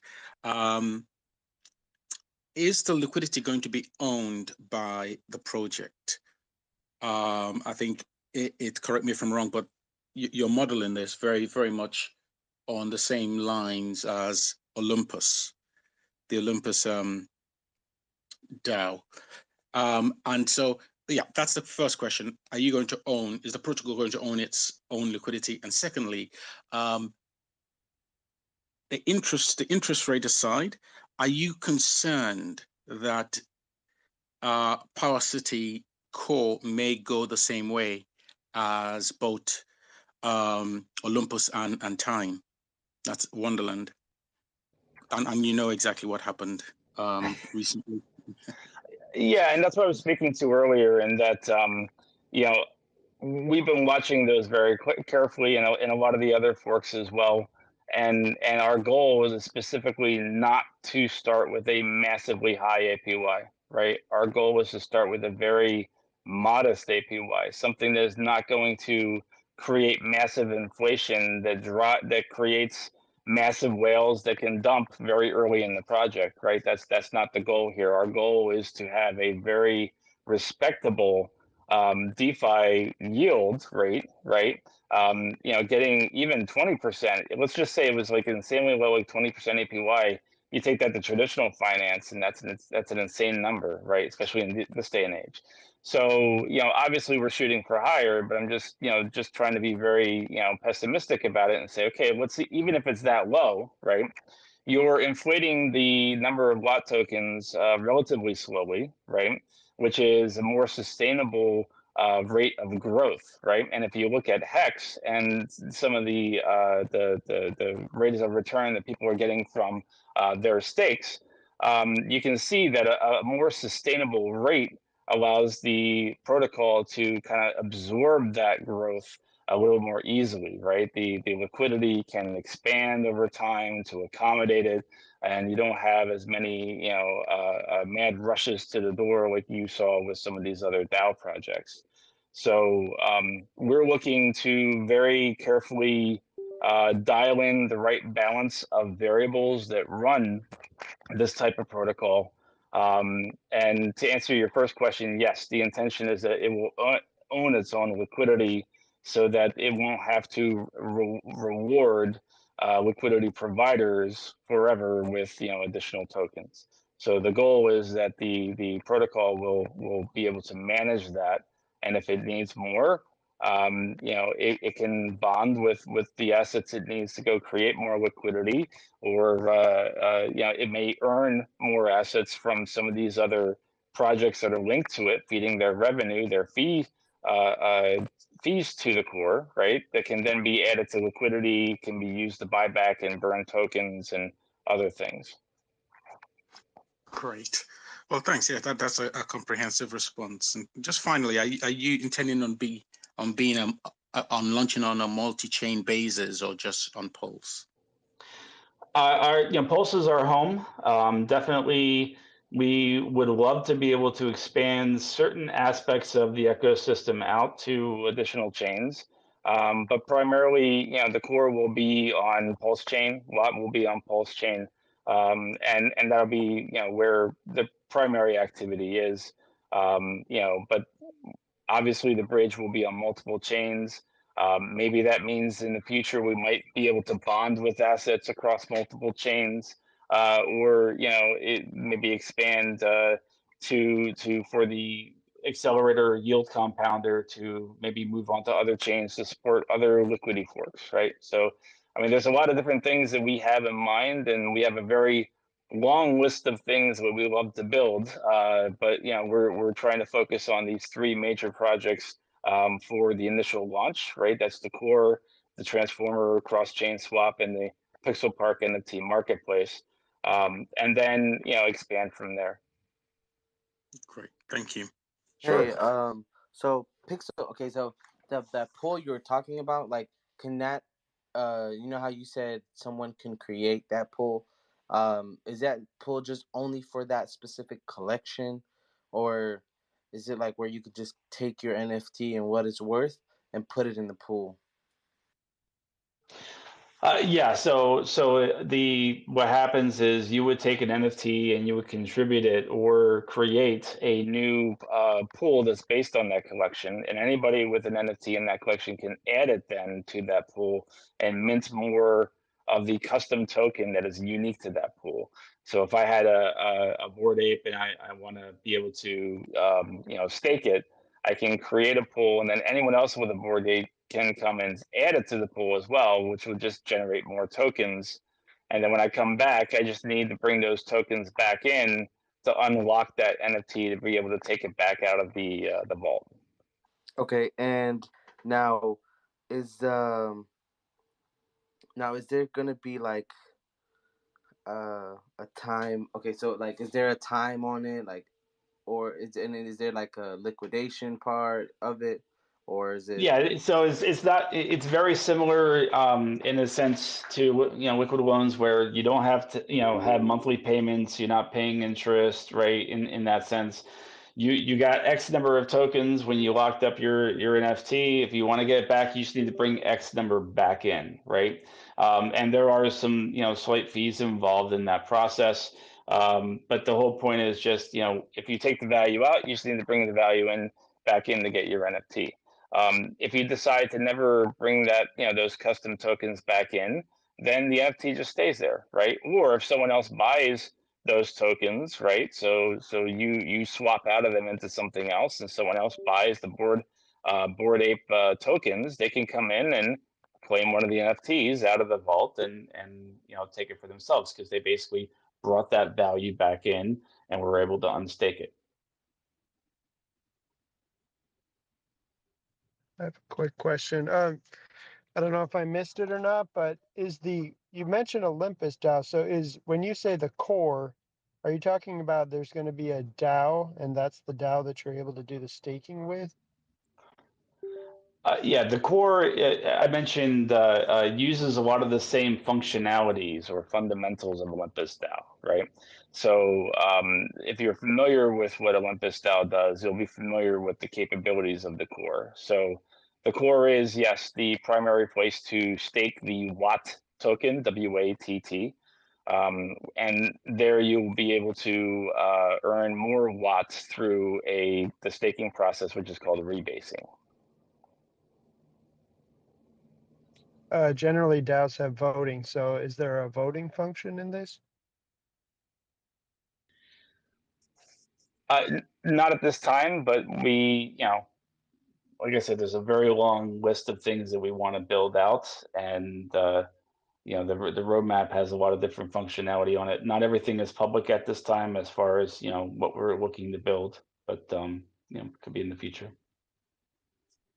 Okay, so what's first? Which is the core, right? That's going to be first. And when do we expect to see some maybe some real like visuals or action?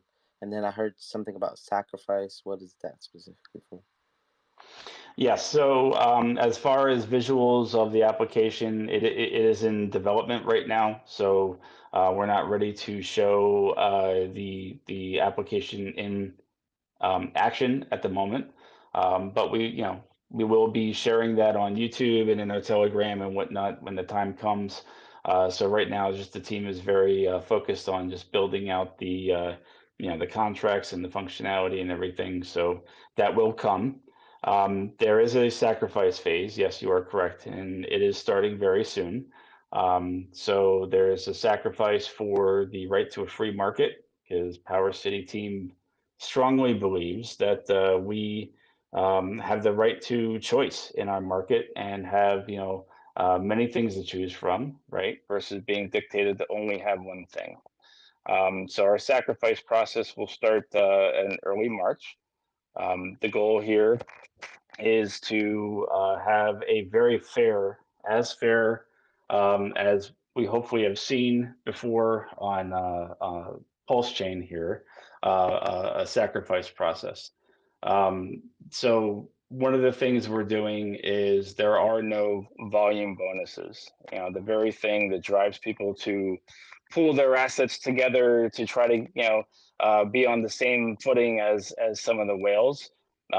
We've removed that function altogether. So there is no need for people to worry about pools, Magic Carpet Ride, while Extrovert and Triple Dead are part of the team.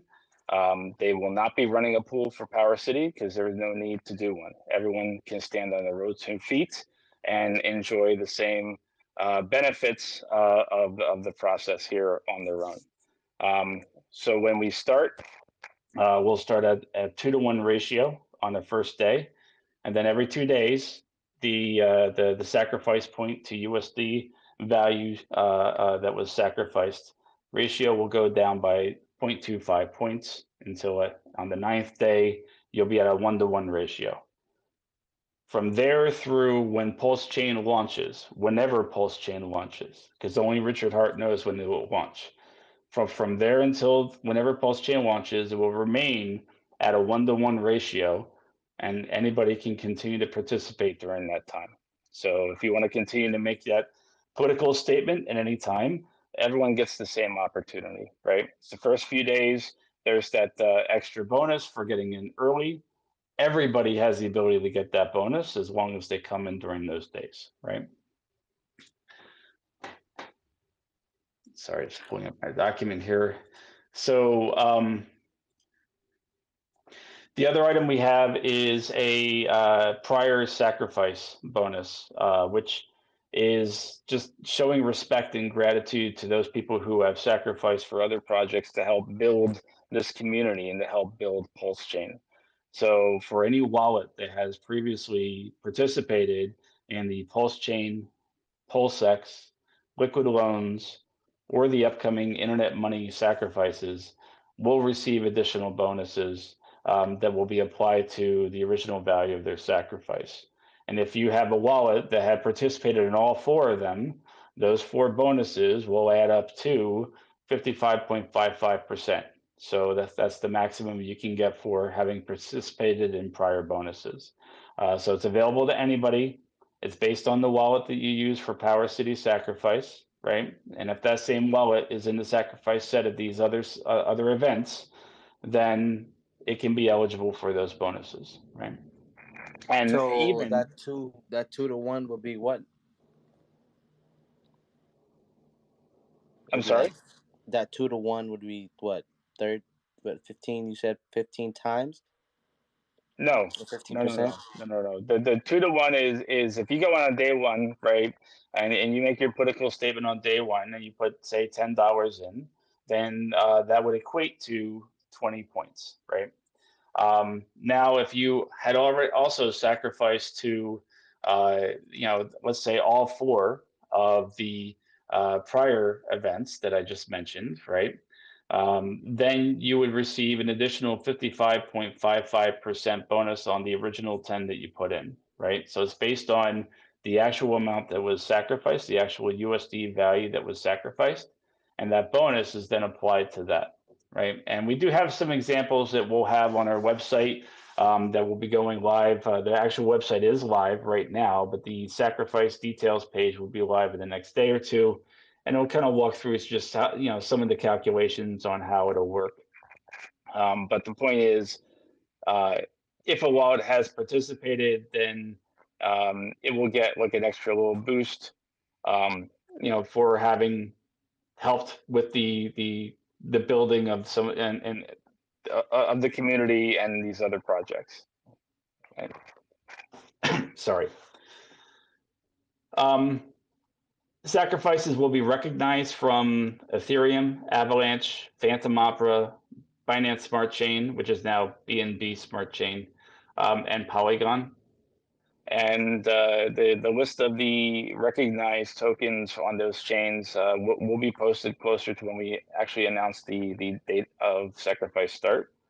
And they are pretty much like the top liquid tokens on those chains. So there's a variety. We're trying to make this as simple and easy for people without having to bridge around and swap and move stuff all over the place and whatnot. And if you want to go on Ethereum, great. If you want to avoid some of those transaction fees, that's great too, right? Lastly, we have another little twist here, and this is the community bonuses. And as Sacrifice hits certain key milestones, and that'll be published as well, if the total sacrifice from all wallets across all chains, across all tokens, hits certain levels, then at the end of the process, a select number of wallets will be randomly pulled from the entire sacrifice set to receive an additional bonus. So let's just say sacrifice breaks $500,000 in total USD value, then 32 random wallets will be picked, and we'll do this online, and we can see it on YouTube. We'll run the randomizer so you can see exactly what was picked. 32 random wallets will be picked to get an extra 25% bonus of their sacrifice points. So trying to give back to the community, right? We're all working together to try to build Pulsechain into something better. And we're trying to find ways to just, respectfully show how much we appreciate everyone doing that. Amazing, amazing. Um, Anybody have any questions for Power City? I think not a lot of us have even seen Power City around a lot, unless you really tuned in. And you guys, this is your chance. Go ahead. So Melo, you're breaking up quite a bit.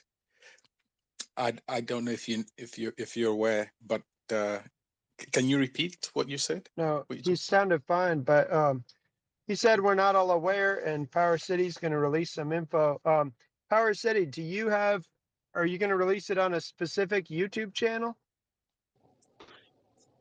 Yes, so we've been working with the Magic Carpet Ride team, right? So we have our own Power City YouTube channel where everything will be posted. Also, we'll probably do the announcement with the Magic Carpet Ride channel, and also in our Telegram, our Discord, our TikTok, and website, and on Twitter. So as the details come, we'll be pushing it out everywhere. We are very close to beginning sacrifice, like I said, early March. So definitely something to keep an eye out for. And like I said, hopefully within the next 48 hours, the details will be posted out to our webpage. But we did do a video earlier this week walking through everything that I just mentioned here. And also in our Telegram, there is a PDF of the presentation file that we use for that video that just kind of gives a high-level summary of these details. So definitely come into our Telegram. You can ask it there. I think it's posted on our Discord as well. If you have any questions about the process, we're there to help. Power City, when does the sacrifice phase end? So when is it? So it's starting a couple of days or early March, if I heard correctly. And when does it end? Does it have an end date? When Pulsechain launches, and only Richard Hart knows that. So it's kind of open-ended until he tells us we're going live. Okay. I have a question regarding the nodes of the service. Sure. Yeah. So when you run the nodes as a service, I'm assuming that the NFTs will be immediately deployed onto your NFT platform, right? Because it looks to me like you have your own NFT platform that you're launching as well. Yes. Okay, so you purchase the node is immediately deployed onto the blockchain and is put onto your NFT platform where we could sell it. Yes, and this is where things get a little complicated. We're still working on some of the design details of that specific project. The goal is to create kind of a decentralized marketplace where people who want to stand up and run nodes can sell access or capacity of those nodes to developers and dApps that need to be able to access the blockchain data, right, from those nodes. So we're not looking to run necessarily, 20 validators or something like that. I know you know this, Mandalorian, but others might not know that really the nodes are kind of the unsung heroes of blockchains because they provide a copy of all the blockchain data for other dApps and all these websites that we utilize with all these tools like hex.com and so on to be able to read blockchain data and present it on screen. Every time we hit MetaMask and look at our balances, it's actually going to a set of servers that are provided by a service provider called Infura, right? And that's how they get your balance information is they read nodes that are maintained by that group. Well, Pulsechain is going to need nodes. And we want to create a decentralized marketplace that will kind of pair people together, people who want to create network capacity, and then those people who need to access it and consume it for their dApps. Now, the goal is also to provide a service where people who don't have infrastructure, knowledge, and capability to set up the hardware and set up the software to, spool up a node. To instead order it, from a online data service provider that will run it up for you automatically. So you pay for the upkeep and maintenance of that node, right? That node can then be represented as an NFT in your wallet that you can then trade if you wanted to in Pixel Park. But that node, as long as you have that NFT, would be able to consistently pay you a passive income as its capacity is being purchased by consumers, right? So consumers being developers and dApps. So it's an infrastructure project that will hopefully encourage a healthy blockchain while also creating passive income opportunities for people who want to provide the nodes and good quality data access for people who need to access nodes. So hopefully that answers your question. Yeah, it does. Have you run any models for what kind of percentages it will be kicking out? Not yet. So really the focus has been primarily on the first three dApps that we've discussed. And then the accelerator nodes as a service is a little bit further down the roadmap, at this point. Okay, so do you have a roadmap that shows the actual progression of the things that you'll be kicking out? Yeah, well, we have a white paper that kind of gets into the detail. Well, some level of detail of how these things will be laid out and work together. As far as a definitive roadmap with target dates and things, not at this time. Perfect. Thank you very much, man. Sure, something we're working on. There's so much to do. Are you guys going to run a validator node for Pulsechain? We would like to. That's something that we are considering, but I don't have details on that just yet.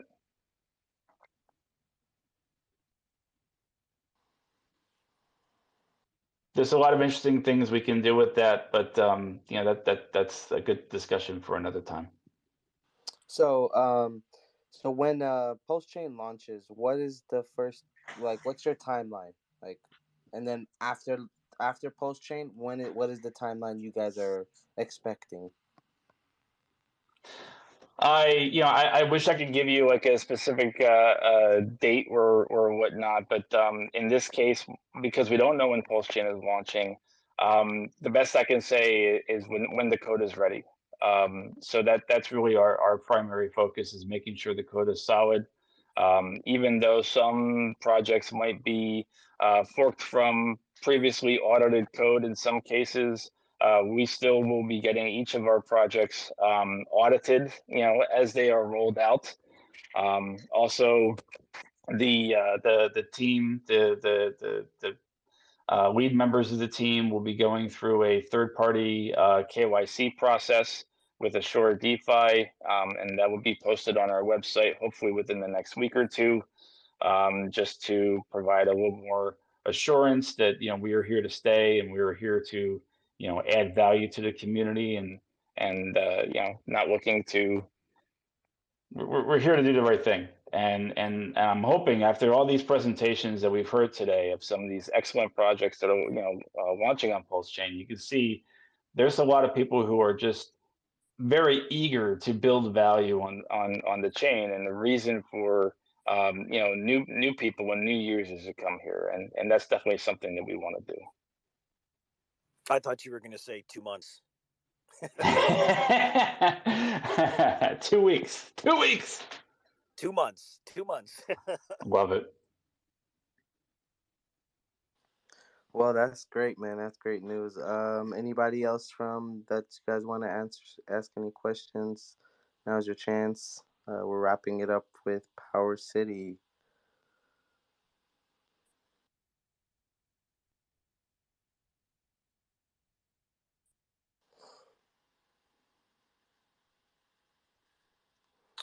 So yeah, man.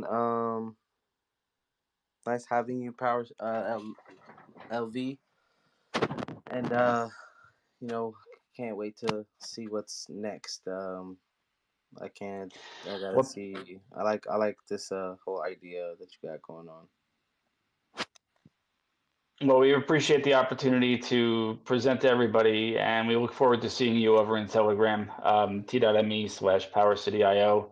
And if you have ideas, if you have questions, just come hang out. If you want to post up some fun memes, we love memes. So there's always a good more power, baby meme that we can toss around. I mean, there's all kinds. We have big plans. We have a large team that is working together, and we're always looking for people to help. So We appreciate you guys listening to all this. It's been a long evening, but hopefully all these presentations have been helpful to everybody. Yes, yes, definitely. I'm gonna be trying to get this video out to as many faces as possible. So good for now.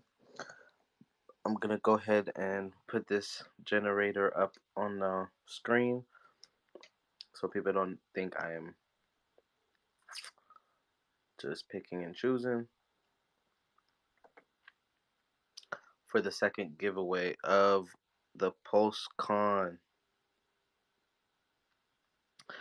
The guys at Freedom TV, guys, you guys should need to go follow them. They have been so kind to give out some tickets as we wait for the last project.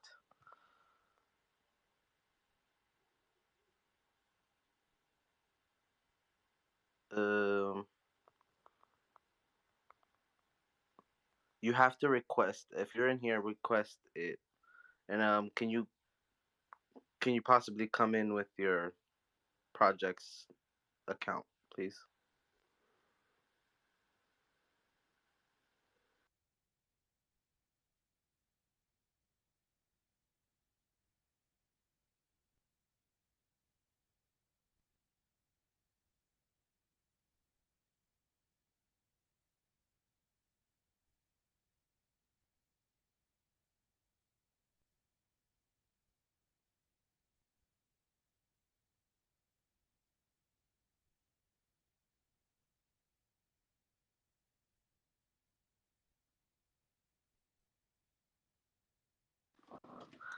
Nice one, Justice. Nice one.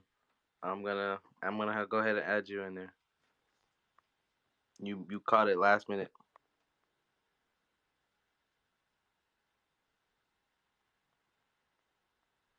Meaning I'm gonna add you to the list. Haven't ran the generator yet.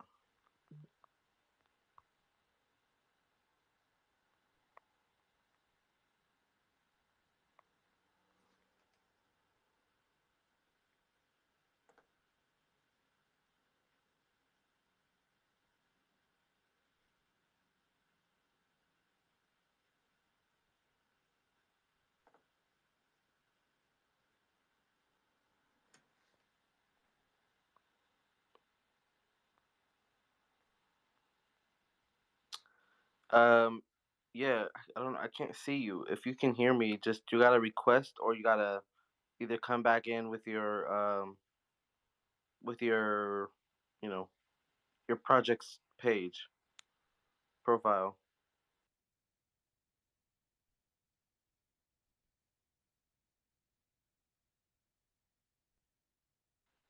Uh, what?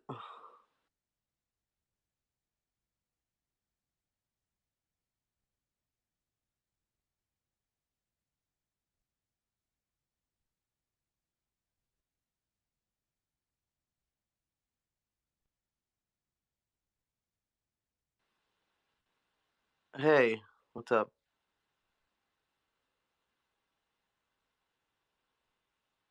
It's just Jin. No way.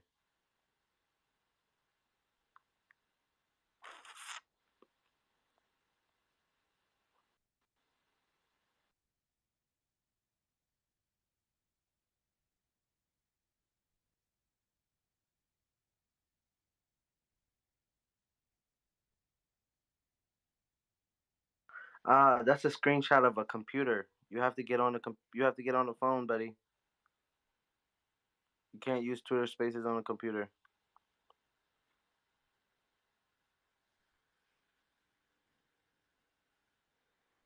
Hey, Liquid Loans. Did you had something to say?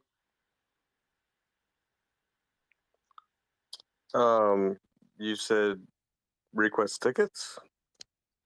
Request what?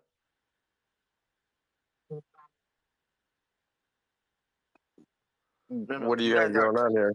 You guys already went. I was calling up the last project.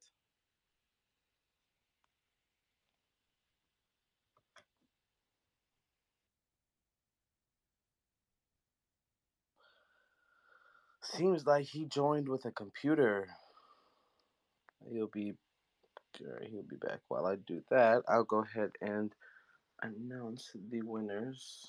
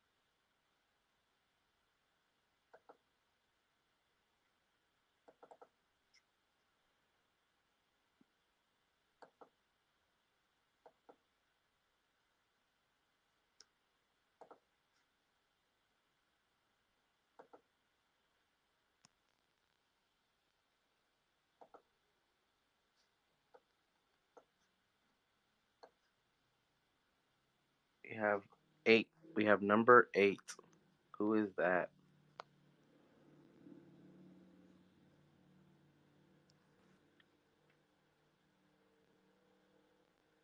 Wow. Liberty, liberty, justice. You won. You could check the video on YouTube. Basically, so you guys can see that did not pick and choose. I used a regular random picker from 1 through 10. Um, so you guys know that it was not rigged. So, Justice, can you go ahead and DM me? And still waiting on the last guy.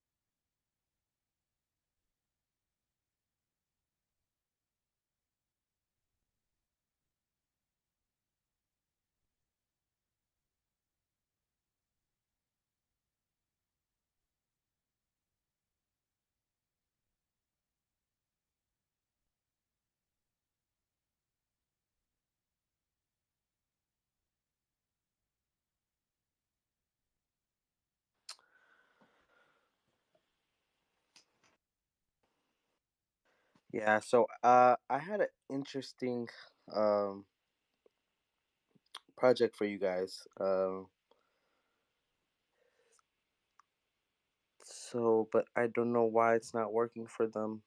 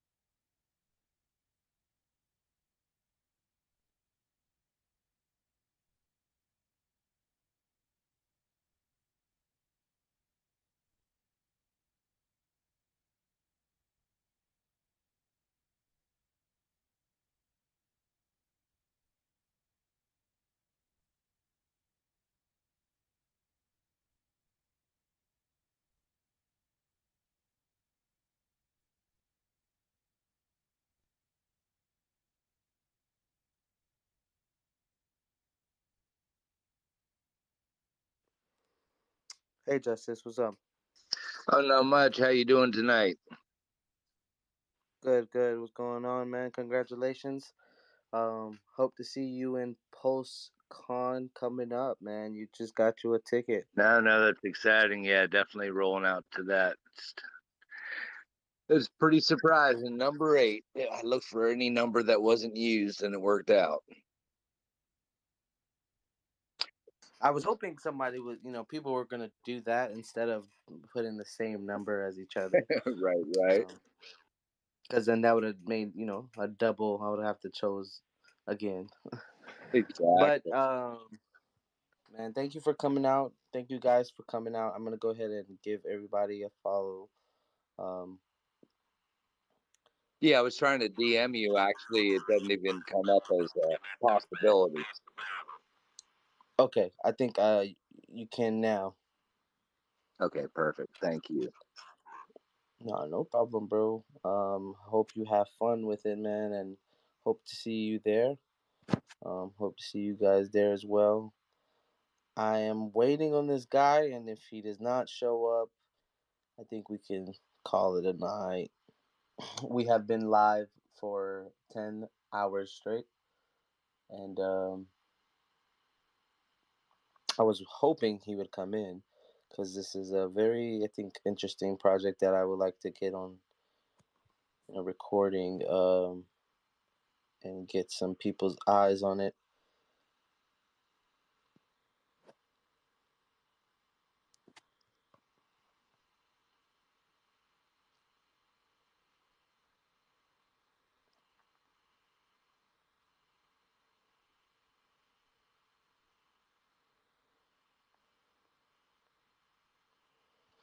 But yeah, guys, they are not responding back. So I'm gonna go ahead and just end the space early. Um, I wish we could have kept on going. You guys can always follow